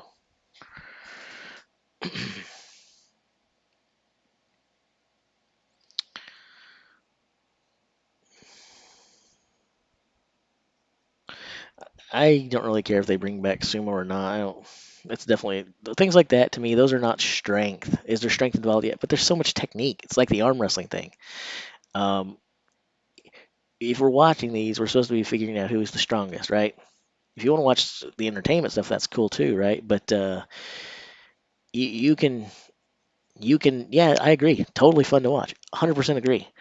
But you could be the weakest guy there and beat the other guys in sumo. You could be the weakest guy there and beat the other guys in arm wrestling. Um, it's I don't really want to see things like that at the World's Strongest Man. I enjoy watching them, and if we want to get a big bunch of these guys together and just watch them compete in an off time, that's cool. But let's keep them out of deciding who's wearing the title of the World's Strongest Man. Just my opinion. I'll totally watch the guys compete in those things all day, every day. But let's not determine podium positions based on stuff like that.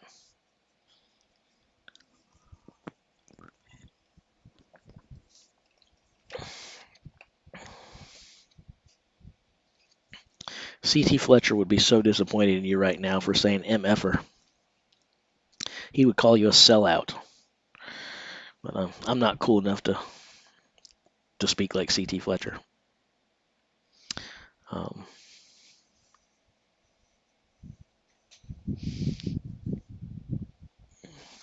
the biggest waste of potential for a strongman? Holland? No, I'm not going to say. How are we defining waste of potential? That seems like a super loaded / hateful question. Um, can we can we step back on that just a little bit and say which strongman do we think uh, did the was the worst at realizing their potential? Which strongman had the most untapped potential? Can we say that? I mean, I don't know if I feel comfortable saying that any of these guys were a waste of potential. Um, I'm certainly not willing to do it publicly on air on video where they might see it and beat the living hell out of me later. Although I am a wrestler and a jiu-jitsu practitioner, and maybe these guys don't have the skills, but I'm not going to take that chance. Why? Because Mama didn't raise no fool. Mama didn't raise no fool. Well, she might have, but I would tell you that was my siblings. You know, my brother and sisters. They might be fools, but Mama didn't raise this guy to be no fool. You know what I'm saying, right? You guys got brothers and sisters. You understand what I'm saying, right? um, maybe we, and by maybe I mean I think we're gonna do a video of that later too, like uh, strongmen with most unrealized potential, and we'll do another one about the strongest men to ever compete who never won the world's strongest man, and of course there'll be some overlap between those two, but uh, but yeah, that should be fun.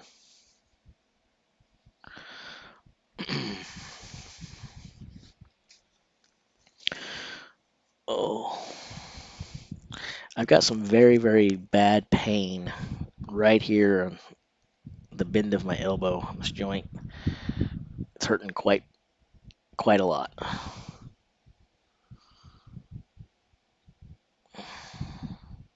Oh, anyway, uh, I look too thick for jujitsu. What can I do? Um, well, I don't have the best flexibility, so flexibility would be a great help in jiu-jitsu. Um, I've taken a lot of martial arts for a long time. Uh, the only thing that I would say I'm really, really good at is grappling, but mainly from a wrestling base, not necessarily from the jiu-jitsu, but I can certainly. Um, I'm going to do very well if I meet someone on the street. I'm not going to do very well if I'm in a jiu-jitsu room with a bunch of jiu-jitsu practitioners. So let's just be honest about that. Um, I would much rather be on top than I would be on the bottom, and I don't have the best flexibility. And yeah, I'm a thick boy. So, but my goal is going to be to use my wrestling to take you down and then be on top of you. That's what I want to do. And I did get one of those Mick black belts. You know, I had a black belt in Taekwondo a long time ago because everyone had a black belt in Taekwondo. You showed up to class for 2 years, and I think they just handed you one. Uh, um, but I hate striking, and you know why? Because as you guys have already heard, I'm shorter than hell. So all you have to do is, big brother me. You put the hand on the head thing, and then I'm like, hey, stop it, knock it off. I'm gonna get you. So yeah, good times, good times. I seem like I'm doing a good job of making a complete fool of myself, all for you guys' entertainment. I'm not so sure that's really good for my psychological well-being moving forward.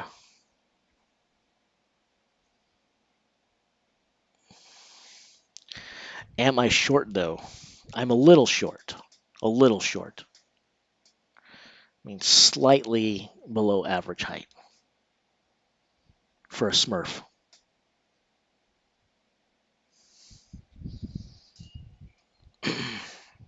I guess if you're one of the Paul brothers, it is, but if I can have their success, or half of their success, or 10% of their success, or 2% of their success, I'm here for it all day. Screw my psychological well being. Mock me forever if you're going to start giving me them checks.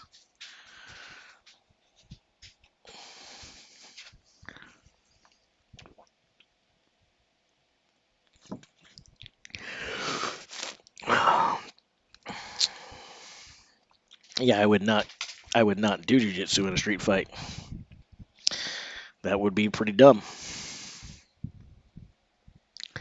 And if I did do street fight, if I did result to some jiu-jitsu in a street fight, it better be because we're the only two people around for about 6 miles. Because I'm not gonna be on the ground and let someone come up and stomp me to death while I'm on top of someone or anything else. Yeah. But again, it's the only chance I have in a fight. I can't hit anybody. Evan Singleton is the T-Rex, but I literally have, the short arms. Like, are you guys a fan of the show King of Queens? Does anybody remember King of Queens? Does anybody remember King of Queens? I think it's one of the greatest shows of all time. There was an episode in. I can't believe I'm about to do this. I'm gonna really lose my ministerial license the more we talk. Um, but there was an episode of King of Queens, where Carrie had to get some work done at the library, and the microfiche machine was in use. And so Doug said, "Don't worry, I'll get her out of there. I'll make sure you get the machine." So he goes up to the lady using the microfiche machine, and he says, "Oh, what are you looking about there? Oh, dinosaurs, huh? Can you imagine the dong on that fella? It must have been huge, right? But then again, what good would it do you? I mean, to have a big old thing like that, and then the little arms where you can't even get to it. Rah, rah. Great episode, great show. Does anybody remember that episode? Anyone? Bueller? Bueller? I need someone to say they remember it right now, just so I feel less self-conscious.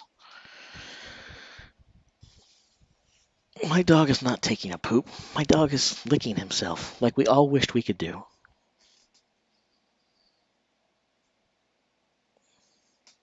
Yeah, it was a good episode. You guys are gonna have to look it up. And I assure you, it's real. You guys are right now going, that never aired on TV. It did. It aired on TV, and I loved it.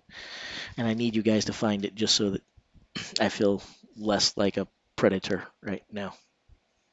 Okay, so we're gonna have to move my image over so that when these results start coming in, I'm not blocking them, right? It'd be bad. So we're gonna move these over here where I'm blocking the day one events. Is that fair? And we'll leave the car walk on the screen because it's pertinent today, and then the log lift will still show up. Is that okay?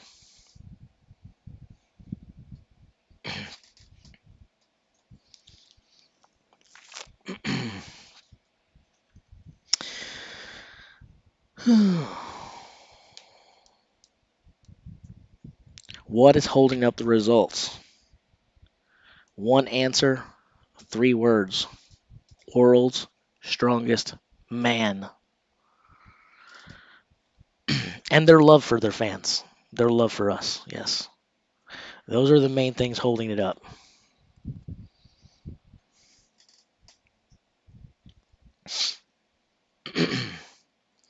Evan does look a little bit like Doug, but I don't think, Kevin has been in that kind of shape in a while or ever. He almost didn't look half bad for that MMA movie they did.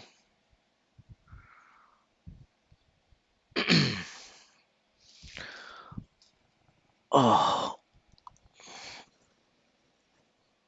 oh man.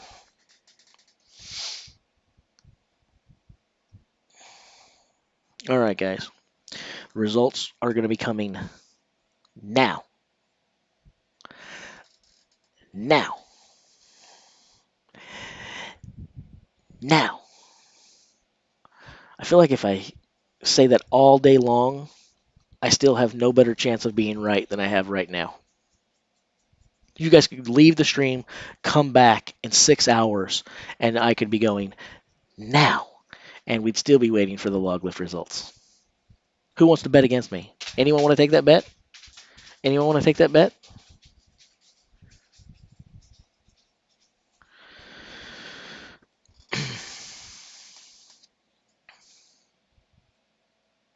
I feel like, to be honest, I mean, I could be completely wrong. There's probably a whole lot of dynamics behind the scenes that none of us know.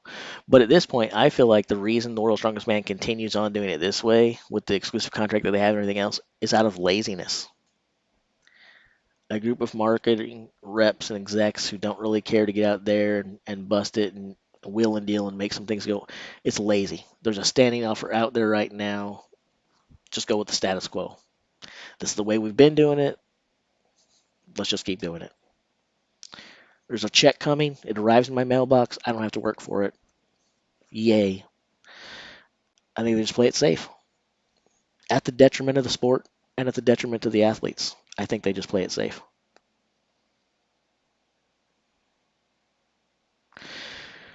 Typically, the results come in one by one by one.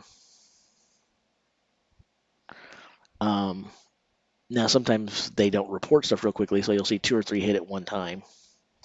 But usually they're staggered.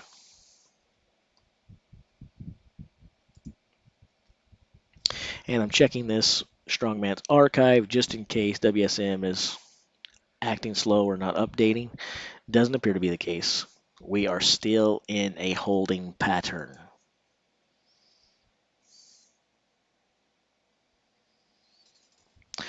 Out of curiosity, Toxic Tag, what made you vomit?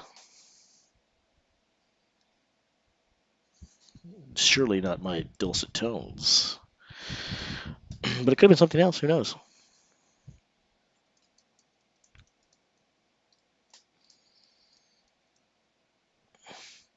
I know a computer programmer that goes by the name Simon B. He helps develop some stuff on a graphics editing application I use a lot. I bet that's not you, but I threw it out there for no reason whatsoever. And guess who cares? Probably nobody but me. Random comments. You're sitting here for 6, 7 hours, it's going to happen.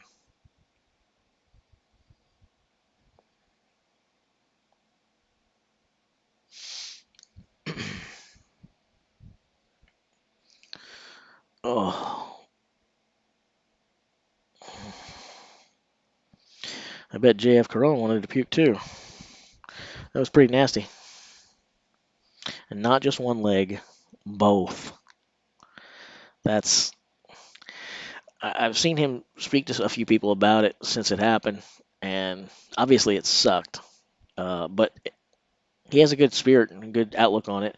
In some ways, he says it's a blessing in disguise because now he only has to worry about one rehab.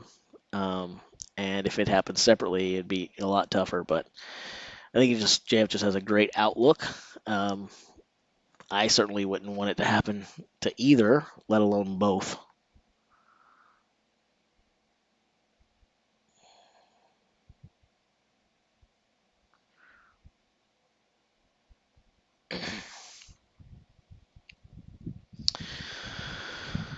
I'm getting a bit antsy. This is the first time in the 4 hour stream that we've been, which I guess we did an hour and 15 minutes before then, right? Because the stream went down, stupid internet service provider issues. So really, nearly 6 hours, guys, since I went live this morning. But I think this is the first time I've started feeling antsy. A little bit antsy here. I'm wanting to get this show on the road.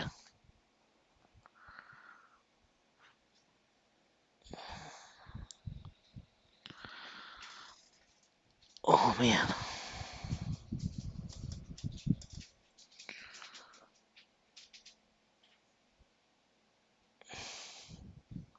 Caesar, leave him alone. Caesar, lay down. Lay down. Or you will get no steak later, sir.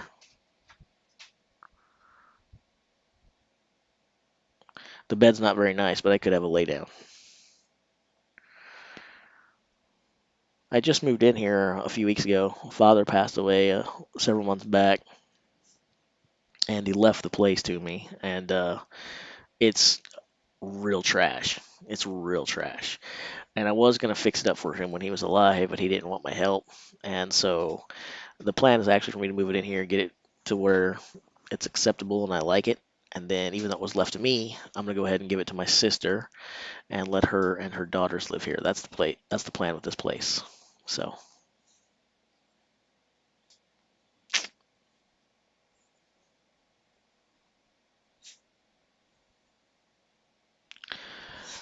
are you referring to my political podcast? I bet, aren't you?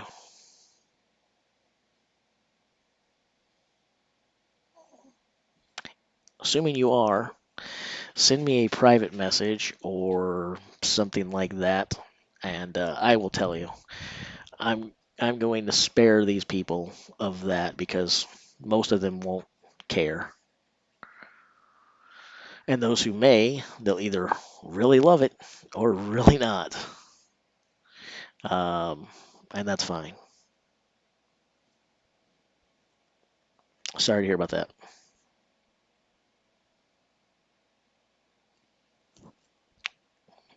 Sorry to hear about that. Yeah, last year was pretty tough. Not only did my dad pass away, so within like a 4 week period, my grandfather died, my grandmother died, my father died, two aunts died, and an uncle died. Like I said, in like a month. It was crazy. And when my grandparents died, they were really mom and dad to me when mom and dad weren't. And I was pretty broken up about their passing, of course, like everyone is, right? But one of the things is, it's actually, I don't know, you guys might think I'm a weird freak. You probably already do anyway. But I'm going to tell you something about my grandparents passing away that, even though it's morbid, I actually kind of found it a little bit romantic because they grew up in, Farmville, USA, and a long time ago, obviously. So back then it was pretty normal for people to get married and start families at younger ages, just the way it was. So my grandparents got married when my grandmother was 15 and my grandfather was 18, and they had been dating like 3 years before that. So they'd been together pretty much their whole lives. They'd been married 68 years when my grandfather died. When he died, my grandmother had heart issues, and they called the ambulance to have my grandmother cared for.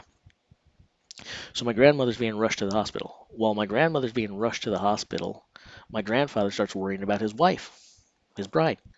So he has a heart attack, and he dies while his wife is being rushed to the hospital. My mother goes into surgery, has to come out of surgery to learn that her husband passed away while she was having open heart surgery. She attends his funeral, and then one day after his funeral, she passes away. Yes, it was really, really hard on the family, but I almost thought like it's kind of romantic in a way that like they literally spent their whole lives together and they left together. To me, it's almost like they didn't want to be apart, so much so that he was worried about losing her, and it killed him. She did lose him, and it killed her. So yeah. Anyway, that has a whole lot to do with strongman, right? Whole lot to do with strongman.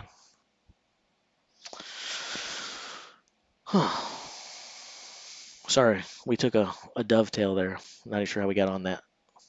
Guess was talking about the house.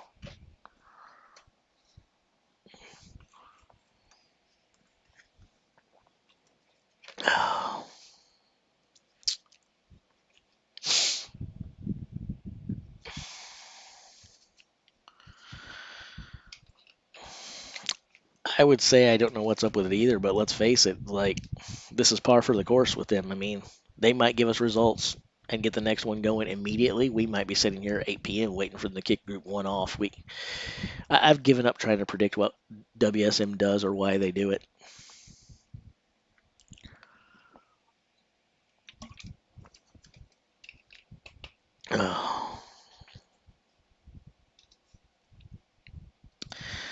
I live in the southeast corner of Missouri.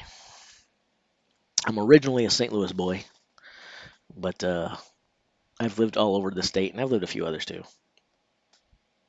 I think once I get this house fixed up and then given to my sister, I'm probably going to move to San Antonio.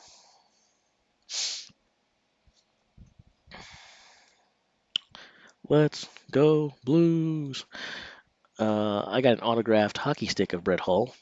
Lost it in a fire growing up, but he came to Shriners Hospital to visit us when I was a kid, and he did sign a stick for me, which was pretty cool. I used to live in Springfield, and I just moved here from Jefferson City. That's where my brother and I were roommates at before we moved here. So, small little group we have here. Small little group we have here.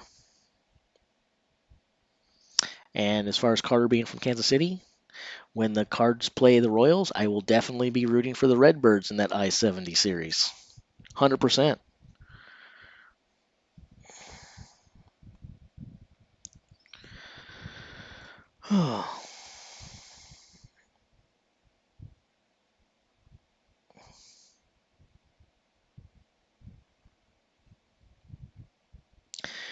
I used to have a house in Poplar Bluff. Yeah, you're hearing about all of these places. Yes, I know Little Poplar Bluff. Yes, Poplar Bluff is a metropolis compared to where I live now. I live in a small, small town called East Prairie.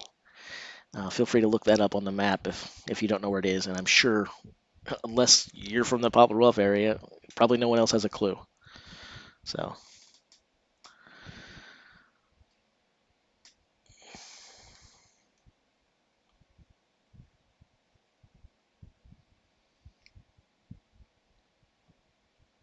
probably more than 99%, Ronnie, but it's easy to just call them, refer to them all as WSM.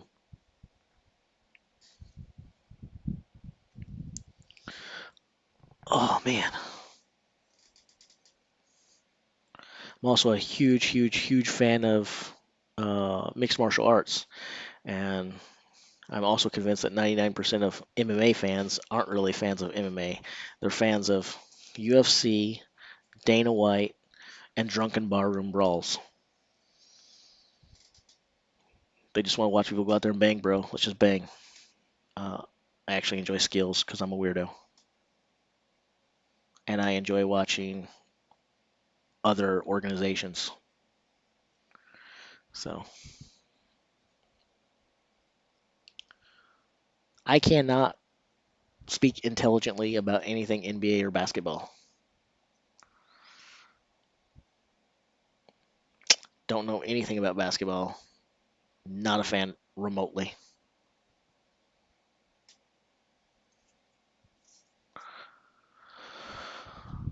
Oh. Okay, give us some info, guys. This is ridiculous.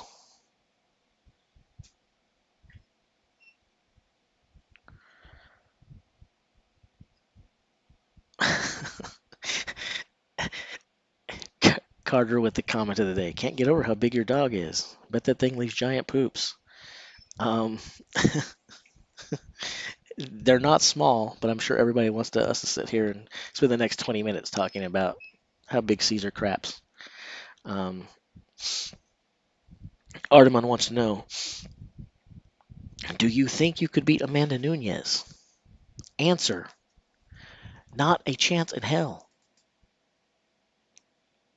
I don't think it's sexist at all to be honest about things and admit that the strongest man will always be stronger than the strongest woman. The fastest man will always be faster than the fastest woman. The baddest male on the planet will always be badder than the baddest female on the planet. I also don't think it's stupid for me to recognize that I'm not any of those things, right? If I ran into some schlub on the street, I can defend myself. I can take care of myself. You know what I am not? A professional fighter. You know what Amanda Nunes? A bad, bad woman. You know what she would do? Mess me up. She would beat my ass. And I'm not disillusioned about that. She would beat my ass. And she would beat everyone else's ass in this room too. Um, so, I have been to quite a few wrestling pay-per-views. We have totally digressed. Yesterday it was all strongman, strongman, strongman, strongman, strongman. Now we're talking about anything and everything except strongman. Oh.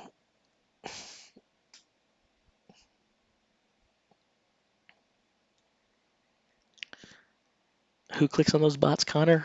Me. Me. You guys think I hide and delete those messages to protect you, but I'm just taking away my own temptation, because I'm like, oh, sweet, another one. And I mean, I could try to maybe keep it in a small window on the side, but let's face it, it'd go from a tiny window to my 100% focus, and I would forget anything about the log lift. And before you guys make any kind of comments about log lifting and following the bots, we're not going to do that. We're not going to do it. Wouldn't be prudent at this juncture. Not going to do it. No. No, no, no, no, no, no, no, no. You haven't missed anything. So Oleg, there's different ways to qualify. One of the ways to qualify is for the World's Strongest Man to simply decide they want to invite you, and presto, you get an invitation. That's one of the ways. It's probably the most common, but there are official World's Strongest Man qualifiers. There used to not be any. Giants Live now are World's Strongest Man qualifiers, so you can pick up victories in international competitions like that, and that will earn you. You can win like Britain's Strongest Man, Europe's Strongest Man. You can win certain national competitions and regional competitions like that. That'll earn you a berth in the World's Strongest Man competition. Uh, but it's not so cut and dry because literally they can simply go, we want to invite this person. We don't ever want this person to come. And it can pretty much work that way. There's not a whole lot of fairness or transparency in the sport that we love, and even less so in our marquee event, the World's Strongest Man. There needs to be much, much more transparency.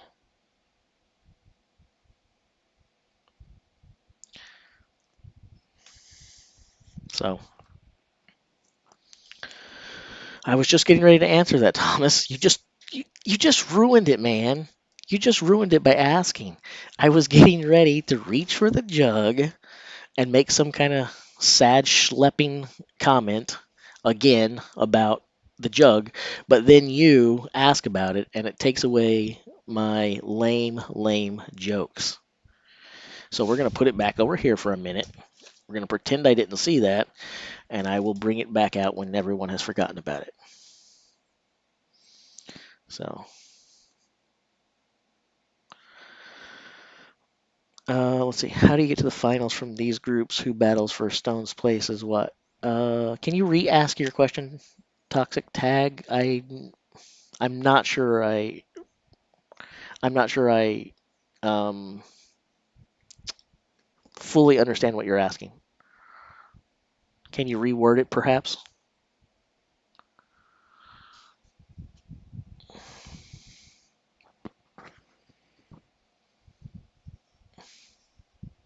You had the other kind of. I don't know if you had it right before, but that's actually the wrong kind of sense too. It wouldn't be SINCE. It would be SENSE.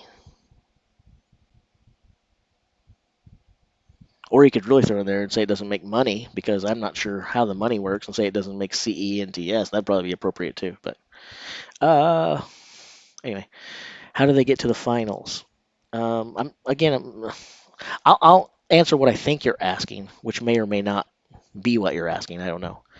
So much like they do in World's Strongest Man, there's some variances, and it depends, and that changes up year to year too. They don't always run these things the same way, just like World's Strongest Man doesn't always run things the same way.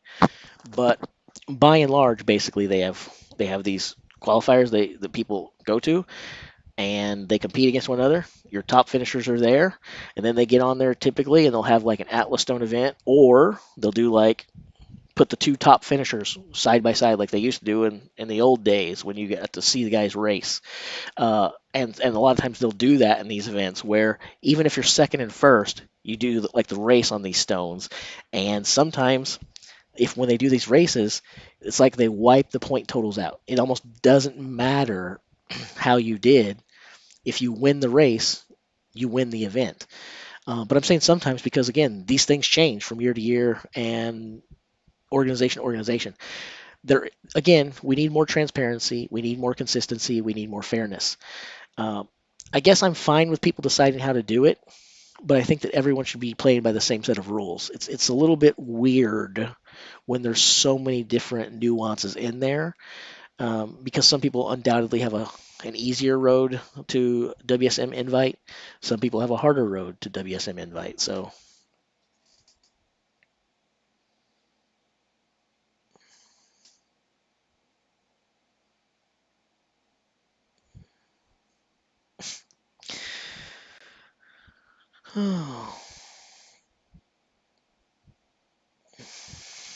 you know, I can tell you for sure that it doesn't matter if the log is 155 kilograms, 160 kilograms, or 600 kilograms.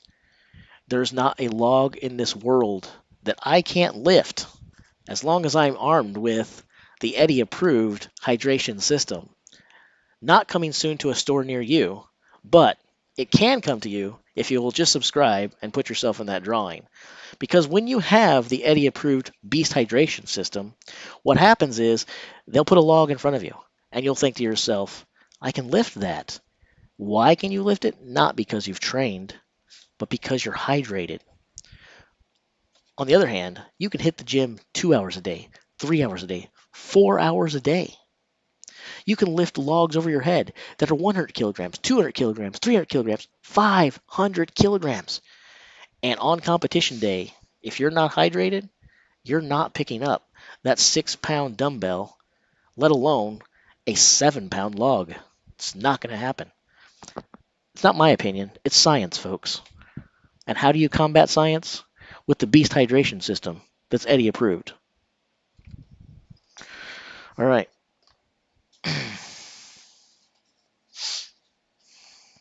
So just we got to make sure that everybody's on the same page, right? Right? You guys know. You know what's up.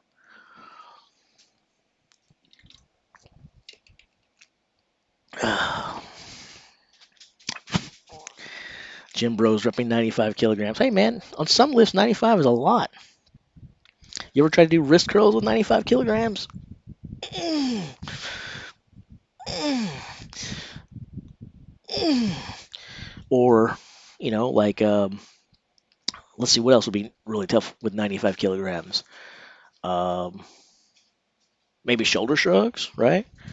Or I know, deadlift. I've never seen anyone pick 95 kilograms off the freaking ground. You show me someone that's got a 95 kilogram deadlift, and I'm showing you the person who takes away all of Mitchell Hooper's 2022 shine because they replace him as the next big thing in the sport. Guaranteed. So, oh. So we did hydration. Who was paying attention earlier? I told you that there's two things that usually come in combination. When you pair hydration with something, something else follows. 3 points to whoever guesses correctly first.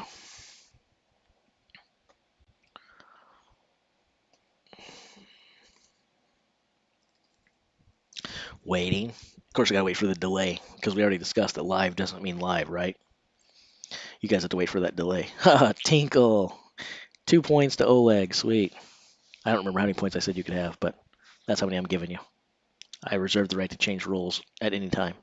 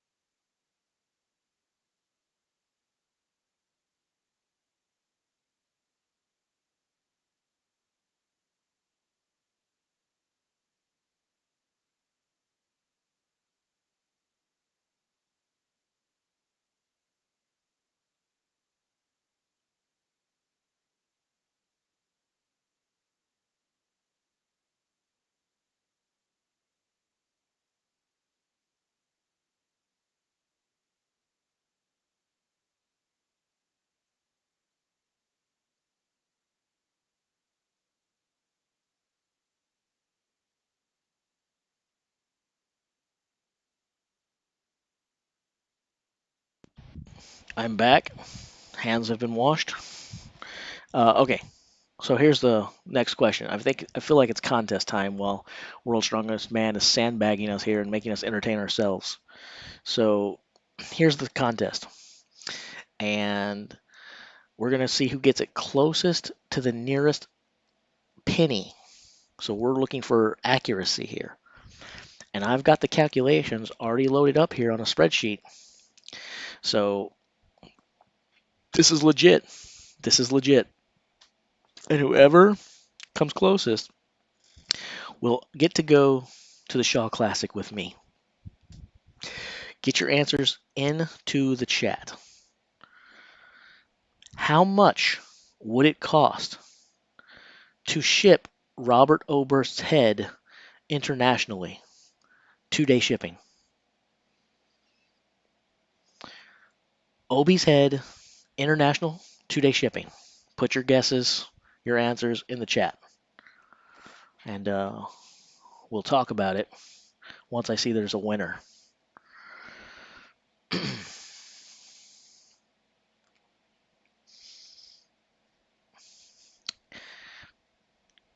Yeah, Smoking Mokes probably needs to put the currency in there, right? Thomas' answer is not too bad.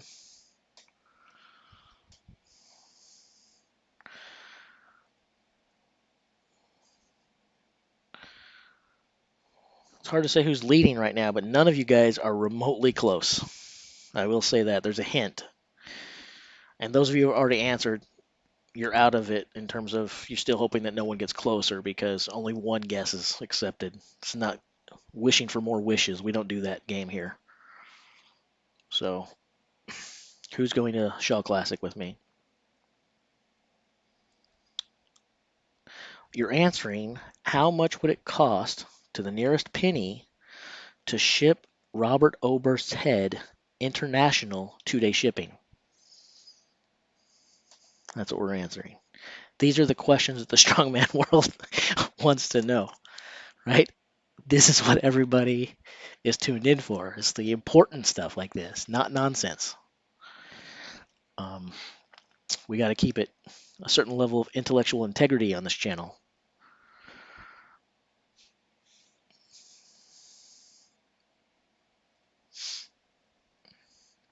And no one is close so far.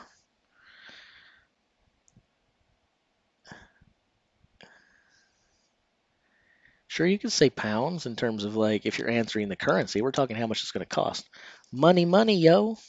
Dollar, dollar bills, y'all. Toxic Tag has the closest answer so far, but still a ways off. Got 3 seconds left, and then I'm going to have to give you guys the answer.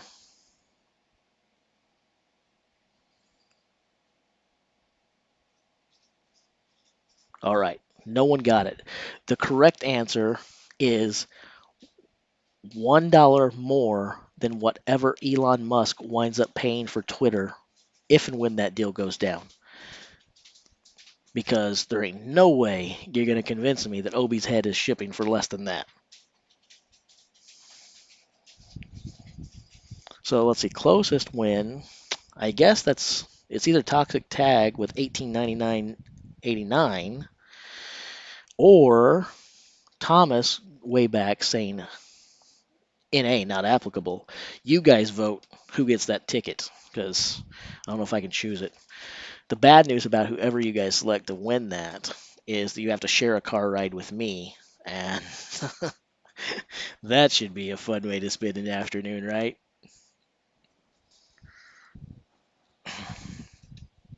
Yeah, it's got to be $1 more than whatever Twitter sells for.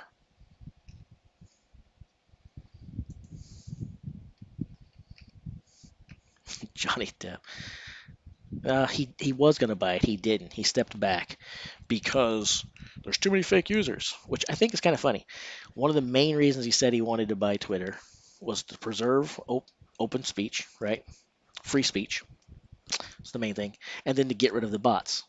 Then they start going through the deals, and he says he doesn't want to buy it right now because there's probably too many bots and not enough real users. which I thought was the problem that he wanted to correct anyway. So it's a little bit weird. And you would think that a businessman of his caliber probably would have done his research before throwing an offer out there. I think Elon was basically just doing the ultimate troll job. He's a very, very good troll. Very, very good troll.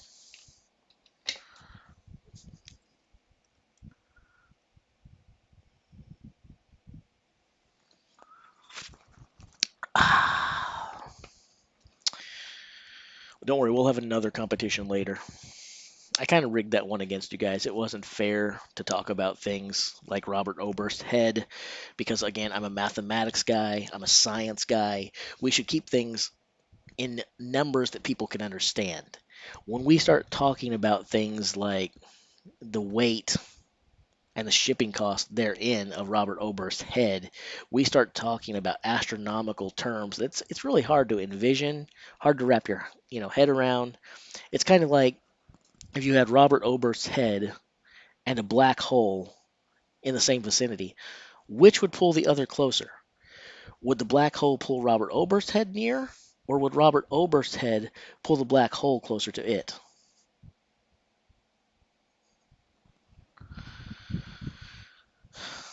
Sagaki's like, results coming in for Group 1 now. Finally, we can stop with this stuff.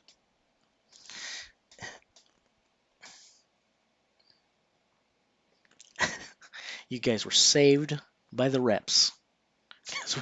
I would have taken that out forever. I could speak about nonsense for years.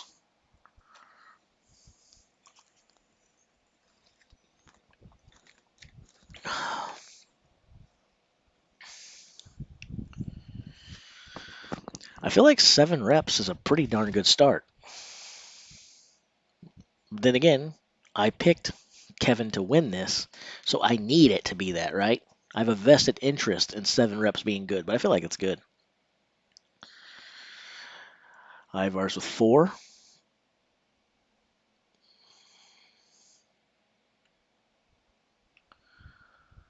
Well, because I like when my predictions are right, I hope it's first. But I don't know. It probably will be good between. It'd probably be good for first or second. 7 is a good number.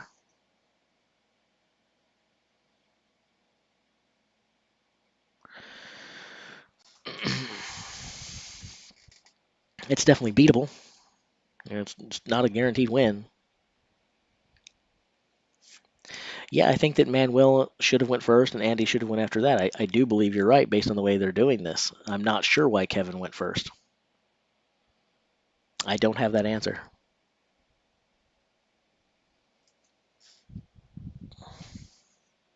Let's check Strongman archives while we're waiting for the third result, shall we?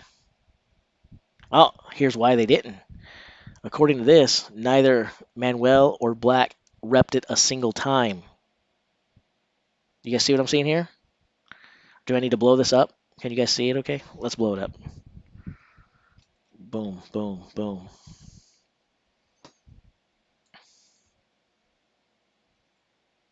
Zero reps.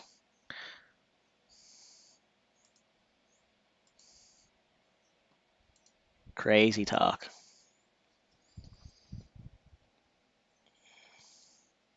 So now I think that's 7 reps when I said it's a good number. It's a really good number.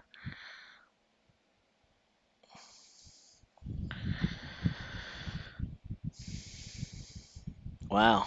So the only one that can knock him out here is Gabe or Tom.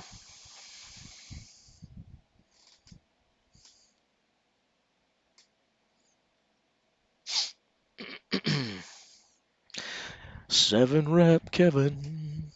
7 rep Kevin. Is Kevin the smallest man in the competition? And I'm talking about weight. Is Kevin the lightest guy in the competition? If he isn't, he's got to be in one of them, right?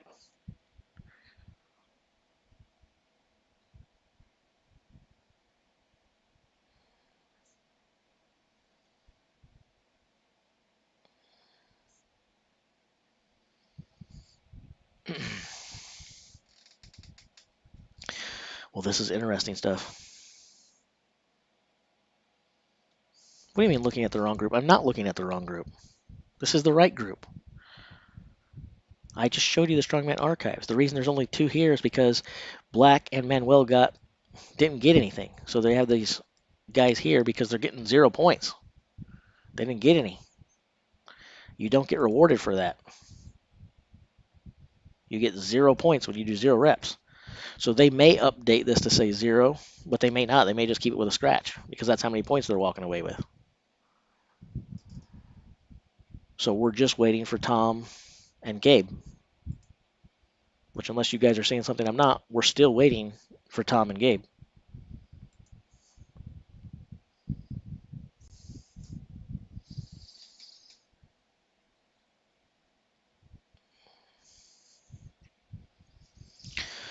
Waiting with bated breath, I will add. So, how many of you guys have liked and subscribed? And those of you who haven't liked and subscribed yet, why in the heck not? Smash that like button, smash that subscribe button. It really helps with the Google algo. You know we need that algorithm to make sure we trigger. It really helps us out a ton, yo. I think I got all of the things in there that people say. Most of them anyway. But anyway, seriously, like and subscribe because your guys are the one that said I should keep this channel going. So I'm counting on you guys to be here because if you aren't here, I won't keep making them since it was never planned to do it. Boom, boom, boom.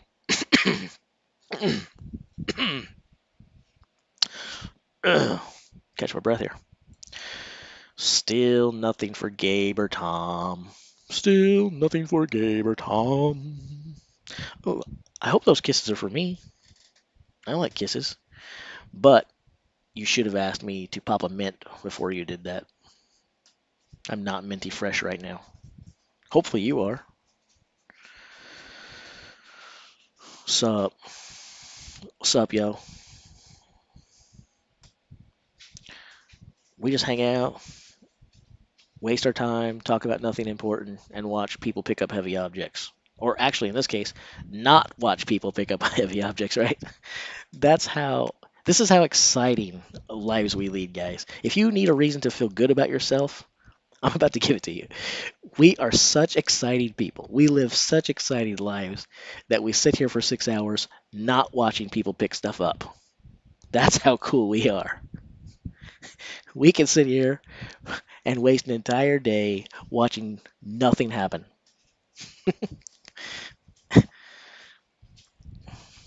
Tom, he gets the 8 reps. Gabe gets 6. So there we go. So Gabe gets his 4, 1 point less. He was 1 point behind Kevin before this. They finished in that same exact order, so Kevin's pickup on him increases by 1 point. Really, really good for Kevin Ferris. Really good for Kevin. And when I said before the event started that it was going to be Tom and Kevin going into the final, I'm liking my pick a lot. I'm liking my pick a lot.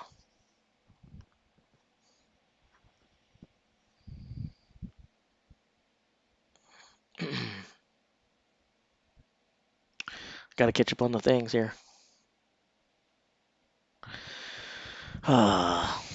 Thoughts on a possible rematch between Thor and Eddie? I guess I'll watch it as long as it's not contentious like it was before, and it seems like they squashed the beef. My expectation on the previous fight was for the fight to last about 40 seconds and for them to both fall over and die. Not because they hit each other, but just to be winded. But then I saw that, Thor did take those exhibition fights. He did put rounds in, so I started to believe that maybe he could. I didn't know what to expect. They definitely didn't look like pro boxers or anything, but I thought they both gave a better account of themselves than what I was looking for, what I was expecting. Mad props to both. That's what I would say. Now it's time to see if Mitchell Hooper can turn in another superhuman Herculean effort here.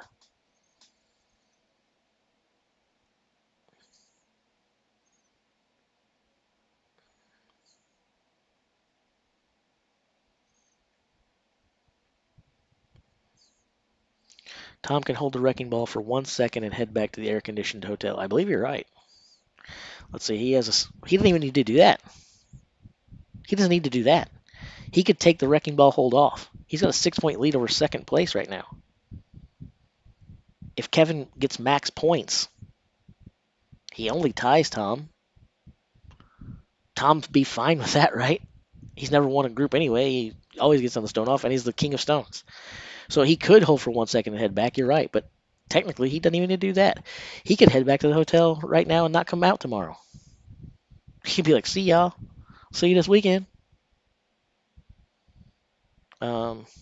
He's in a good position, defending that crown rather well.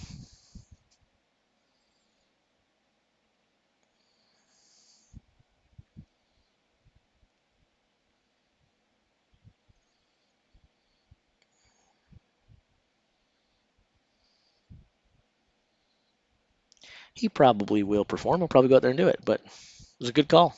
He really didn't have to do squat. He could go out there and be like, done. I'll take my 1 point.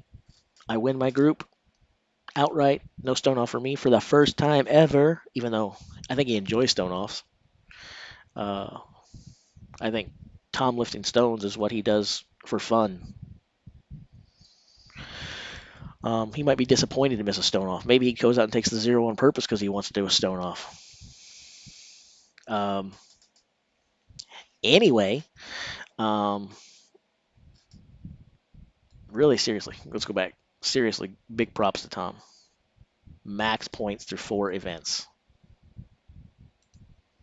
First place, first place, first place, first place. Maybe the numbers weren't as big as they were in some of the others, but again, you can only go out there and compete and do what you've got to do and run against the guys that you're with. Put up the numbers to beat the guys that you're with. He's done that, and he's done it very, very well. So, fantastic. And now, let's see, Tom will perform. Thompson.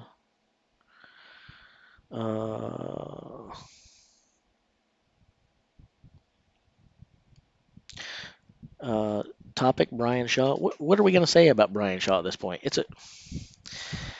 I almost feel like I don't want to discuss that topic. I almost don't want to talk about Brian Shaw because, like, if here's how silly half of the Brian Shaw fans are, and I'm a Brian Shaw fan. This is one of the reasons I don't like talking about it. Is for some reason you're a hater again if you don't do.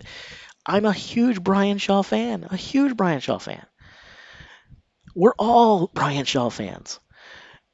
But he has this core group of followers at the same time that, like, if we have a Brian Shaw conversation right now, and I don't say, if the words that come out of my mouth now are not, Brian Shaw gets 6 points in the log lift and 6 points in the wrecking ball hold, mark my words, no one's going to come close to him. He's going to dominate them by multiple reps. He's going to have 4 more reps than the second place finisher at minimum, and he's going to hold the wrecking ball for at least 27 minutes longer than the next closest guy.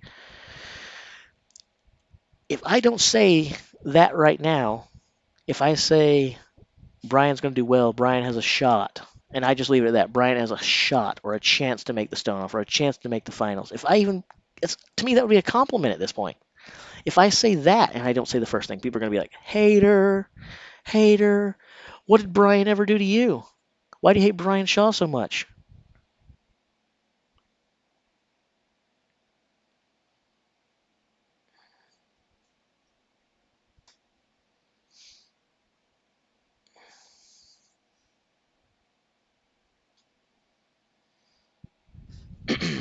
So anyway, guys, obviously, if you're Brian,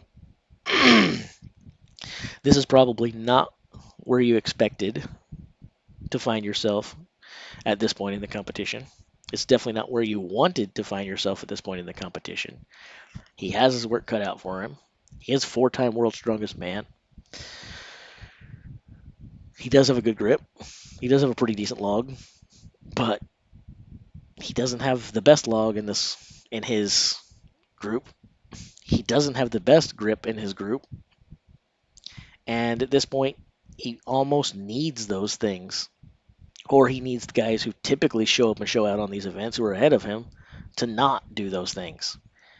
He needs Bobby to falter poorly on the log lift. He needs Mark to falter on the wrecking ball. And we need, well, I guess Mitchell Hooper doesn't matter at this point. Mitchell Hooper's going on, right?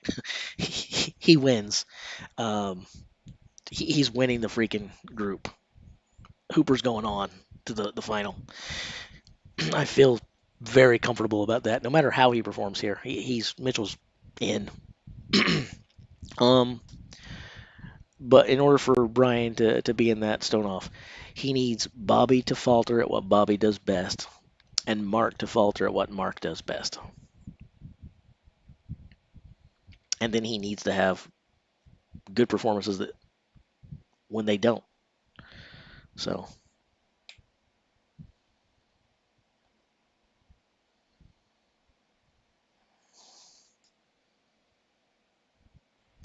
when you say the results have been up for 10 minutes, what are you talking about? What results have been up for 10 minutes? The results we covered? The results we talked about? Or the Group 2 results? I don't see any Group 2 results on either site.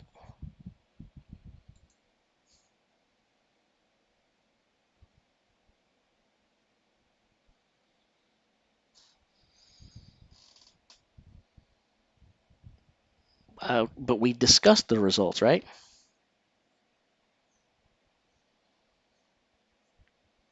That's my question is if you're saying, hey, the results have been up for 10, why?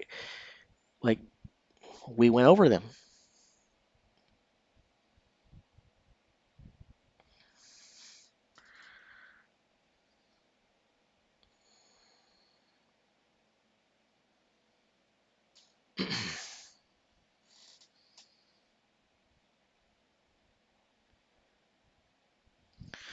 Anyway, let's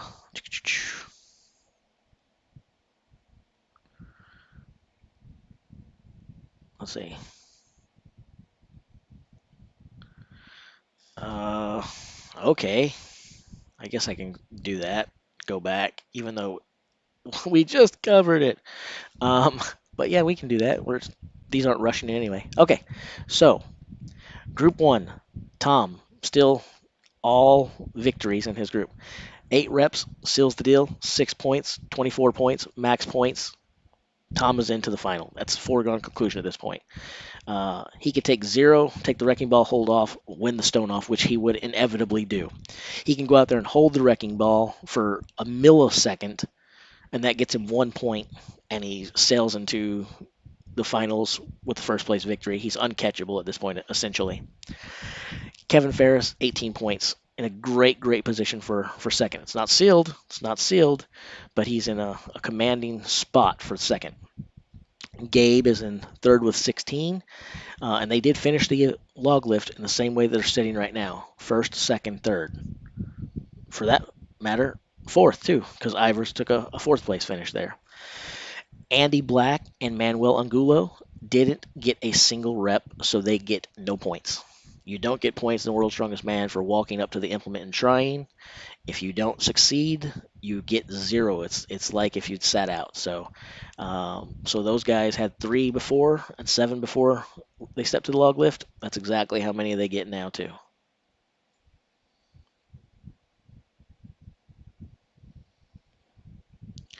Let's see here.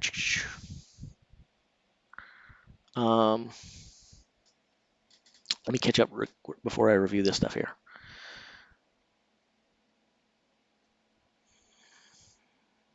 Trying to catch up. You guys are talking a lot now. You were silent for a while. I guess you were silent while the guys weren't competing. And now that they're competing, you're sitting there biting your fingernails and typing away furiously in between bites, which is kind of weird. The best time to talk is when nothing's going on. Now that stuff's going on, now, now we should talk last, right? But I don't want that. Anyway, yeah,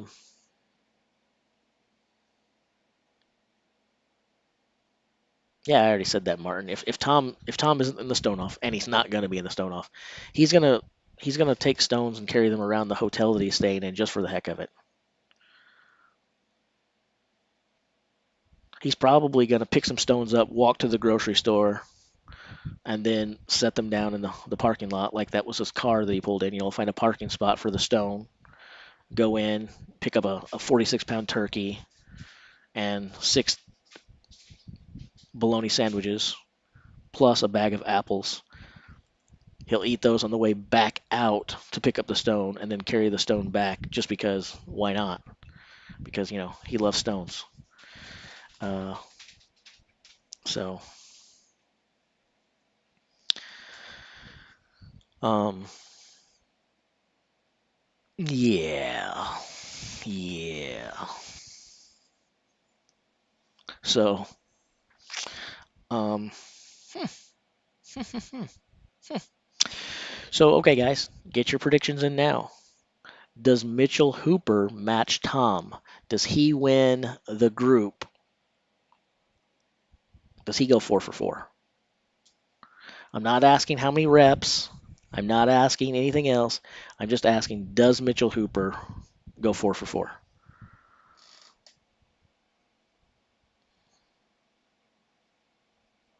I want to know what you guys think.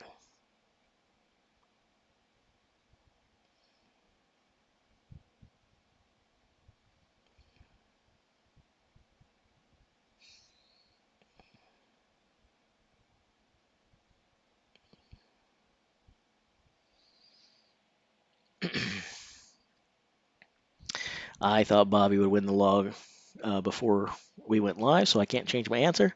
And I picked Bobby to go on to the world's strongest man out of this group. So I'm more than fine if Bobby does that, because if he wins the group here, he's going to be in really, really good position to make the final as I predicted he would. And it seems like most of you guys think that Bobby will probably win too. So second question here. Because I know there's still a lot of Hooper doubters in the crowd for some reason. At this point, I don't know what you're doubting or why.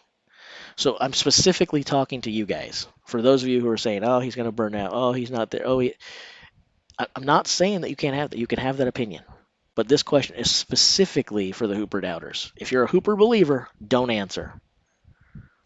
But if you're a Hooper doubter at this point in the competition, I want you to say, if he doesn't win the log lift, if he doesn't get 6 points, how many points does he have to score on the log for you to become a believer? Is there a number that he can put up? If it's not 5 points, is it 4 points, or does he need 10 points to convince you? How many points does Mitchell Hooper need on the log lift to convince you that what we're seeing is not a mirage, that's real?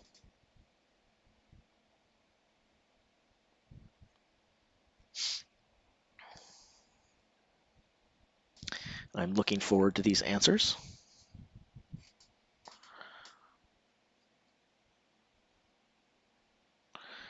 So since David Sinclair answers with 4, I'm assuming that means David Sinclair is still a doubter. Apparently Oleg family is as well. So we're hearing from 2 people so far that he needs a 3rd place or better finish in the log for them to believe that he's the real deal. 3 for 3 so far with 4. So it sounds like those who haven't hopped aboard the train yet and aren't believing are saying, hey, if this kid can get 3 firsts and a 3rd or better in the log, okay, we surrender. Dude is here to play. He's real. Let's see what the kid can do.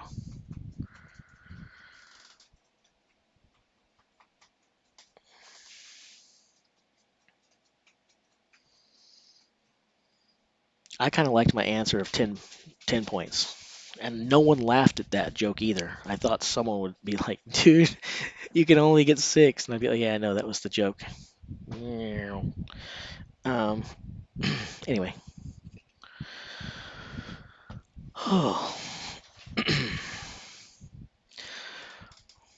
I actually know what Mitchell needs to do to win this event. Do you know what Mitchell needs to do to win this event? It's not beat Bobby. It's to make absolutely sure that he has taken the Beast Hydrate system. Because if you're on the Beast Hydration system that is Eddie Hall approved, then you will surely go out there and pick up more logs than the guy next to you. It's a foregone conclusion. It doesn't matter if he's trained. It doesn't matter if he's real. It doesn't matter if this hype is overblown. All that matters is that he goes out there and remains well hydrated. Because if Mitchell was smart enough to do that, and he does that back at the hotel, then this is his lift. It's his lift. It's just science. It's science, guys. You can't fight the science.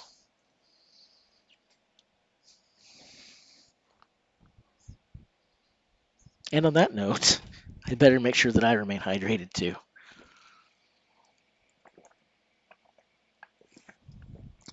I noticed my voice was getting a little bit weaker in that last pitch. I didn't quite have the oomph in my little flex seal, and I don't want to be a pitch man with a poor voice, so hydration works with that as well.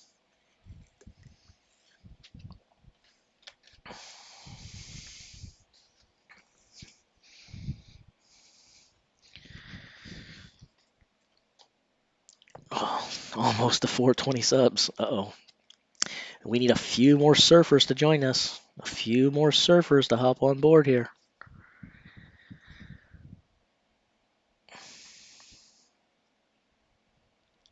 No, the unwanted bathroom breaks is this cup, but I haven't been using it because I'm a sellout. I should have been using it, but I think I would have needed about 5 cups by now because I've used that bathroom a lot. Okay, what is bigger, Obi's head or the advantage that Eddie's approved hydration system gives you? Well, Ash, the answer to that is very simple. If you use Eddie's approved beast hydration system, what you can do is actually pick up Obi's head. I don't know which is bigger, but what I do know is that Eddie's hydration system is the only thing in the universe that will give you the potential to pick Obi's head off the ground.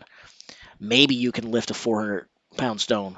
Maybe you can lift a 450-pound stone. Maybe you can pick up a 500-pound stone. But we all know that none of those things quite compare to the power that you have to lift Obi's giant mug melon from the earth. But this is your only chance, and that is indisputable. Indisputable.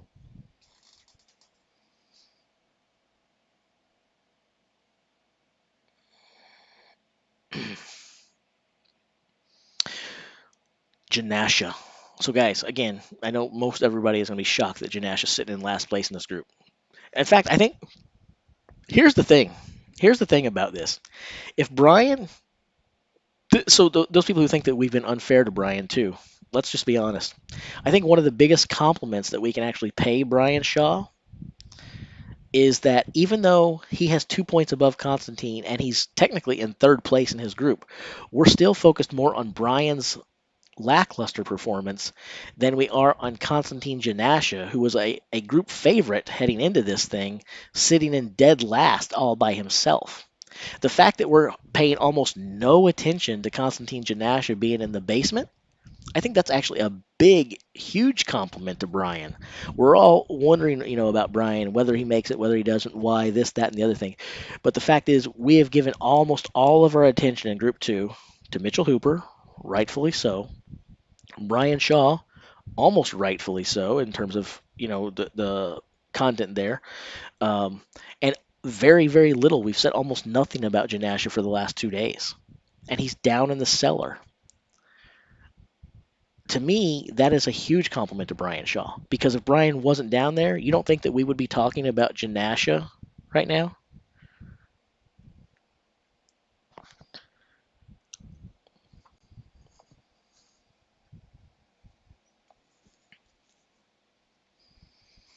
Um, have I competed before? I have competed in local amateur strongman events. I haven't done any powerlifting meets, although I actually think I would do better at those than the strongman events because of my size. Um, I have never competed in a powerlifting meet. Um, I do still have, even though I graduated high school Geez, I'm dating myself here. Let's see, 42, 24 years. So even though I graduated 24 years ago, my name is still up in our high school weightlifting board for all of the records there across the board. Bench, towel bench, squat, box squat, power clean, overhead press, deadlift. They all belong to this little guy. What's interesting about it is I set those records at 135 pounds, and I still feel outed by this. I went by there and visited with the coach, I think about a year and a half ago. But anyway, I still feel outed by this. I'm still bitter. My Napoleon complex. I'm a bitter little man. So the interesting thing is I set those records at 135 pounds, right? So we also had 145 pounds, 155 pounds, 165. It went up in 10-pound increments, and then there was a 205 plus class. I think it was 205 and then above 205.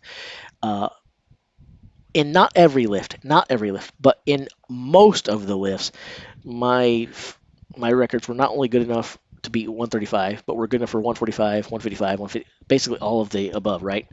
But for whatever reason, my name and the amount I lifted is only in the 135, and then you still see the guys in the 145 and 155 with their neck, and that rubs me the wrong way. That rubs me the wrong way. I'm like, come on. If I lifted more than those guys, I still qualify for that upper weight class. You guys got my back on this, right? You guys got my back on this, right? Um, but yeah, this is my Al Bundy. This is my reliving my high school days. So, got to keep that. Got to keep my high school pride going. Talk about what I did 24 years ago that I can't let go of. Oh. All right, guys. Let's get some log lift group 2 results in here. And for those keeping score at home now, I'm no longer 135 pounds. That weight is way in the rearview mirror. I don't think I've sniffed 195 pounds in probably a decade. Oh, I know I haven't. A lot longer than that.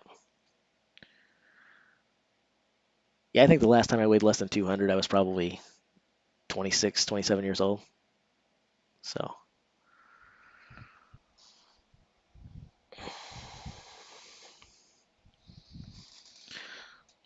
and I would like to believe that all of the weight that I'm packing is good weight, but that would be a lie. A lie I'm unwilling to tell.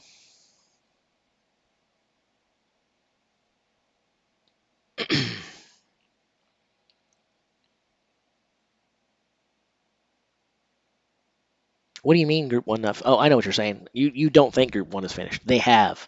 Check out the. You probably weren't here when we went over this. Check out your Strongman archives. You'll see that Group 1 did finish. You're looking at that going, how come Andy Black and Manuel haven't done it? What are they waiting for? They went. They did not manage to pick the freaking log up, or at least I should say press it over their head. Black and Angulo actually got 0 reps. 0. Not 1. 0. And so when you're looking at it going, what's Group 1 taking so long for? Are they in a special slow runners program? No, they finished. They finished a long time ago. They just didn't get the job done. True talk.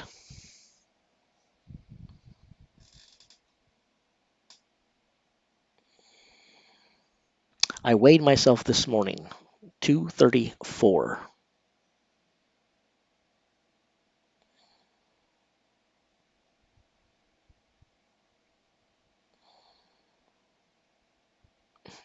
The reason why the log lift update hasn't come in yet is because Brian is on his 100th log rep and still going. Well, that's a very slow update, Nicholas. He was on his 100th rep 16 minutes ago. He's well past 340 now.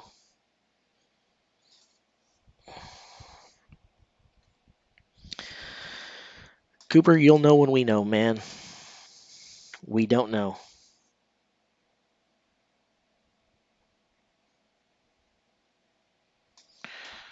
There's no way to predict it.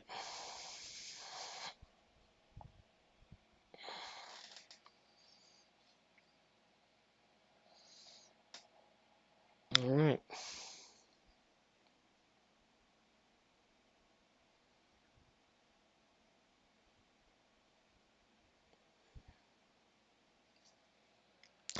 I uh I like overhead presses. I like overhead presses a lot. But as you guys heard about my story in high school and the bar boom, um, I'm still afraid of that.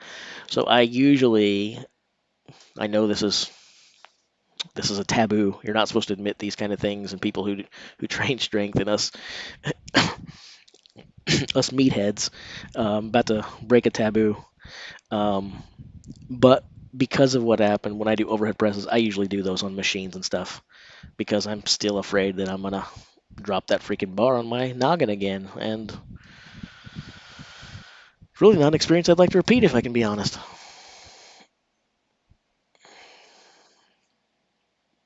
But I have been in competitions where you have no choice. So, all right. Again, I've never touched alcohol. I've never touched cigarettes or anything else. So I don't know exactly how to celebrate the 420 subscribers with you. But um, I know exactly how to celebrate by drinking 420 ounces of the Beast Hydration System. So you'll have to let me down this and then go fill it up a few more times. But I'll make sure that I do it to celebrate 420, okay? Uh,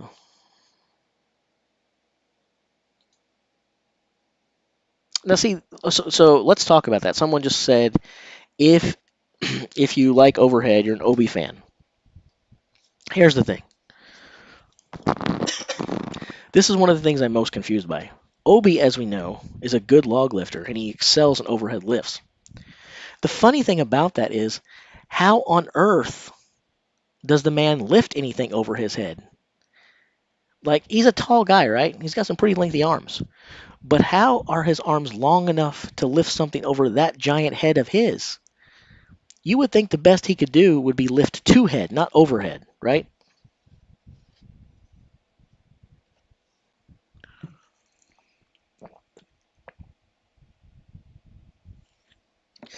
Naked HD girls are the best.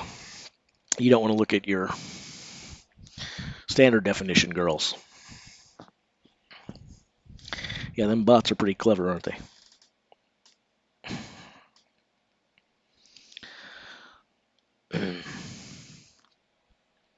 All right. It's about time for a Janasha update here. You guys probably can't see that. I think it's cut off on the bottom of the stream. Let me scroll up, or scroll down, I should say, just a little bit more. Can you guys see Janasha on your screens now? Or do I need to scroll more? Is that okay there?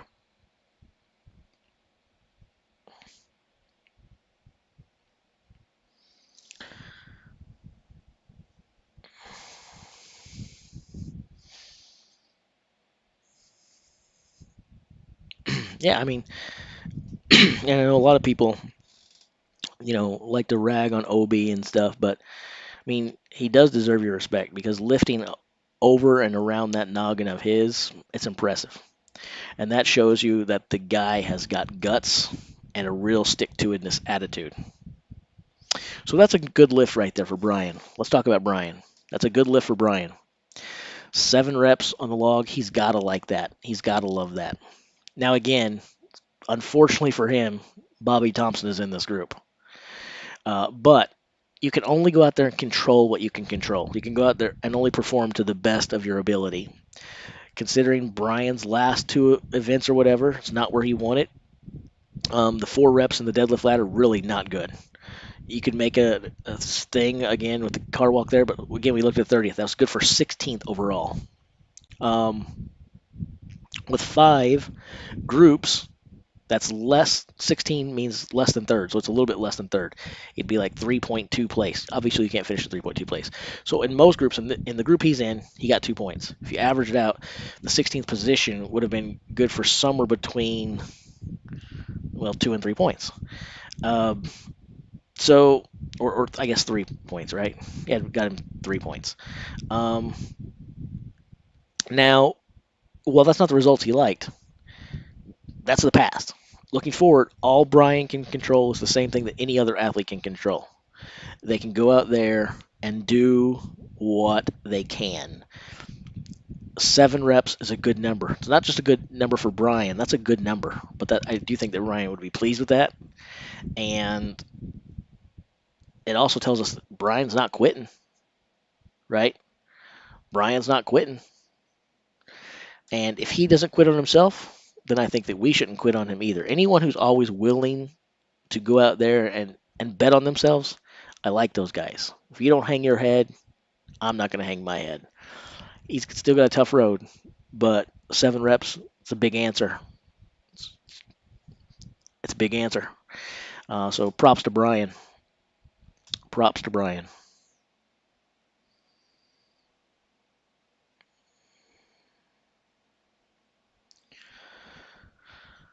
Um, my thoughts on Shaw's warm-ups. Claude feels that he does too many reps for warm-ups before starting an event. Um, I don't know. I think that is largely athlete dependent, and I think most athletes know their body and know what works best for them. Um, obviously, there's things you have to weigh in there. Do you run out of energy? Sure. Is warming yourself a good idea? Sure. Is there a fine line there? You bet. I don't think that line is the same for every athlete. I don't. Um, I don't know. It's a discussion you could have. Does Brian do too much of that? Maybe. Does he not? I don't know. Um, maybe that he's older, he feels like he has to do more of it. Maybe that's a bad strategy because he's older and he doesn't have the endurance. I don't know. What I do know is the guy has won World's Strongest Man 4 freaking times in his career. So I'm probably not going to start giving the guy advice. I'm probably not going to start telling him what he's doing wrong or how to do it better. So is he the Brian of old? No, and those who think he is, they're kidding themselves. Um, but am I going to start giving Brian Shaw advice on how to do better at strongman? No, I'm not prepared to do that. I'm prepared to sit back and listen to whatever he tells me is right and go, good point. I see what you mean.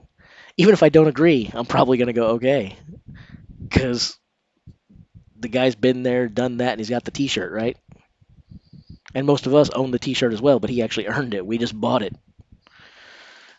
Um, so that's kind of my answer to you, Claude. I hope that that's fair.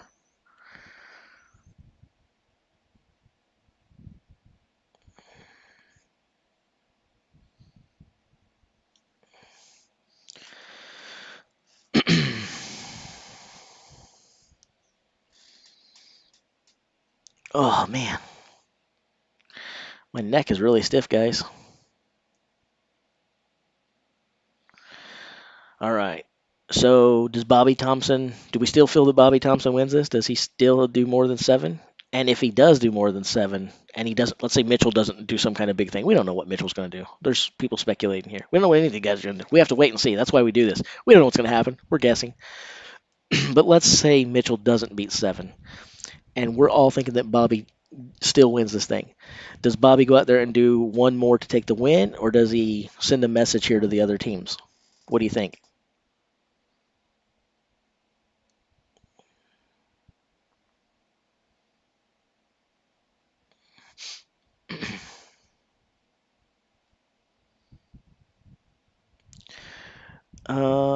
Thoughts on who's the nicest, friendliest strongman competing in World's Strongest Man? Um, it's hard because we only get to see glimpses of these guys in competition. Um, uh, so it's hard to really know what they're like out of that, other than the videos, which they're producing for entertainment value, right? How much of that is authentic? How much of it isn't? I don't know who's the nicest is. I will say that in general we're lucky because there's a lot of sports where people are pricks. Uh, this is a close knit community. The guys like each other. There's good fellowship. They care about each other. They treat the fans well. Um, Brian is an officer and a gentleman for sure. One of the things that makes us love him, I think, is a lot of times not just because he's 4-time World Strongest Man. Does that bring you fans? Yeah, undoubtedly, performance gets you fans. But one of the things a lot of us love about Brian is he's just a nice dude. He's just a nice dude. Um, so anyway,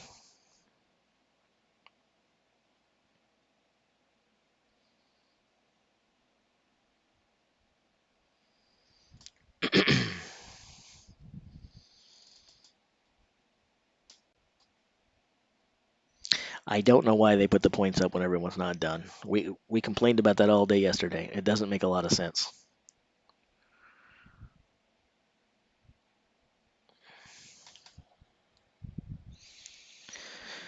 It doesn't make a lot of sense.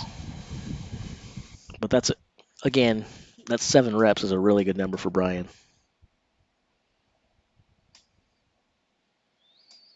I'm kind of eager for the other results to come in because I want to know where that 7 rep stands. When this event is over, I want to know how many points that gets him. It's interesting. I'm all about this Shaw watching right now. I'm all about it.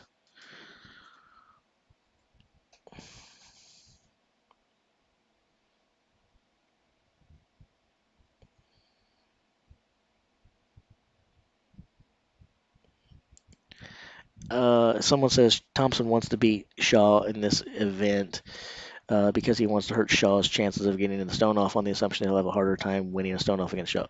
That's more than fair. I mean, again, we talked about this before. There's very few athletes out there. And in these groups, it's not zero athletes, but there's very, very, very few of them who can win a stone off from the third place position. Very, very few. Brian Shaw is one of them, and he could do it in this group. He could win the stone off from the third place position. But make no mistake about it, nobody wants to be in a stone off, period. And if you do go into the stone off, you want to be in second place. I don't care who you are. Even if your name is Tom Stoltman, you still want to go into it in second place. But there are a few guys, Tom, Brian, Martinez, Trey Mitchell. There's probably a few others, but those are like the 4 names that are coming to my mind real quick that they can go into a stone off in that third place position and win. And that's a major, major advantage. That gives you comfort going into these events because you don't have to stress out. You know you've got a little bit of play to work with. You don't want to have to use it. You don't want to have to fall back on that. As laws like to call them, weapons. You don't have to rely on that weapon, but it can definitely relax you knowing that you're not out of the competition when conceivably most guys would be. Thoughts on what I just said?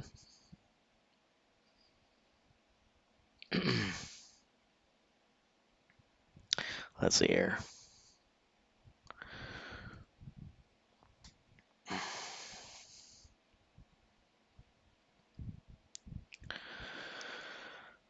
Uh, Constantine, 5 reps. Nice. Constantine needed a good showing here. It's probably not gonna, help him in the grand scheme of things if we know what we're talking about. I think Constantine's hopes of finally this year are probably gone. But I think he needed this one for himself. I think he needed a good number here for a confidence boost and to feel good about the trip. So that's a good number for Constantine. 5 is good, and he needed that. Good on him.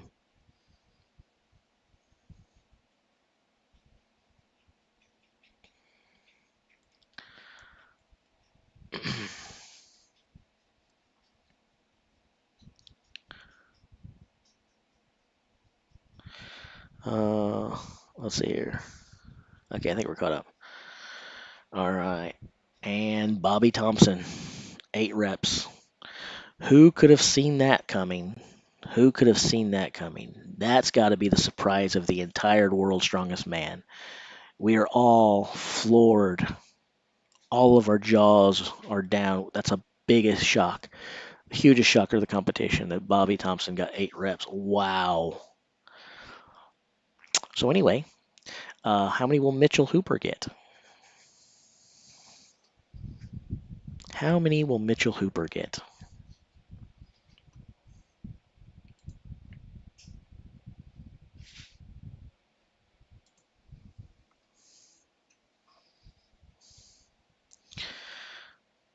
I have never used sarcasm in my life. I don't know what you're talking about.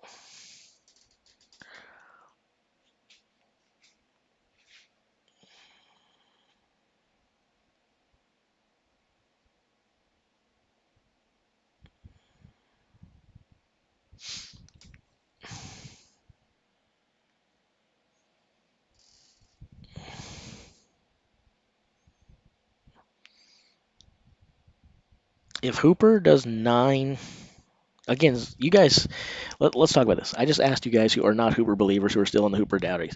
Universally, you guys said he needs 4 points or more to be a believer. So right now, that's 5 reps. We haven't seen what Mark can do yet, but anyway, that's probably a good number. So if Hooper does 5 plus reps, everyone who has been doubting him is kind of required, and they've backed themselves in a corner now and kind of have to hush. They have to eat it because he did that. So 5 plus for Hooper is a victory in the as far as in the court of public opinion, which doesn't mean as much to him, I'm sure, as a World's Strongest Man title. Uh, but if he stays perfect, if he does 9, uh,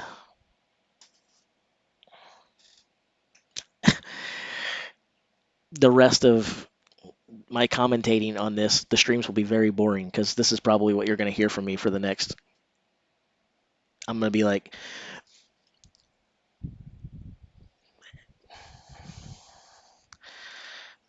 so check out the Strongman archives real quick. Still nothing. I like to go back and forth just in case one site updates and the other doesn't.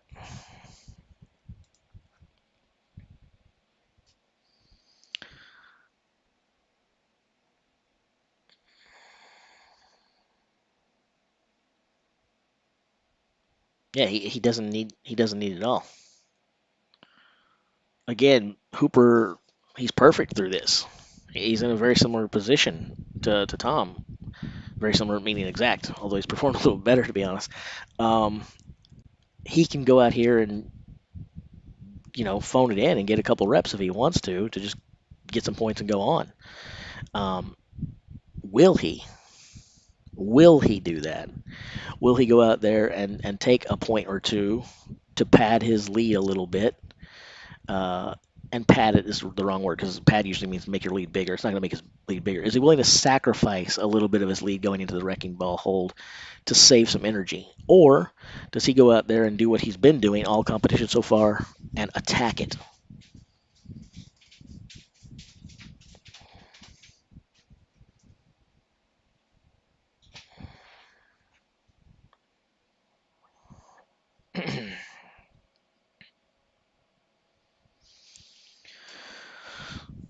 This is good stuff, guys. I'm enjoying this. I hope you guys are as well.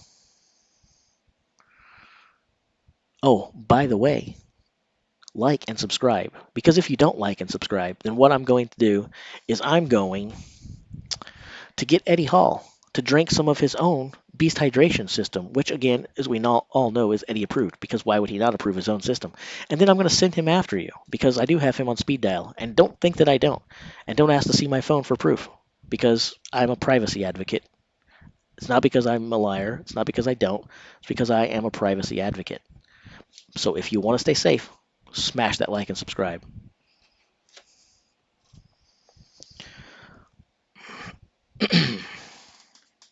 All right, great. Waiting for the Felix results. They will be coming any minute now.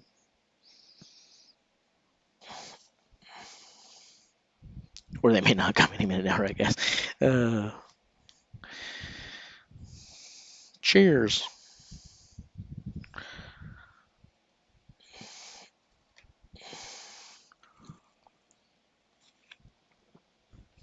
The only thing that I know that is stronger and scarier than a well-hydrated Eddie is a Brian Oberst head with a little bit of swelling in it.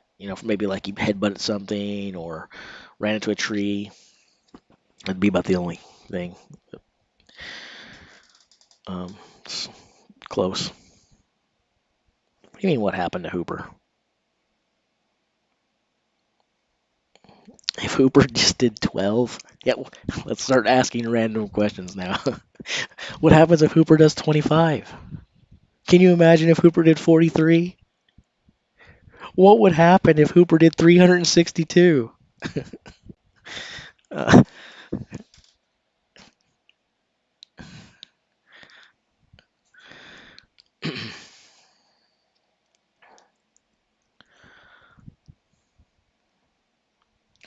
Dun dun dun dun. Dun dun dun. Refreshing the page is not a requirement. It auto refreshes, guys.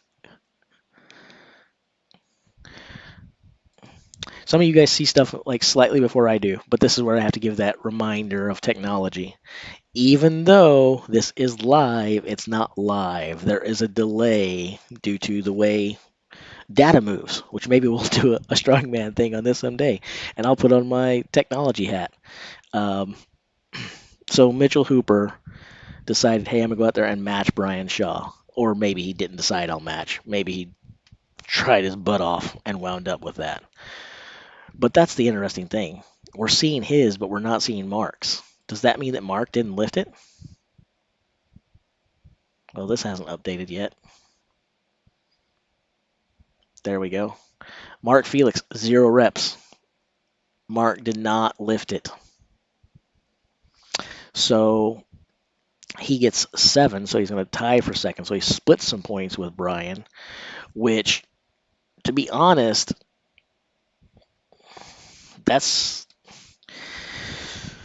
I'm sure Brian would have rather had 5 points there than 4.5. I think probably matching Brian there, the meanest person he was to, in that case, Mitchell was kind of mean to Brian. He could have taken, he could have did 6 and got himself 4 points. He definitely didn't need that extra 1. So him going out there and matching Brian was a little bit rude to the elder statesman and 4 times world's strongest man. Mitchell, you just saved that energy. You should have pushed 6 and beat Janasha. Took your 4 points. You didn't need that extra half point. Brian needs every bit of a point right now. But be that as it may, now Brian is in third. Brian is in stone off position. And as we already said, Brian is one of the guys who can win a stone off from third. So as long as Brian doesn't slip in the wrecking ball hold, Mark can't really hurt him now. I guess theoretically he could, but very, very unlikely.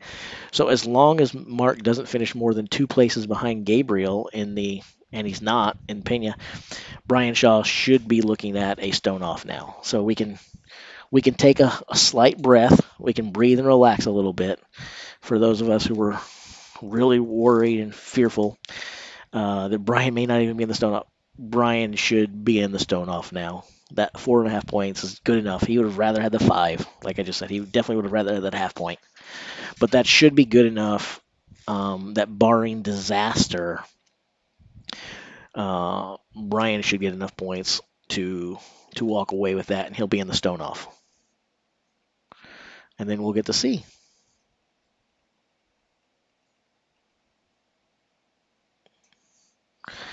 So someone's saying, doesn't the half point mean he needs 1 second wrecking ball to guarantee win group? So let's look at this. If Hooper gets 1 point, that gives him 23.5. If Bobby Thompson went out there and got 6, that would be 23. So yes, Hooper has to compete. Doesn't have to do well, but he's not catchable as long as he doesn't 0 out.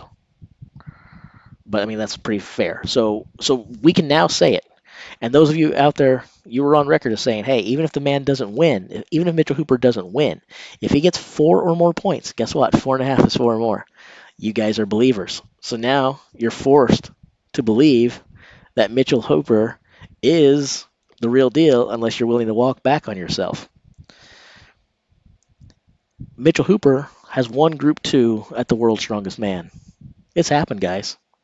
He goes out there and holds that thing for 1 freaking second.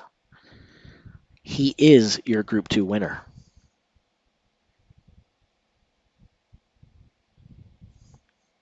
It's real.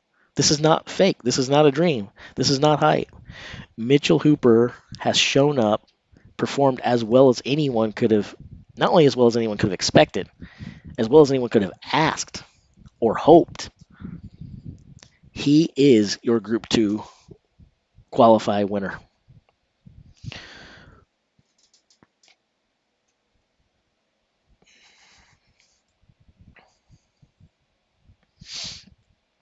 So someone asked how many places qualify. So basically, what happens is you have one automatic qualifier from each group. You win the group, you get to go to the finals without doing the stone off. There's two people in each group who go on. So the second and third people compete against one another in the stone off, which is the world's worst invention. It should have never happened in the sport, but it's a reality that they're all dealing with anyway. And whoever wins that stone off, which is not the definition of win in the stone off, is stupid in itself. It's don't get me started. I'm gonna get aggravated. But whoever wins the stone off is the second representative of the group to go into the World's Strongest Man final. So we have 10 combatants in the World's Strongest Man final. Um, so David Sinclair is saying now that he believes, but he's also saying fake weights. So basically, David, I know he's speaking facetiously here, but I'm going to run with this because I've never met a narrative that I don't want to tackle if it suits my agenda. So basically, what we're now saying is the only reason that Mitchell Hooper has done what he has done is that before the World's Strongest Man started, he visited Brad Castleberry and got a hold of some of Brad Castleberry's equipment and then brought that to the World's Strongest Man stage and has been substituting his equipment in and out when people weren't looking.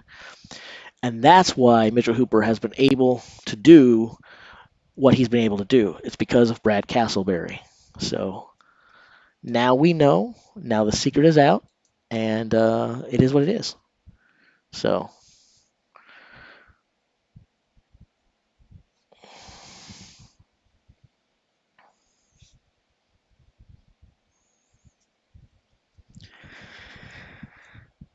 I don't know. Oh, you're talking. Sorry, I read the name wrong. My bad.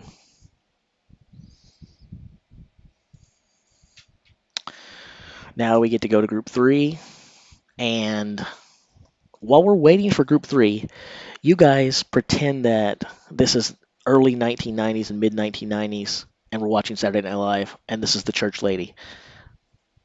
Little verklempt, talk amongst yourselves. I'll give you a topic. The Jace man has to go tinkle. Talk amongst yourselves.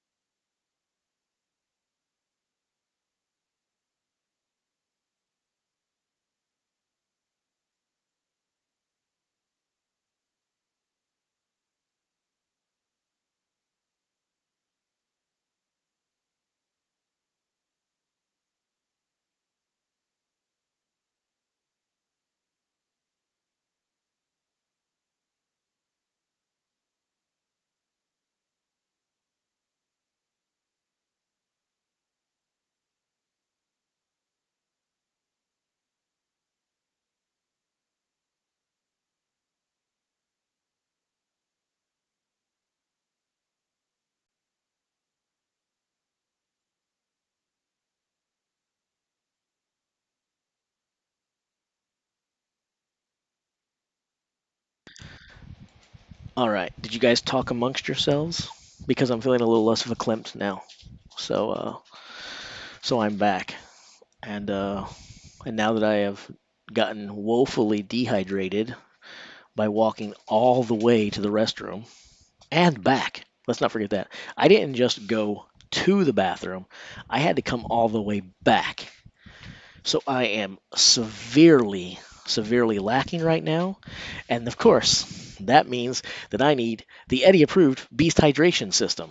And I need it right now because someday you might find yourself in a well air conditioned home while other guys are out lifting 2, 3, sometimes 4 times their body weight. And we're not talking about little pipsqueaks here. No, we're talking about massive fleshes of beef hovering around, basically carrying around houses, tanks, maybe even things that rival the weight of Oberst's head. And they're doing it out there in 90+ degree heat. But that's not as strenuous as walking all the way to the bathroom and back. When that happens and you find yourself in that situation, make sure you have the Beast hydration system.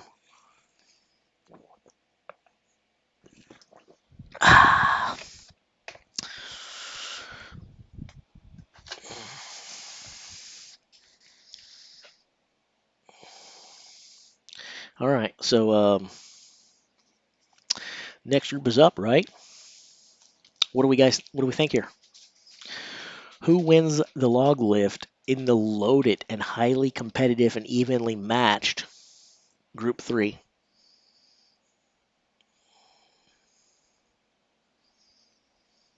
Welcome back, Andrew. This is definitely the A group. I mean, I love Laws and Liz. I love Terry. But let's be honest, since I showed up on YouTube yesterday, this is the place to be. I don't really believe that.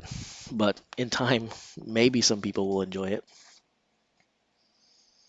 Big men lifting big things.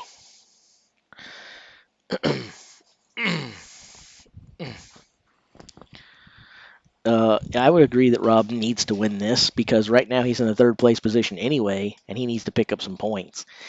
If he doesn't win, if Rob does not win the log lift, anything less, I believe, than second won't do. And if you look at it, you might be saying, how can you even say that? Because it's really tight.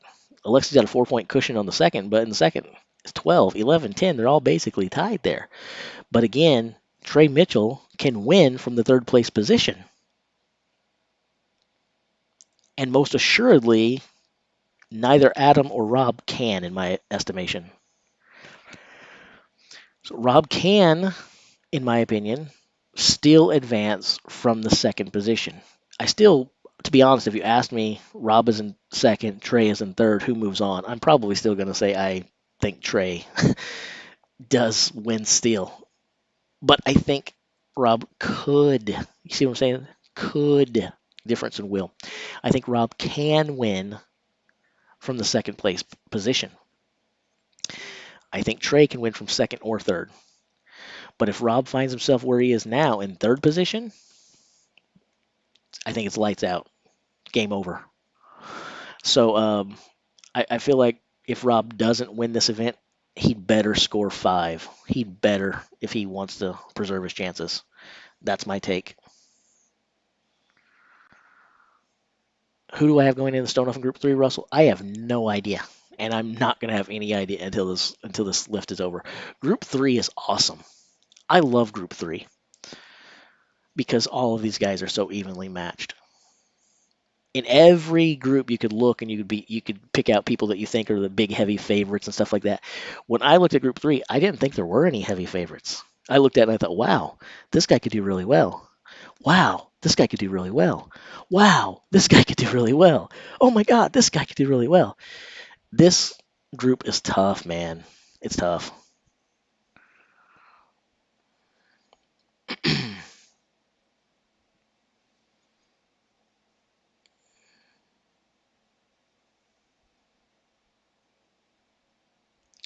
See, that's the question.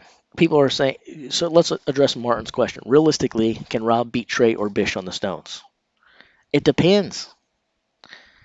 Remember the way the stone off works, guys, and maybe you know this already, and I'm sure you do since you're asking the question, but we have to address it. It's the elephant in the room. It's the ugly elephant in the room. It shouldn't be an elephant. I don't think it's fair. I don't like it. But you don't have to win a stone off. You only have to win a stone off if you're in third place. That's the only time you have to beat someone. When you're in second position, you don't have to beat your opponent. All you have to do is pray and hope that they don't beat you. You just have to do enough to make sure that they can't surpass you. It is the dumbest, stupidest thing in the world. It should not be a part of the sport. They need to get rid of it. They need to get rid of it. They need to get rid of it. I don't like stone-offs. I don't know if I've said it before or not, but I will continue to say it. So, do I think that Rob realistically can beat Adam or Trey in stones? Probably not, especially not Trey. Do I think that he can do enough to prevent those guys from picking up one more stone than he managed? Yeah, I can't. I do believe that. Again, difference in what I think. I still said if it winds up being Rob and Trey, if it winds up being Rob in second and Adam in third, then I actually think that Rob does advance. I don't think Adam is so much superior that Rob can't do that. I do think that Trey is. So if it's Rob in second and Trey in third, I think that Rob can move on. But I wouldn't bet on him. I wouldn't bet on him. I'd still bet on Trey. If you're in Trey right now, you're in fourth position. You don't want to be there.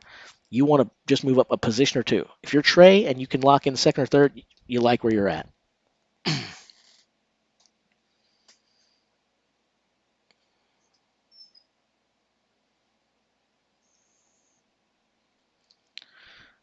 Who are we talking about? Are you really Boogie's brother? Who is that addressed to? I don't know. Someone's talking. I missed some conversation. I'm a terrible, terrible host, and I missed something. Uh,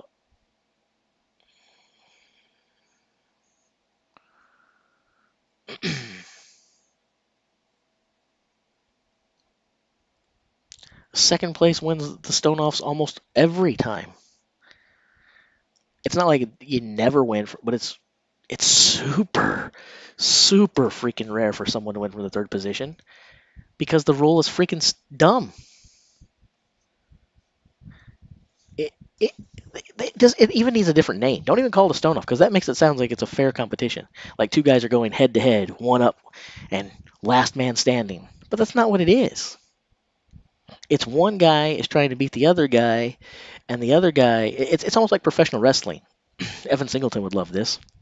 It's almost like professional wrestling. You know, Ric Flair. To be the man, you gotta beat the man. Woo! And it was a terrible woo. It's because I've been speaking for 8 hours. Otherwise, my woo would be much better. But it's like that right there. In professional wrestling, as we all know, or maybe we don't all know, champion can't lose the title by qualification, disqualification, or countout. But the challenger doesn't win the belt. That's almost like the stone off. The champion, the second place guy, he doesn't have to win. He just has to not lose. As long as he doesn't lose, he's the winner. In some world out there, Strongman has decided that draw equals victory. Typically, draw, tie does not mean win. It's dumb.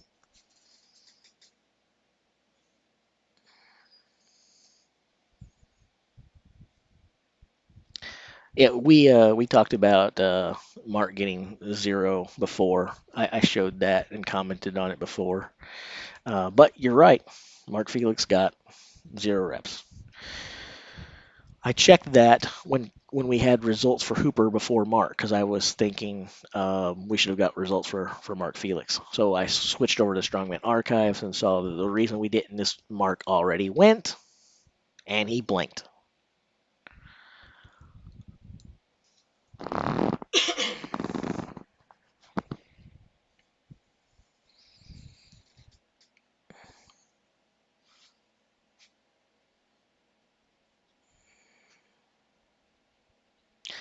Well, I'm okay with you thinking that, Colorado Awesome Sauce. I have a bad take on the Stone Off. It's perfectly fair. It's perfectly fair that you think that. It's perfectly fair that you think I have a bad take. It's also perfectly fair that I think my take is spot on.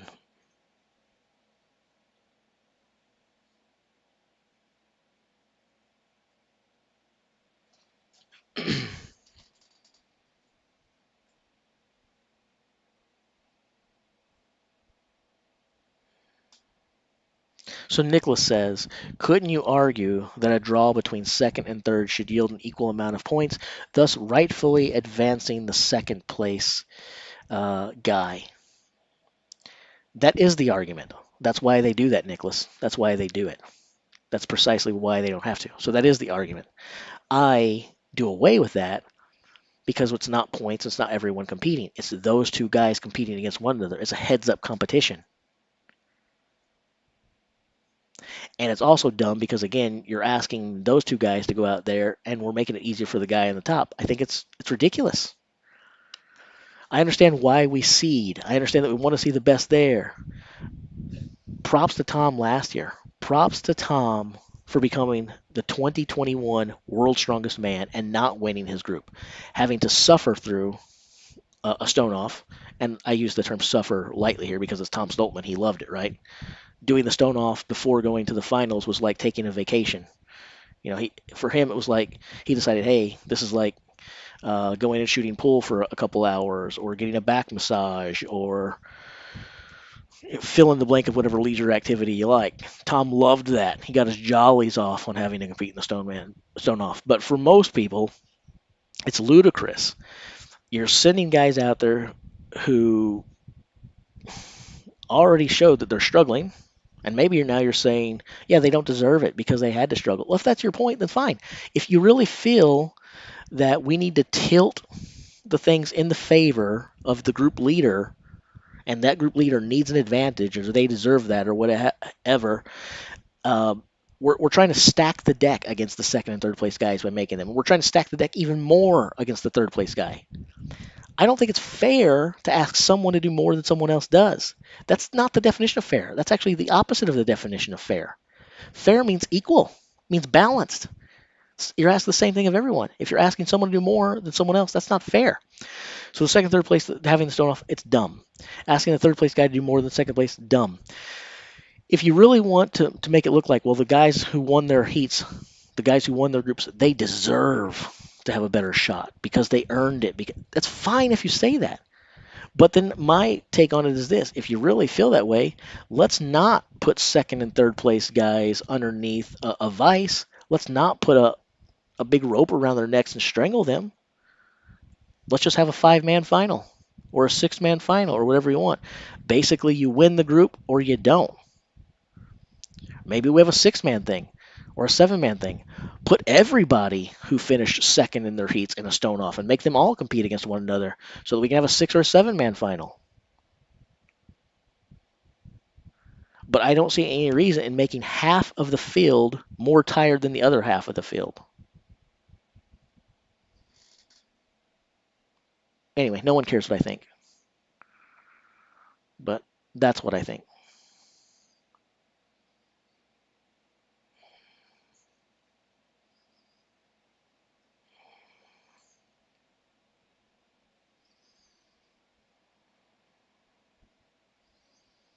Andy Pittman just said what I've been saying all along. I do want to do away with groups. I understand why the groups are there. I do.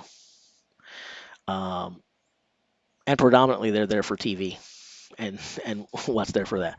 But if you really want to know who's the best of the best, make them all compete against one another.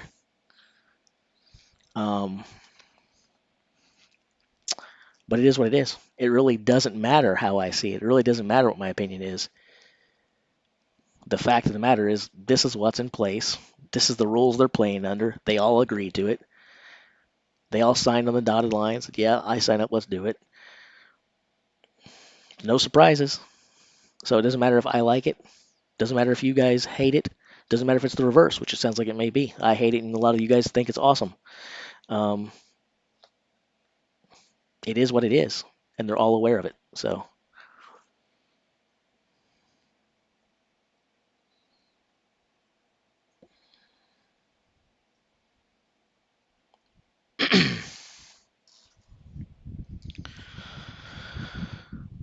you know what the thing is, though? While I can moan and gripe about what I don't like and the truth of the matter is, I'm sitting here in front of a screen talking to a few hundred strangers while looking at a gosh darn spreadsheet and table. No video, no pictures, no way of knowing what's going on. We're sitting here getting heated and debating stuff passionately while looking at a freaking table with some numbers, some text on a screen. So they can run it however they want. I'm still going to sit here and watch it, obviously. So I sit here, I don't like this. I don't like this. Apparently, I don't not like it enough not to tune in and watch. Apparently, I like it just fine, right? Because I'm here.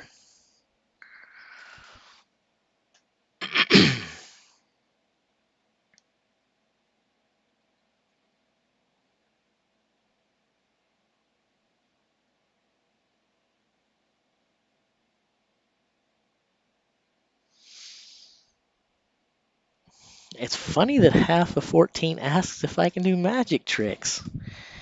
Um, you guys have already heard about several geeky things about me, several nerdy things about me. I used to perform. I used to perform magic. So you heard about me going to Shriners Hospital and being treated there. I used to go back after that once a year to entertain the kids because people used to come entertain us when I was there. So I used to do magic. I actually could do that. Here's some more nerdy thing. I was the captain of the chess club in high school. Yeah. Yeah, there's all kinds of wonderful, wonderful, very ultra cool facts about me.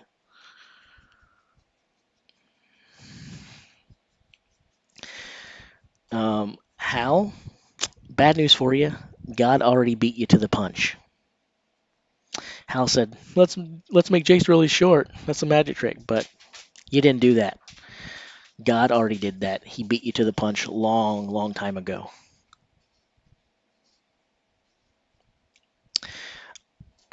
My rating, my chess rating. Well, on chess.com, if you'd like to play sometime, I think I'm around a 1570.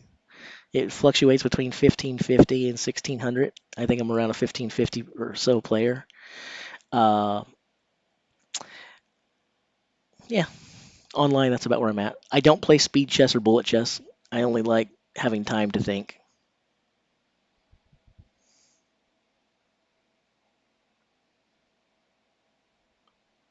My dog does let me sleep on the bed sometimes. Sometimes.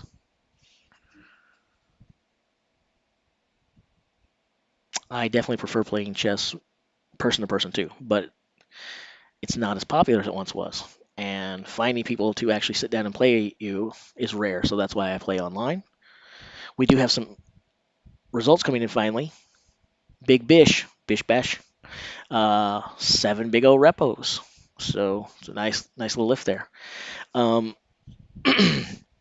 so I play online because it's hard to find people to play. And also, let's be honest, that 1550, 1570, 1600 online, I think that's probably a little higher when away from the computer because a lot of people, when you ask if they know how to play chess, they mean, I know how to move the pieces.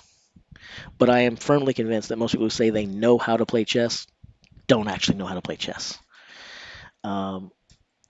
1500 makes me a better than average player, and I think I don't know crap about it. When I'm not watching Strongman, I sometimes watch chess guys on YouTube, guys who are really good, and I have no idea why they did what they did. I know nothing. Mika with 2 reppies. Two reppies.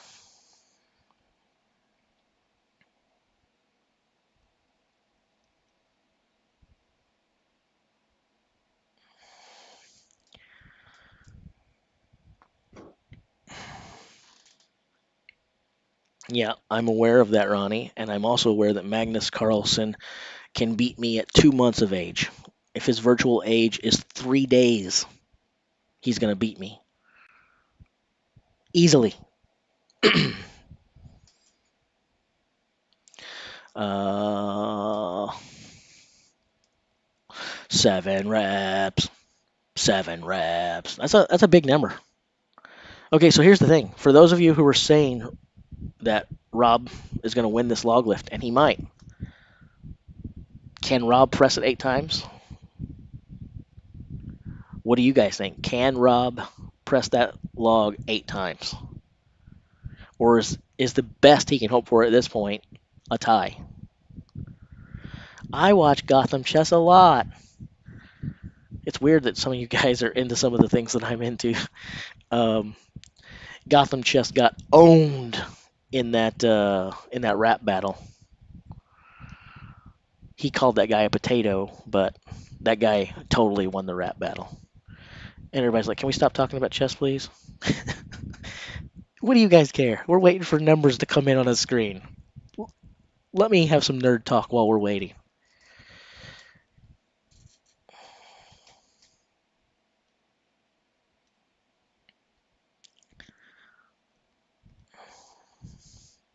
Anyone who uses the term reckon automatically gains points in my book. I appreciate that, Jake. Luke will get 9 reps, I reckon. Although I feel like saying that would be more appropriate if you were like telling what Trey would do. Trey will get 13, I reckon. Doesn't that just sound more like a Trey Mitchell thing? I feel like it sounds more like a Trey Mitchell thing.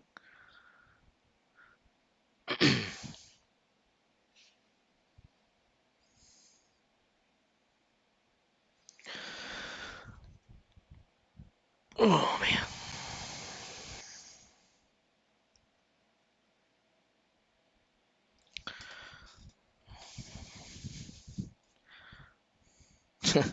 I'm going to have to play some of you guys chess sometime.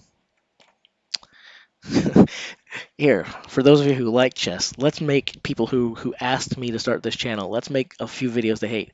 Let's play chess live online in a stream sometime for all of these people sitting here wishing we were moving Atlas stones instead.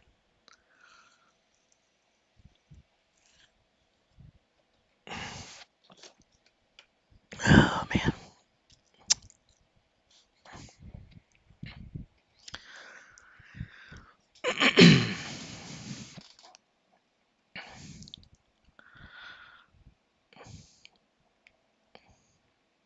I love strength, every type of strength, Aaron. Mental, physical, emotional strength. Dare I say spiritual strength and scare half of you away? Strength is awesome. Strength of character.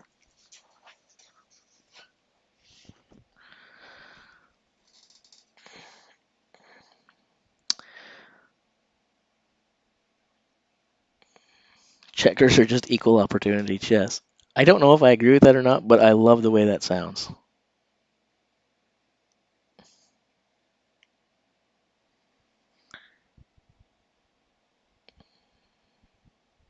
I actually tend to play with a queen or king's Indian. Typically, not always.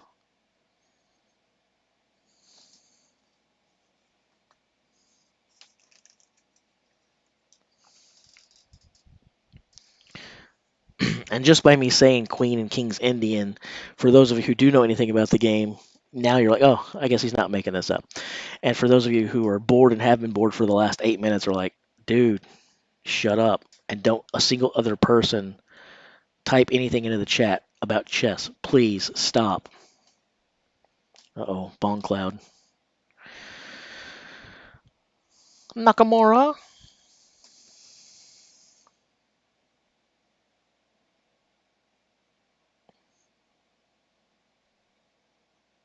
Yeah, this is one at a time. One at a time. What is the best opening for White and White with the Birds?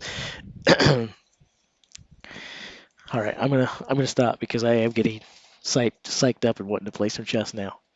You don't understand. Chess gets me pumped, man.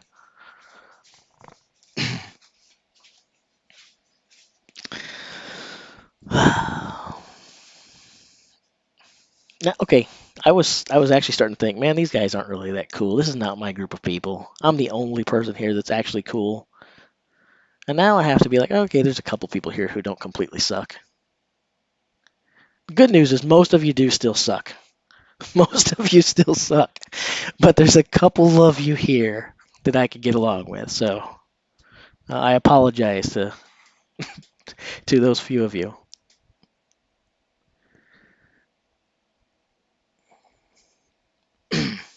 Strongman playing chess. That sounds like it could be a channel in itself, doesn't it? Talk about the nichiest of niches.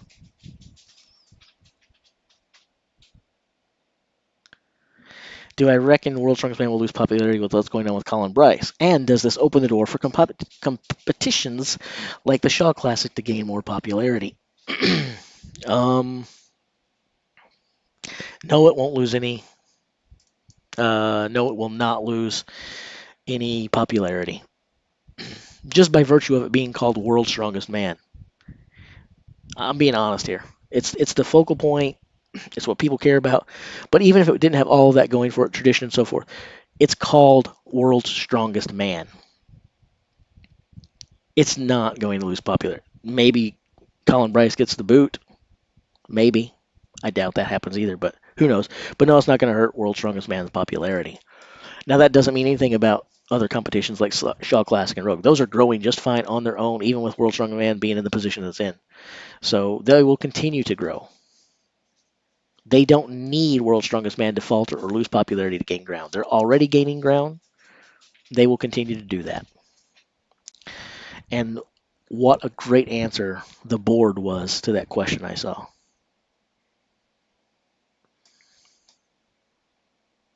Talk about cheese next.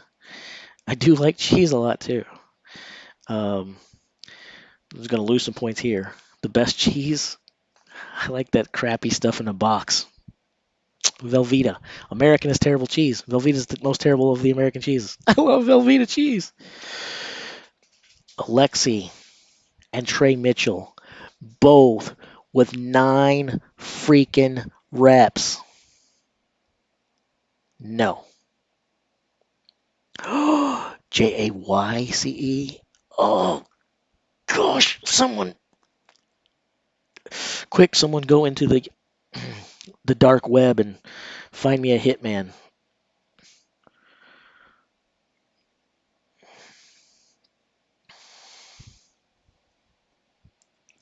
Let's look at the Strongman archives real quick. It says the same thing. So, good times.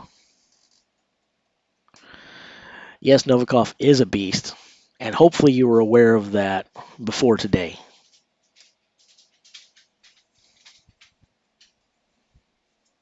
Your Strongman plane just every piece is at least 150 kilograms.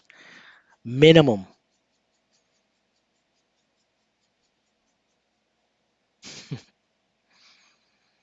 And when you lift the piece up, you have to hold it for at least 60 seconds before making your move. Now we're on to something.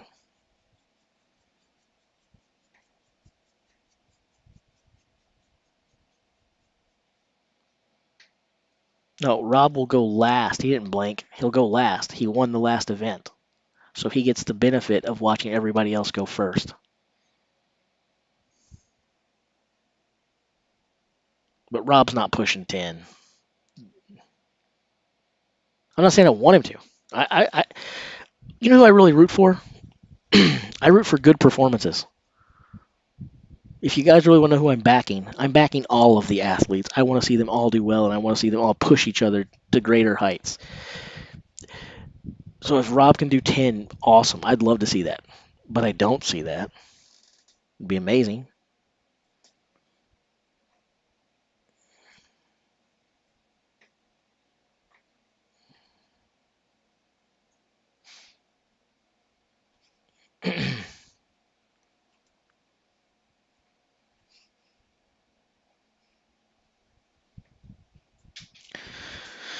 I wasn't ready for that message in the chat.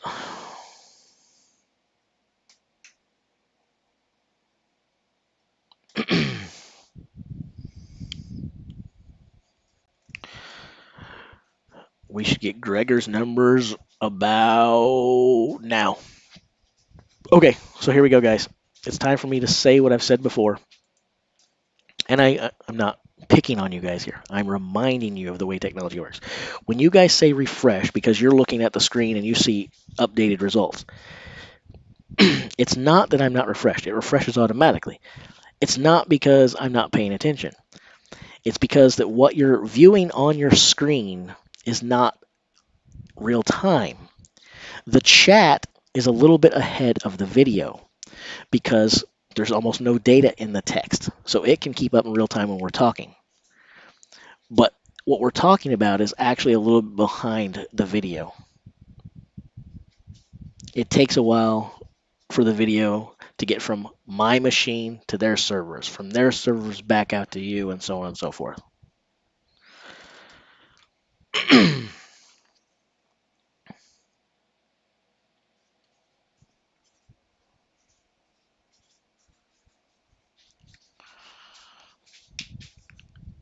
Oh, I'll tell you what. If Rob presses 10 reps, if Rob does 10 reps, I will get off the juice. I will quit cold turkey, and I will never drink the Beast Hydration System again. The Eddie approved Beast Hydration System. So I've been a big Rob Kearney fan. I've been rooting for him all along, but now I've got to vote against him a little bit. Whatever you do, Rob, don't get 10 plus reps, because I would hate to lose the Beast Hydration System.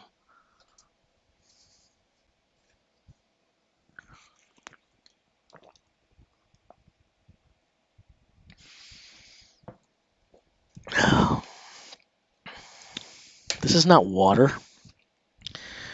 Someone take 2-ton outside.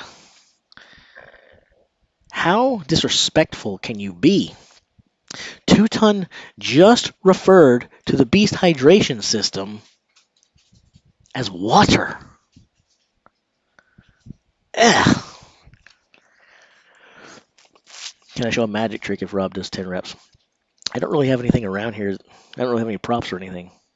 You guys stick with me though. I'll do some stupid magic in future streams.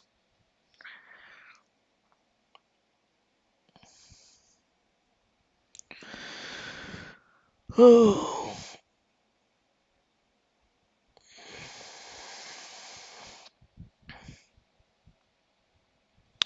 He might be. He might be out.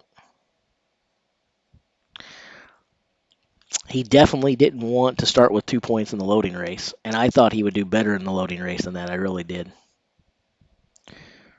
Uh, yeah, Rob did not start this competition the way he would have wanted to, that's for sure.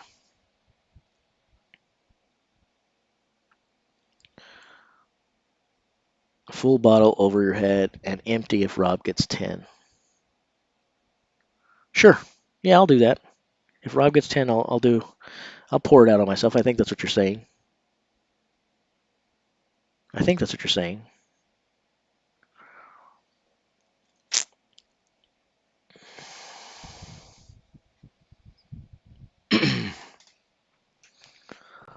Oh.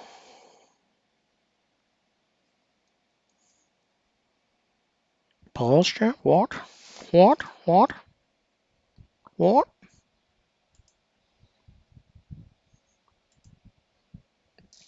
Okay, I feel like someone is starting to be a little bit mean to me now.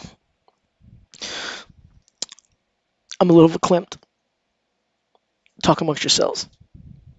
I'll give you a topic. Which is more newsworthy? The performance that Mitchell Hooper is putting on, or the performance that Brian Shaw is putting on? Discuss.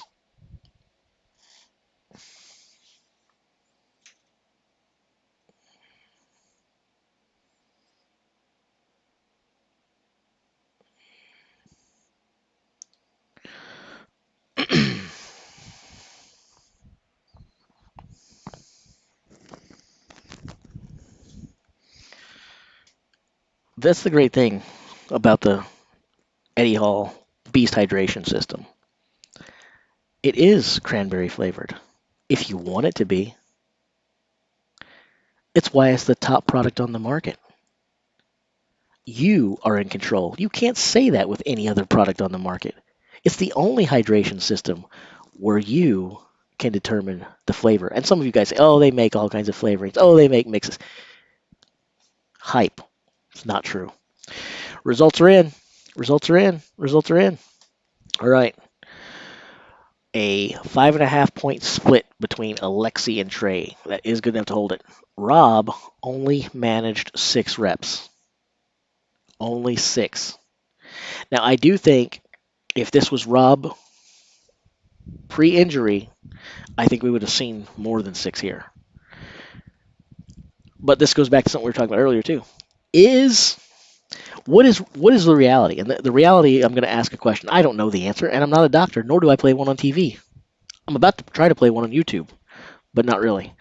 Um, the reality of the question I'm getting ready to pose is probably somewhere in the middle because it always is.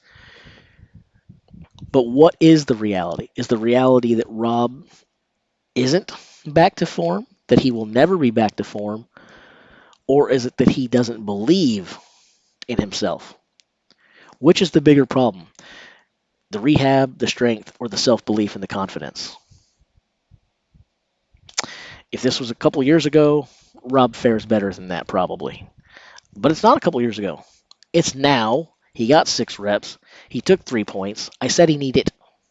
I was on the record of saying that in order for Rob to move on and have any shot whatsoever, he needed to finish second or better in the log lift. Since there were 2 guys with 9, he had to match them, and that would not have been very good still. He needed to have that second place sewn up to himself, really. But in this case, he didn't. He walks away with a 4th place finish here. Rob is out.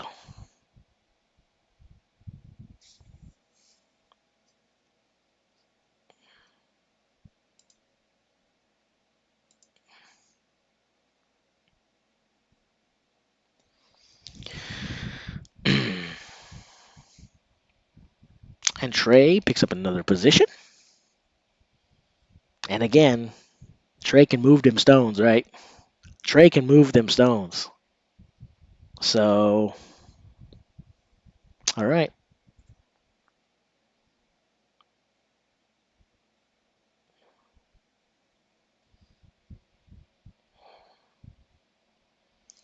I guess it's time for Group 4. Group 4 next, right? Not Group 5. Isn't it Group 4? Yeah, Group 4 is next.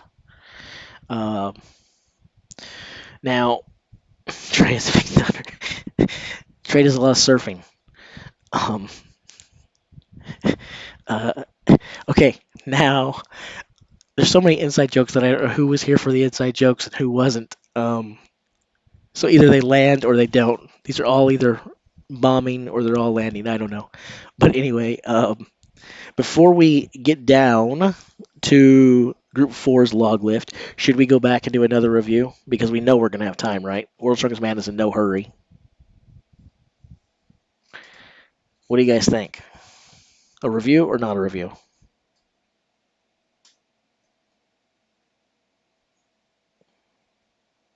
Nick is just going to tell me to continue reloading the page forever.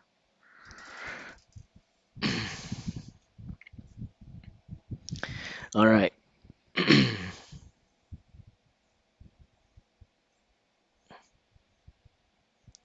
All right, here we go. Group 1 at the 2022 World's Strongest Man. Tom Stoltman is perfect thus far with 24 max points. He has taken everything they've thrown at him with a first place finish in the loading race, a first place finish in the deadlift ladder, and a first place finish in the car walk. Oh, but wait, there's still another and, the log lift as well. You can't say enough about the defending champion. He came to play, and he came to play seriously. Kevin Ferris, our smallest man in the competition. It doesn't matter. He is here, and he is awesome because he's in second place, as I predicted he would be, with only one guaranteed position left to go. And I guess speaking in this is not good enough to earn some people's respect because people are like, hey, get yourself out of the way. So I'll do that because someone's messing up my speech right now, man. I was on a roll. That's just not cool. It's not cool, man. Why don't you mind your own business? Sit there and let me do my thing, okay? Watch yourself, yo. Okay, bro? You watch yourself. When I speak, you sit there and be respectful. Or don't. Whatever. I don't care. Kevin Ferris with 18 points, a second place finish, a third place finish, a third place finish, and another second place finish. This looks like the Martinez Lisi's recipe on how you qualify for events and how you sometimes go on to win events. Kevin Ferris, 18 points. But Gabe isn't letting him escape, with only 2 points separating the two. Moving on, Group 2. Group 2 has been the group that everyone's been talking about because there's a lot of stuff happening with Group 2. From a lackluster performance by Konstantin Janasha to Brian Shaw being everywhere on this leaderboard, going from second down to the bottom, down to back up to the third, being counted in, being guaranteed a spot, being on my podium, to being eliminated from my podium, to being out of the finals, to having a shot at the finals, to maybe making Jason's podium again. Who knows where Brian Shaw is? What we do know is he's the 4-time world's strongest man, and he's respected by all. But right now, he sits in third place with 13.5 points, which means he's a full 3.5 points behind the man that I suspected would qualify for the final anyway, one Mr. Bobby Thompson. Bobby Thompson. But Bobby Thompson is having a fantastic performance. But is it the performance? Is it the performance that we need to talk about? It's not the performance that we need to talk about, because the performance that we need to talk about belongs to one Mitchell Hooper. This young man says, hey, I'm not going to go out there and show these guys that the invitation shouldn't have happened, that it's rightfully mine to be here, that I can look you guys in the eyes and stand with you. I'm going to go out there and show you guys that in many ways, I'm not just your equal, I'm your superior. He takes 5 points with a dominant loading race. Third overall out of all 30 men, not third in his group, third overall. That's praiseworthy. Is that enough for Mitchell Hooper? No. Deadlift ladder, first overall. First overall. Boom. Crushed it. Done. End of story. He's not settled with that. Car walk. You know what? He says, I'm going to go ahead and take this overall too. Unfortunately for him, he put in a blistering pace that most people could not match. He laid it all out there. The car walk was impressive. Little did he know that someone would come along a few minutes later and beat it by 1/100th of a second. I didn't stutter. Truly, 1/100th of a second. And then, of course, Evan Singleton would show up later, who we all thought was gone, and does a sub 10. But that takes nothing away from Mitchell Hooper, who is what we're talking about right now. Then he goes ahead and comes back on the log lift and does better than most people would have expected, or maybe as well as some would have, or maybe those who now think that Mitchell Hooper was going to get 13 freaking reps, or 26 freaking reps, or 826 reps. He wound up with 7, which was good enough for a piece of the second place pie. So that's how Group 2 looks. The chat has fallen silent. They're all listening to me, saying nothing to one another, but they should be typing. We go to Group 3. Group 3 was, before the event started, about 4 men who are tightly nested with one another. Very competitive, very evenly matched. And how would that shake up? And could one of those men from war-torn Ukraine, former world's strongest man, could Alexei rise to the top? And he has done very, very well for himself, sitting on top with a comfortable, very, very comfortable 5.5 point lead. Looking very good for Mr. Novikov. First place in the loading race, first place in the deadlift ladder, third place in the car walk, which is the worst that he's done, and then tied for first in the log lift with one Trey Mitchell, who has been third, second, third. He's kind of bounced around that area, even fourth a couple times, but hovering right around that pivot point. But he's so good in stones, you can't count him out. Adam Bishop is in the second position. That's going to be a dogfight, a real, real dogfight. Hold on, I gotta take a break. You have any idea how hard this is? I don't think I breathed in the last 6 minutes. Intermission. It's time for intermission. Talk amongst yourselves. Oh, hold on. Much to someone's dismay, we gotta turn the camera back on while I sip from the Beast Hydration system. That's Eddie approved. It's the only way I'm going to make it through the next two groups. There's no way I could do it unless I get some hydration. Yeah. All right, scroll on down. Hide the camera so someone doesn't complain. And we say Martinez Lisis running away with his group with a 5-point lead. The only thing that he didn't win so far is the car walk, and he still managed a second. Gav Bilton doing way better than most people expected.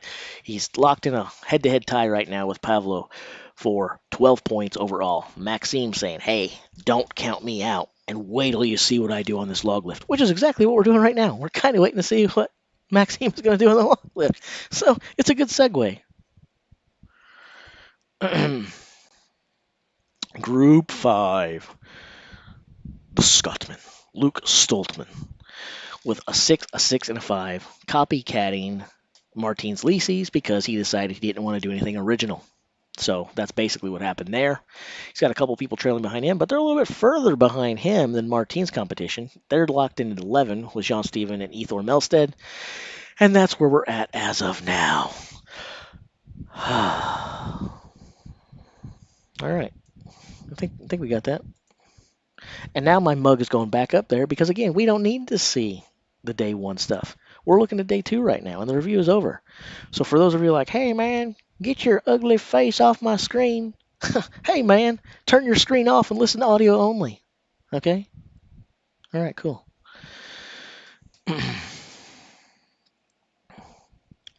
Dun-da-da, dun-da-da.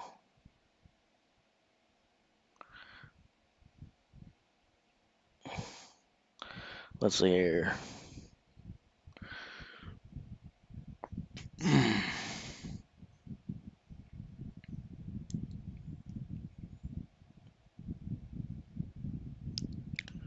All right.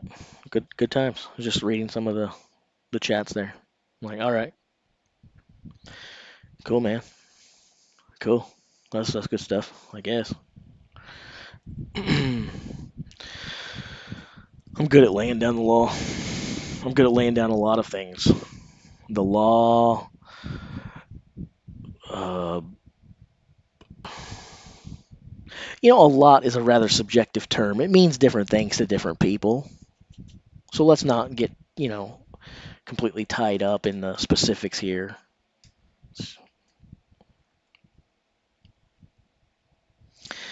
I do think that it does look like we know who is winning each group. But someone just said that, and I already kind of thought that. But let's do a quick rundown of that real quick. Not another full review while we're waiting for 4 to come in here, but let's look at these leads, man. Tom, he's 6 points up on Ferris already. Yeah, I gave him his anointment already. I said, hey, he moves on. It's true. Tom is your Group 1 winner. Mitchell Hooper, just about as impressive here. Not quite 6 points, 5.5. It means the same thing for the way it works out. Basically, you show up and do something, you win. Mitchell Hooper, your Group 2 winner. I no longer have a wife, so thanks for bringing up bad memories. Apparently, I wasn't very good at laying her down, which may be one of the reasons that I don't have a wife anymore. So again, thanks for the hard, painful memories. Group 3. Alexi with a 5.5-point lead means the exact same thing. Boom, your Group 3 winner. I called it here first. Alexei Novikov moving on to the finals. Guaranteed bid. No stone off necessary, which he's very, very grateful about. All right. Group 4, Martinez, 5 points. But we don't even have the benefit of the log lift. Can Martinez beat Gav and Pavlo in the log? Yes, he definitely can. He's going to beat them both. So this lead is only going to get bigger. I mean, I guess he doesn't have to beat. He could take it easy at this point, right? But I anticipate him doing better than those guys. So that 5-point lead is only going to get bigger. So Martinez Lisis, the dragon, he's here, he's there. And by there, I mean the finals at the World's Strongest Man. It's happened. Martinez Lisis is your Group 4 winner. The only question is who's going to be there with him. That's kind of all completely open right now. And then Group 5, Luke Stoltman, 6 point lead, much like his younger brother, Tom. He can't go wrong here, basically. Uh, Luke moves on. It's happening. Yes, there's still an event. Luke's only got the one, or Tom's only got the one, so Luke could drop back a little bit. But guess what? Luke is amazing at log, one of the best in the world. So this isn't going to hurt his chances, right? Luke's going on. Luke's going on. So yeah, those first place finishes, as someone called out, is completely right, completely accurate. Those first place finishes in all five groups locked up, barring injury. We always have to worry about that little word.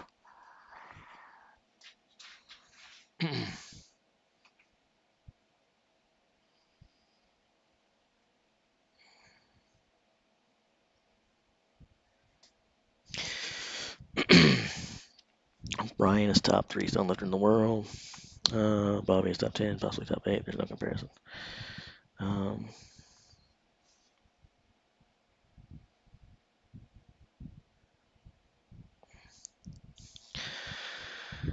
yeah, we talked about this earlier. Brian, I think it's fair to say. I think it's fair to say that Brian isn't even as good at stones as he once was. But even if that's true, I'm not sure that's true. But I just think when you're on the decline, you're on the decline. But even if that's true, I cannot say it's true. Don't persecute me or throw things at me. Um, Even still, yeah, he's going to be in the top 3 or 4 stone lifters in the world. I would agree. He is phenomenal, no matter how much he's declined. Brian is good, and he's one of the very, very, very few guys. Like I said, there's only 3 or 4 guys in the entire sport that I would look at, unless like on when we're international competitions. If it's smaller shows, national or whatever, the competition's not as stacked. Different story. But with something like this, when the field is this stacked, there's only like 3 or 4 of these guys that I think can conceivably win from the third place position. Brian is definitely one of those.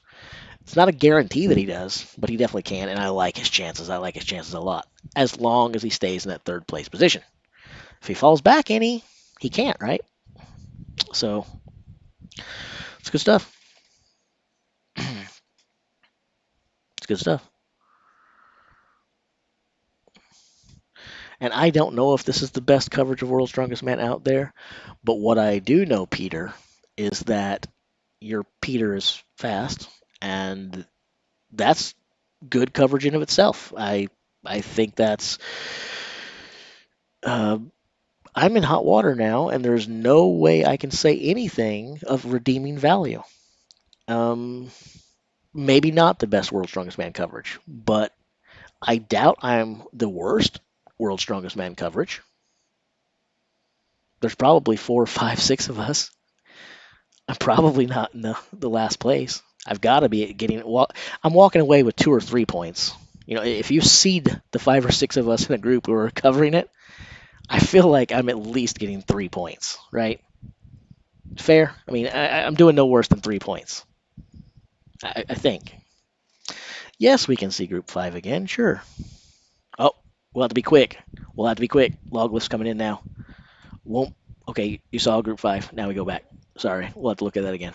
But I don't want to leave when this is going on. So those of us who were saying Max is a big log lifter, right? Was it fair to say that? Did we speak a little too prematurely? No, we didn't. Max put up 10 freaking reps, guys. 10. He said, you know what? I don't like being down here in the third place position. This doesn't work for me. I'm going to the World's Strongest Man final. I don't care that there's 2 people ahead of me tied. I'm coming back. That's mine. I am a World's Strongest Man finalist. I was a freaking podium finisher last year. You ain't knocking me off that easy. 10 reps, big, big, big number. The only people that can beat him are Lises and Pavlo. And that's a big enough number that I don't know anyone can beat him.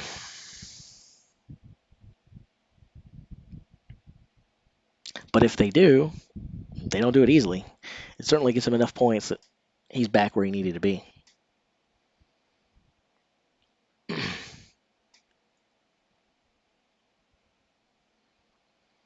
So we'll wait, and then we'll go back and look at Group 5. Are you guys still here? It looked like the stream died for a second or two, and we had that mishap this morning that I still feel bad about. So are you guys still there? Let me know, pretty please.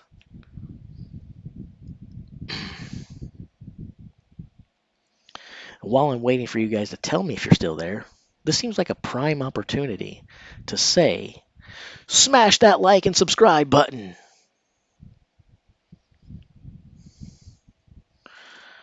No, everyone does not take place in the Stoneoffs. Only 2 and 3. Only 2 and 3.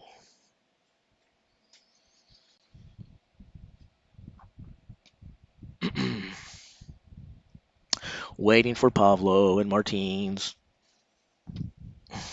Martins. Martins.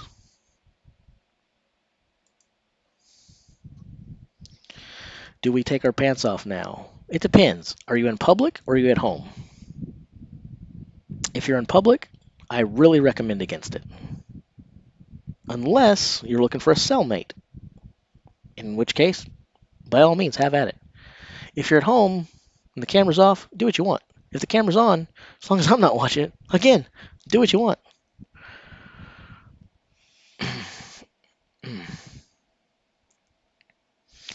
All right. All right, guys. All right, guys. Oh, I feel like we're waiting around here. And for those who are getting ready to ask, what happened to Shane? Shane is out, so we won't see how he does in the log because Anvil versus Foot equals victory for Anvil. So send your well wishes to Shane Flowers. He needs to heal up and come back from a broken foot. But you do not want to compete in the world's strongest man with a broken foot.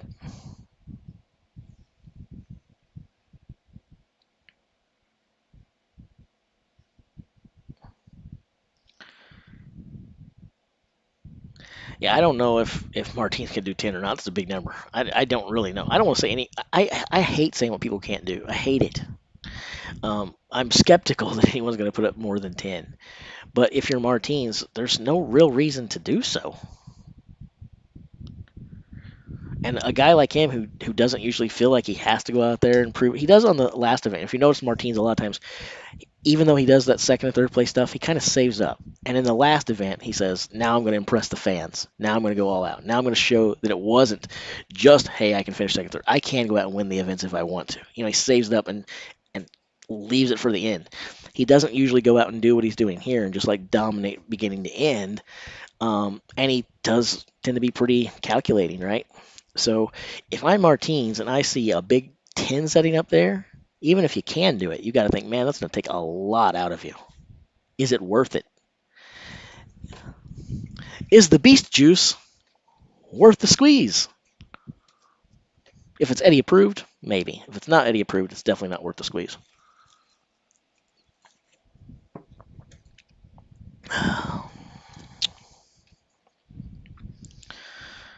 If I'm Martinez and I can do 10, I probably don't here. I probably look and see what I need for second, maybe even third place points. And I say, cool, I'm going to do that. We'll see.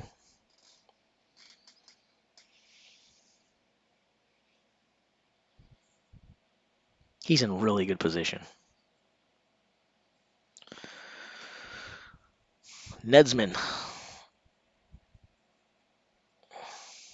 Was his up there already and I ignored it? Because I don't recall seeing it up there, but I felt like it should have been there a long time ago. I guess I just overlooked it probably. It's probably been sitting there the whole time.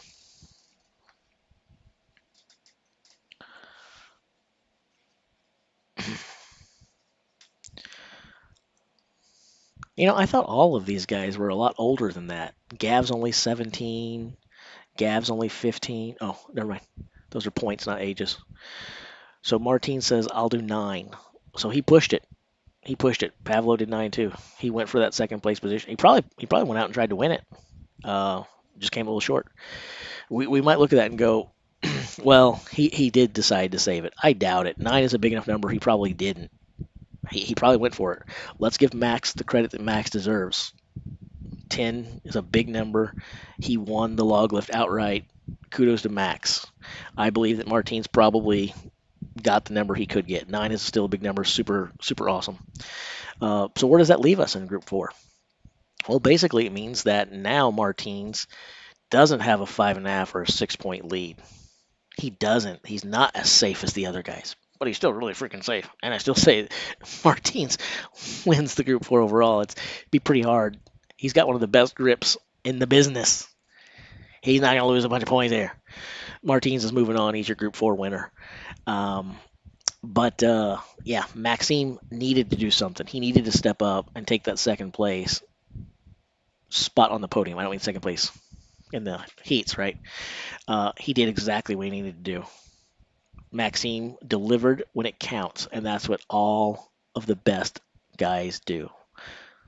So Maxime, bam.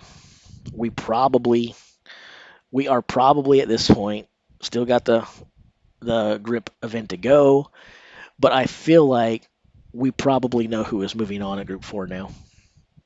Barring injury, something happening, going wrong, I feel comfortable, even if Max doesn't finish second in the grip, even if he's not up there, even if he doesn't beat Pablo, if he holds that second position, he cruises into the stone off. So I feel like our Group 4, we don't just know who's moving on from the top position. I feel like we know in Group 4 who's moving on out of this group. Martinez and Maxime. Martinez, Maxime. They're both here. They're both going to be there. They may or may not be everywhere. I'm still kind of thinking that's not a good slogan because it's not possible. Although we do know that an atom can be in two places simultaneously. Anyway, there's your Group 4 people. And someone said, hey, can we look at Group 5 again? Well, we can now because we're going to wait on them.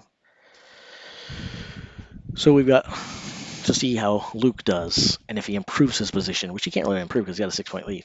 So can he keep that? What can Evan do? The big question is, what will Evan Singleton do here? Does Evan Singleton win the log lift going back-to-back 6 point finishes?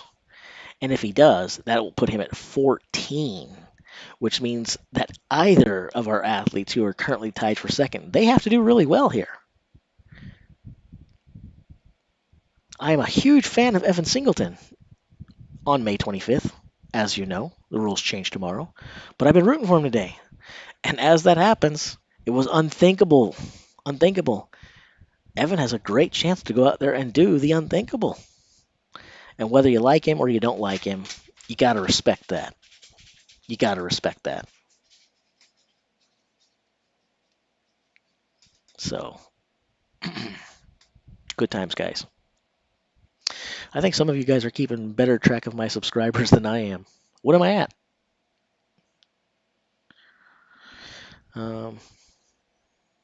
What country do you think has the best strongmen currently at all time? Well, I'm an American, so I can be biased, right? America, USA. And my favorite strongman of all time, Bill Kazmaier. My second favorite strongman of all time, Brian Shaw. It's probably not a fair question to ask me. It's probably not fair, but man, there's a lot of good countries out there. Iceland, oh my goodness, what they have been able to deliver without having like these world-class populations. It's pretty crazy. Yeah, anyway.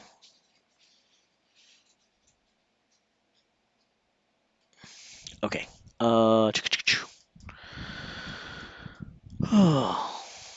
Luke.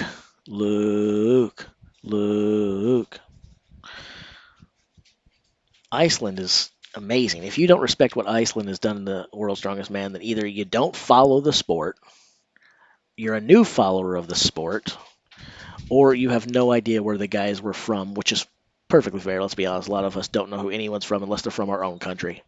But if you do know the history of the sport and you do know kind of where these guys are from You have to give major, major props to Iceland because not only have they done well, but again, they've done well from a small populace. What they have been able to do with a population that size in this sport is nothing short of incredible.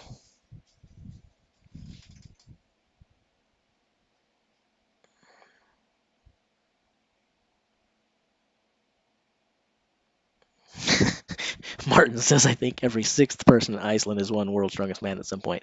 And I know what he's doing here. He's trying to be complimentary. He's trying to be nice. He doesn't realize what a douchebag thing that was to say and how rude that was. Because the truth is, every fourth person in Iceland has won World's Strongest Man. Not every sixth. I know you meant to be nice, but look up the facts, look up the population. It's actually one out of four.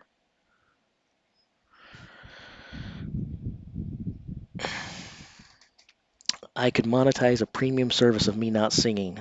This is true. Uh, when I was doing some singing in the youth group in high school, uh, my pastor one time said, "You know, Jace, I used to wish I could sing. Now I wish you could." As an adult, I'm actually the only person I know that has been asked to keep it down a little bit in church. So that's bad. Um, True stories. So, but I'm glad that you guys feel like you can just sit here and rip on me and say whatever you want. And like, I don't have feelings. I'm glad that you guys think that it's fair to be mean to Jace. You guys think I'm Dumbo and I'm an elephant. I don't got no feelings. I'm made of rubber. But I do have feelings. If you prick me, I do bleed beast juice. Because anyone who is having problems conducting a YouTube stream and not knowing what to say anymore because they've been rambling incessantly about nothing for the better part of 2 days straight probably needs more beast hydration system Eddie approved in their life. And at this point, I've had so much of it that in between running to the bathroom to tinkle and sitting here talking to you guys, I don't have any blood. But if you prick me, I promise I will bleed. Beast hydration system. Copyright 2022. Jace Man Loves Strength. Not to be used without permission of Ricky Bobby Inc.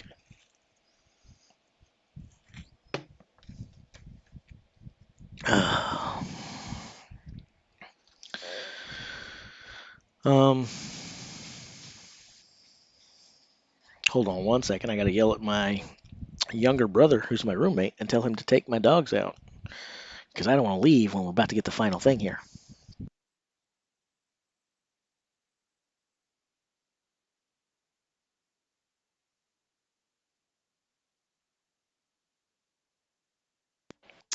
I dang sure hope to be kidney stone free. I've had those things more than once. Not fun. Don't enjoy it. Speaking of which, let's talk about something. When you get kidney stones and you're a guy, everyone wants to tell you the same thing. Everyone you meet, they all tell you the exact same thing, and they all swear up and down they're the only person who's told you. It's a unique thought that no one else has ever had. They're always like, those things hurt as much or more than childbirth. Everyone wants to tell you that. Now, I'm not a woman. I don't know what childbirth feels like. And we can talk about whether or not you have to be a woman to experience childbirth. That's a completely different thing, right? But here's the thing, okay? Here's what I know. I can say this. Some women have told me that they've had kidney stones and the kidney stones are worse. Some women have said, no, I've had kidney stones and it doesn't compare, brother. No matter where you rely on that, here's what I think. It's a good thing that we as men do not get pregnant and keep the species survival by giving childbirth. Because I'm telling you, if childbirth feels anything like that, sex is not worth it. It's not worth the cost of admission. No way. I will never have sex again if you told me that the chances of me having sex to feel that pain. No, no, Anyway.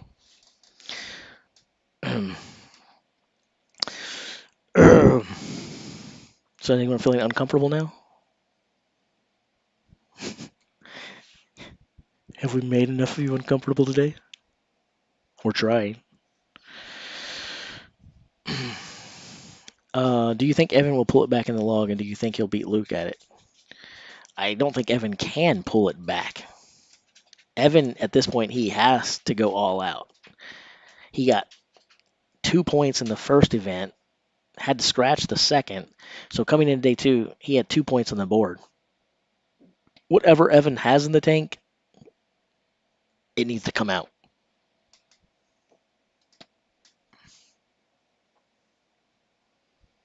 Oh, can he come back? That's not what I said.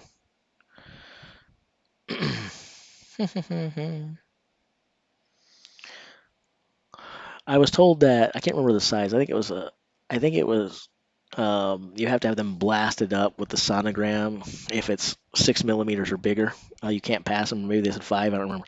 But the first time I had kidney stones, I had them more than once. First time, they said, "Oh, you can pass that. You're right on the borderline, but you should be fine." They asked me to keep it so that they could do a calcium test on it. After I passed it, they said, "Oh yeah, that's bigger. You should have had those broken up and busted. You shouldn't have been able to pass that." My urethra said, "Yeah, I could have told you that, pal."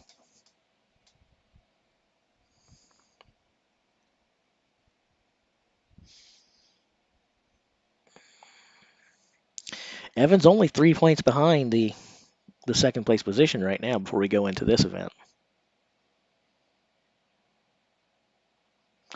That starting the day with a 6 point finish was big. It was a major statement. And again, the time that he put up, incredible. All right, guys. So for those of you who have stayed with me today, a lot of you are gone. It seems like most of you are gone. It's understandable. We've been here a long time.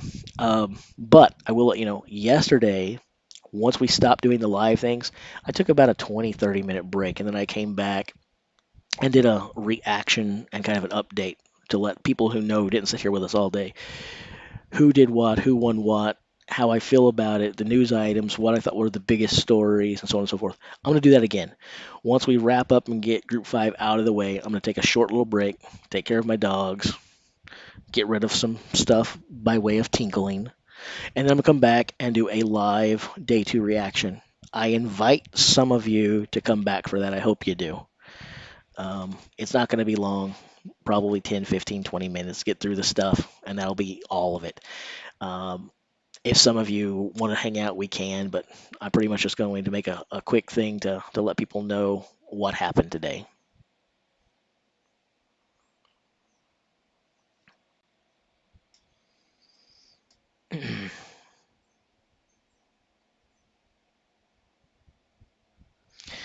It should be built deadlift overhead. Do you think mainly just built up as deadlift and overhead? Do you then think that's more effective than doing loads of competitions?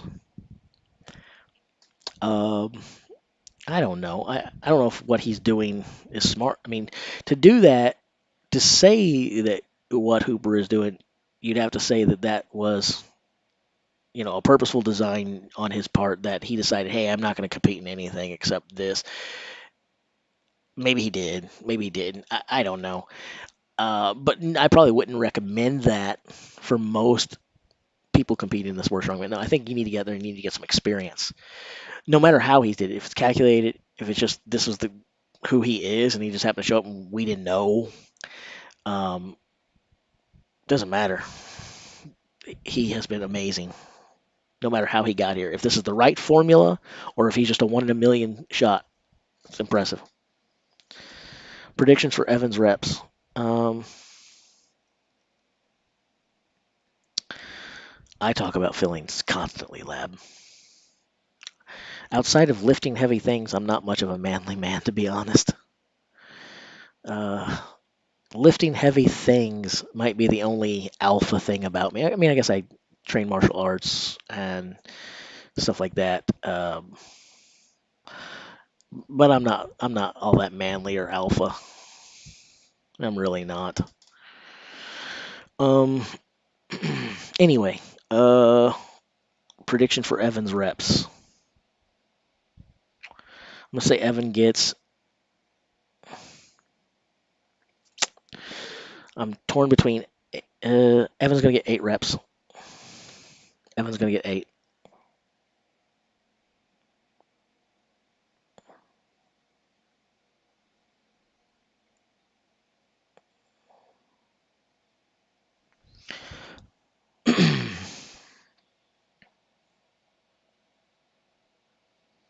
He may only get 7. And I say only 7. Make no mistake about it, 7 is a good number. But I'm going to say that Evan manages 8. Partly because he's capable, partly because he needs to. And I think, again, he's going to want to show himself and everyone else there that he's still very much in this thing. Doesn't matter what happened yesterday. Um, so 7 or 8, but I'll give him the benefit of the doubt because I'm an Evan supporter today. So 8, 8. And I did forget about the shoulder. Um, I did forget about the shoulder. Oof. That might come into play. Wow. Wow. Look at Ooh Ya Rag.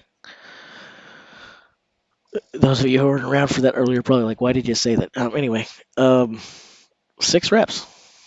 That's a big number, especially considering that 1 point in the loading race, 1 point in the car walk. The deadlift ladder was respectable, but that, I feel like 6 is a big answer here.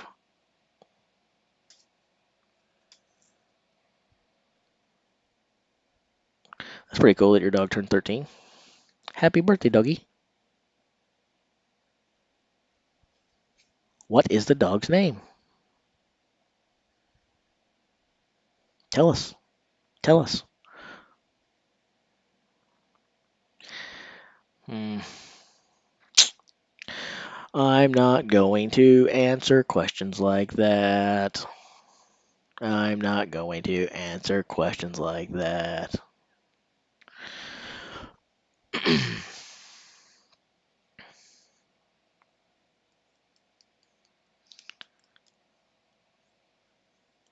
Mitch was in Australia full lockdown, so that was all he could do.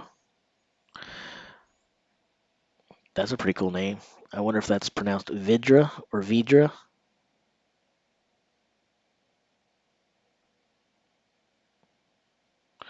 Either way, pretty cool. Oh, man.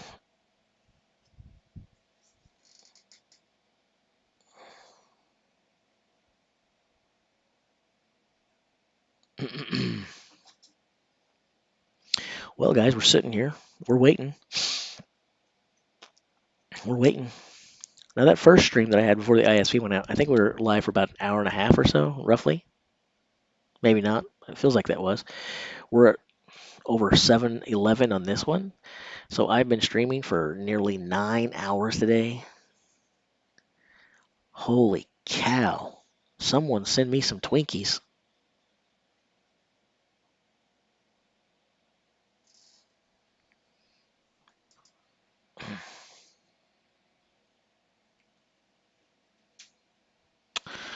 Waiting in silence, giving my vocal cords a break. Singing to make a few of you happy because you love the way I sing. Right?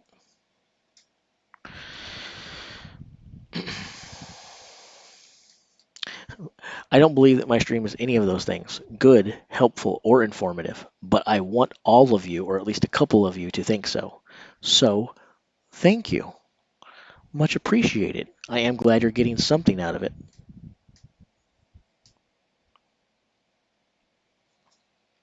What we need now is the rest of the Group 5 results. Come on, World's Strongest Man. Give the people what they want. When does the World's Strongest Man give us what we want? It's rare, isn't it?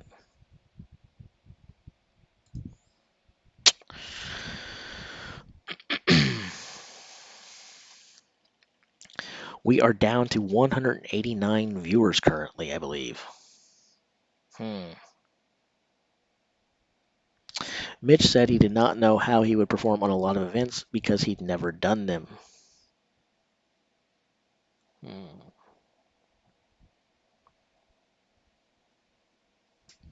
Who are you guys thinking for the overall? I'll answer that in my day 2 reactions. I need to talk more about the juice. Let's let's save that for day 3. The real question is, what will be in the Beast Hydration System tomorrow? And by what, I mean flavor, because we already know what will be in it. It'll be Eddie-approved Beast Hydration System, guaranteed to help people who are sitting on YouTube streaming in air-conditioned rooms while watching people sweat themselves out by listing pounds and pounds and pounds, metric freaking tons of weight out there being like wimps. Let's face it, they're wimps. Anyone can go out there and deadlift 400 kilograms, 450 kilograms.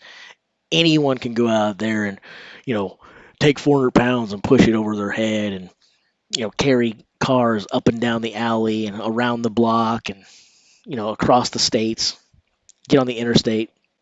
Anyone can do that stuff.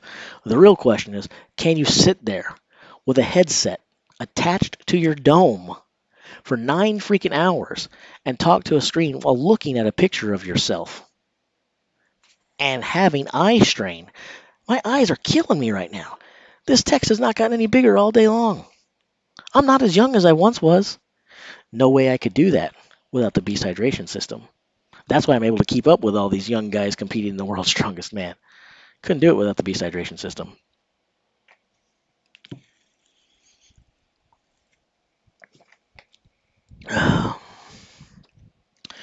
Group 4 points.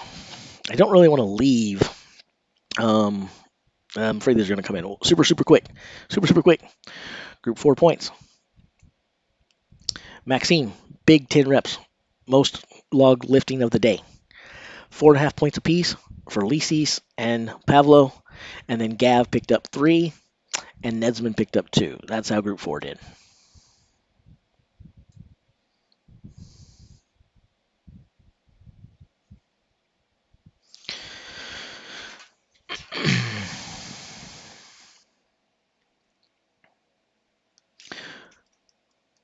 You're welcome, farmer. What we need is the results. I want the results. Chase smash. I need a Snickers bar. I'm getting hungry. Very, very hungry. Speaking of being hangry, I've been here with you guys the last 2 days. I don't think my fat ampersand, or not ampersand, at sign, ampersand is the end. I screwed that up. But my fat booty, I don't think I've eaten lunch yesterday or today. You guys been sitting there pigging out, looking at yourselves on the phones while I've been sitting here wasting away to nothing. I'm probably going to be a very svelte 232 by tomorrow at this rate. And I don't think I've had any freaking lunch the last 2 days. What the heck? Other sports I enjoy. I like mixed martial arts. I commented on that. I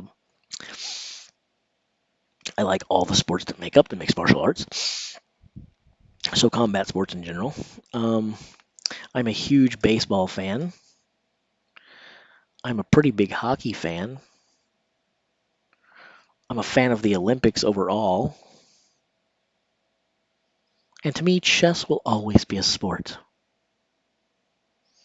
So, other than strongman, I like those things.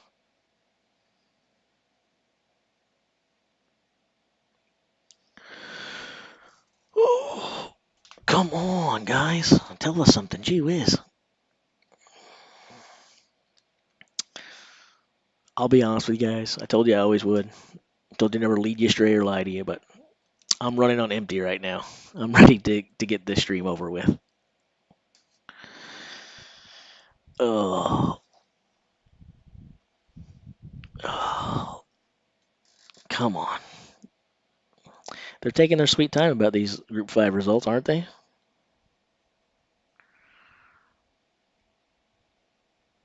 Well, I'm a boy from St. Louis, Missouri. So if they're from St. Louis, I support them.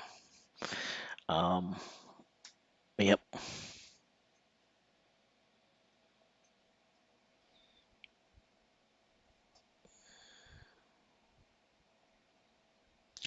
Night Lab. Take care of that doggy.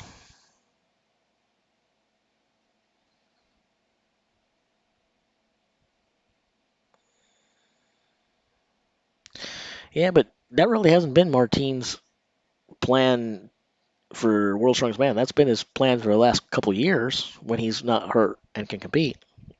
Consistent finishes, consistent finishes. But that's not what he did in the last 2 days here. He hasn't been settling for top three. Martine's like, look at this. First place, second place, tied for second. And the only reason he tied for second there is because Maxine did something otherworldly with 10 freaking reps. Martine's been going out. Some people criticize him, which I think is unfair criticism that, he does this. Some people even say it's not fair. I think we discussed that earlier today. I made my comments about that. But if you have criticisms on Martinez for his approach, you can't do it in this World's Strongest Man so far. He's getting after it.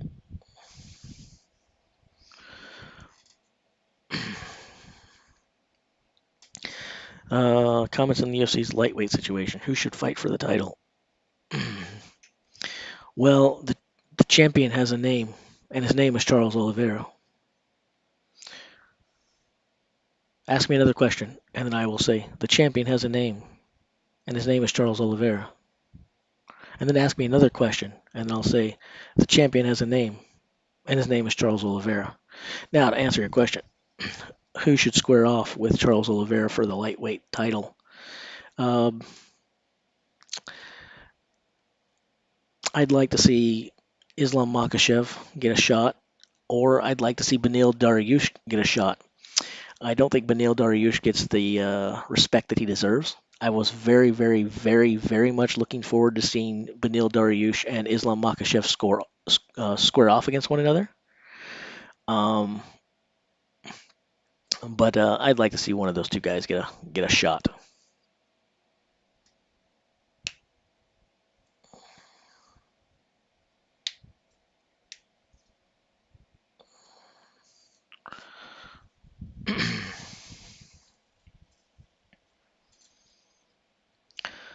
That's my opinion on that situation. More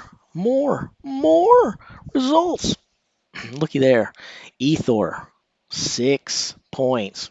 Why do they do that when they know it's not going to be 6 points?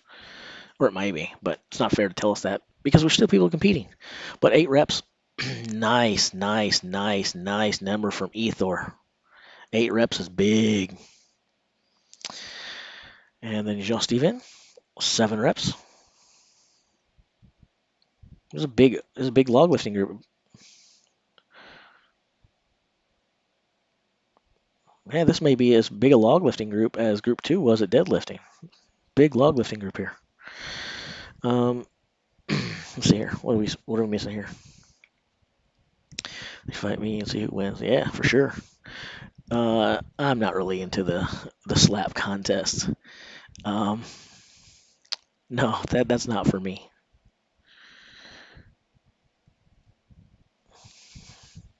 That's not for me. I'm not into that whole slapping stuff. But if you like to see people get slapped, make sure you watch Terrence Hill and Bud Spencer movies, spaghetti westerns from the late 70s. They Call Me Trinity. Trinity is still my names. Or Trinity's still my name, not names. They do a lot of slapping there. The Bambino can really knock people's heads off with the way that he slaps them. He'd be great at those slapping contests. And for those of you who have the Nintendo thing on your Switches, there's actually a Terrence Hill Bud Spencer game called Slaps and Beans. So check that out. Nothing has happened to Luke's log. We're waiting for results.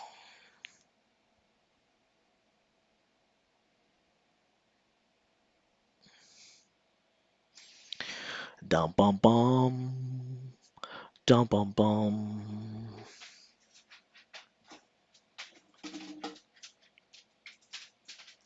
Well, I've got friends in low places, like in a cellar because that's where I keep them.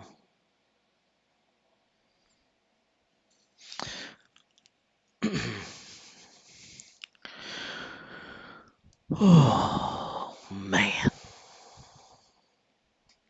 Man. Let's check Strongman archives. Nothing is different than it is on WSM. WNBC. Think Evan will win this event or Luke? Well, Luke is going to win the event. I might have thought Evan would have challenged him, but I still probably would have leaned towards Luke. But then someone reminded me of the shoulder issues that Evan has been having. Um, so that reminder makes me think that tall ask got a lot taller of an ask, which I'm not a big authority when it comes to height, so maybe speaking out of turn here. But I think Luke probably takes the heat here and cruises him into where he needs to be in the fight. He's in good position. But I do think that Evan can grab the points he needs here. If the shoulder's not too bad of shape, he can grab enough points here to go from being in sixth place, written off as done for when the day started, to, man, you got to like his chances tomorrow, especially with the grip event coming up.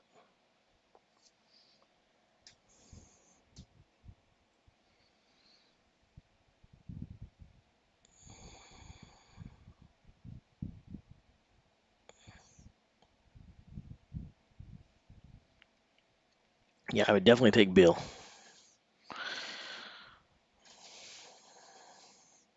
I pretty much think the only person that can beat Bill Kazmaier, even today, is a well hydrated Eddie, right? Because even though I am the world's biggest Bill Kazmaier fan, I realize that even he is no match against the Beast Hydration system.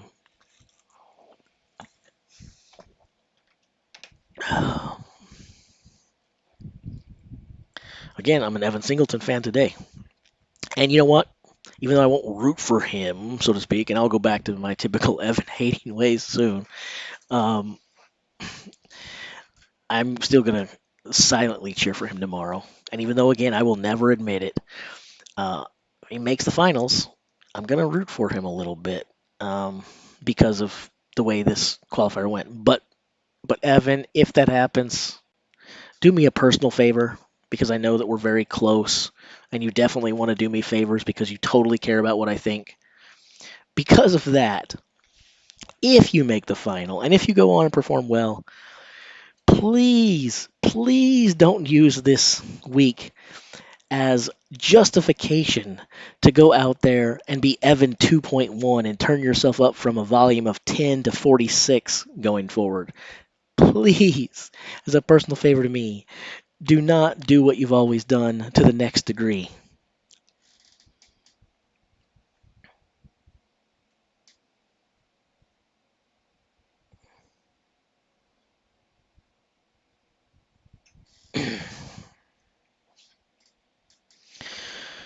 Oh, waiting for Luke's results. Waiting for Luke's results. 26 now in England after midnight, which means it's time to stop feeding your mogwais. So, for everyone out there in England, you heard what Andrew said. Make sure you no longer feed your mogwais. This is your one and only warning. Okay? All right. You know, always rubbed me wrong about that as a kid.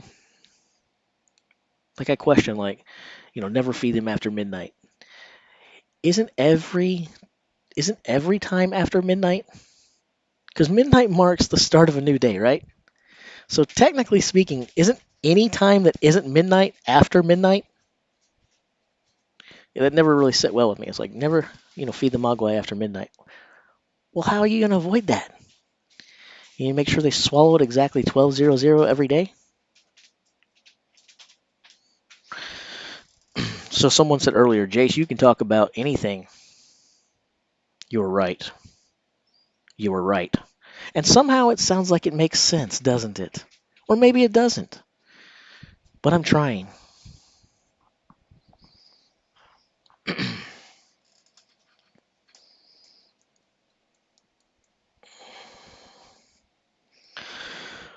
Oh boy, guys, I'm just tired of waiting here. Yeah, I'm gonna take you for a walk in a minute. Okay, I'll take you for a walk, and then I'll come back and do that short little reaction stream.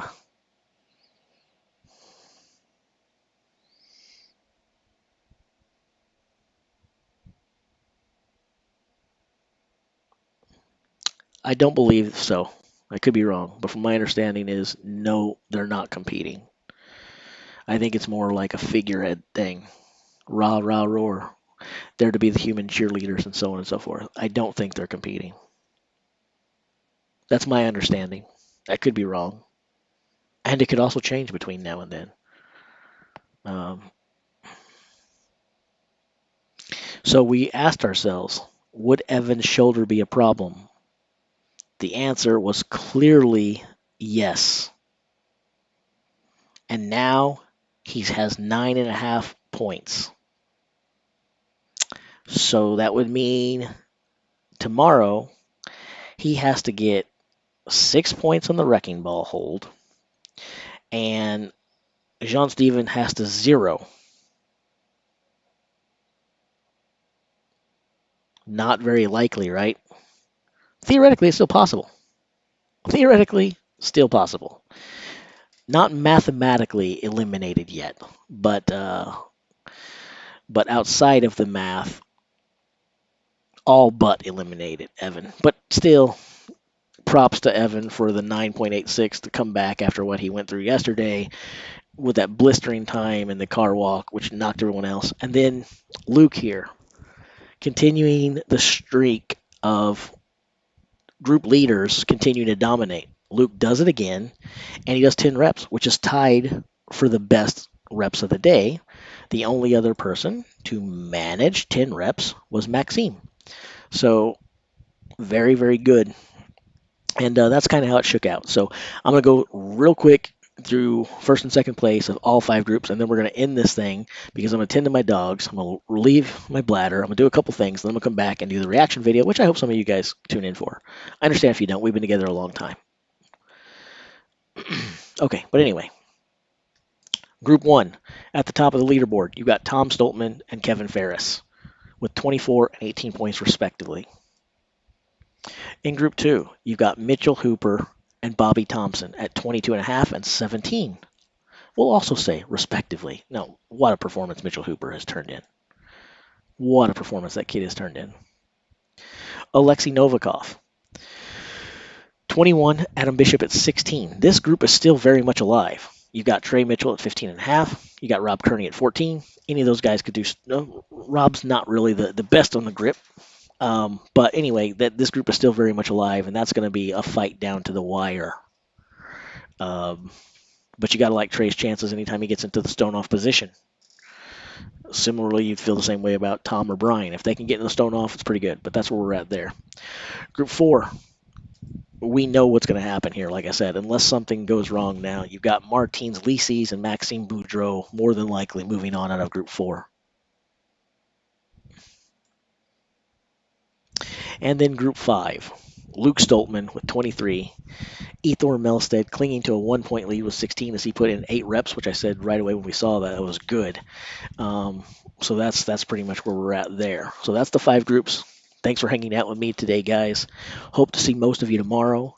I'm going to come back here in a few minutes, but for right now, this has been your Group 2, or not Group 2, this has been your Day 2 World's Strongest Man coverage, and we'll see you again tomorrow. Later.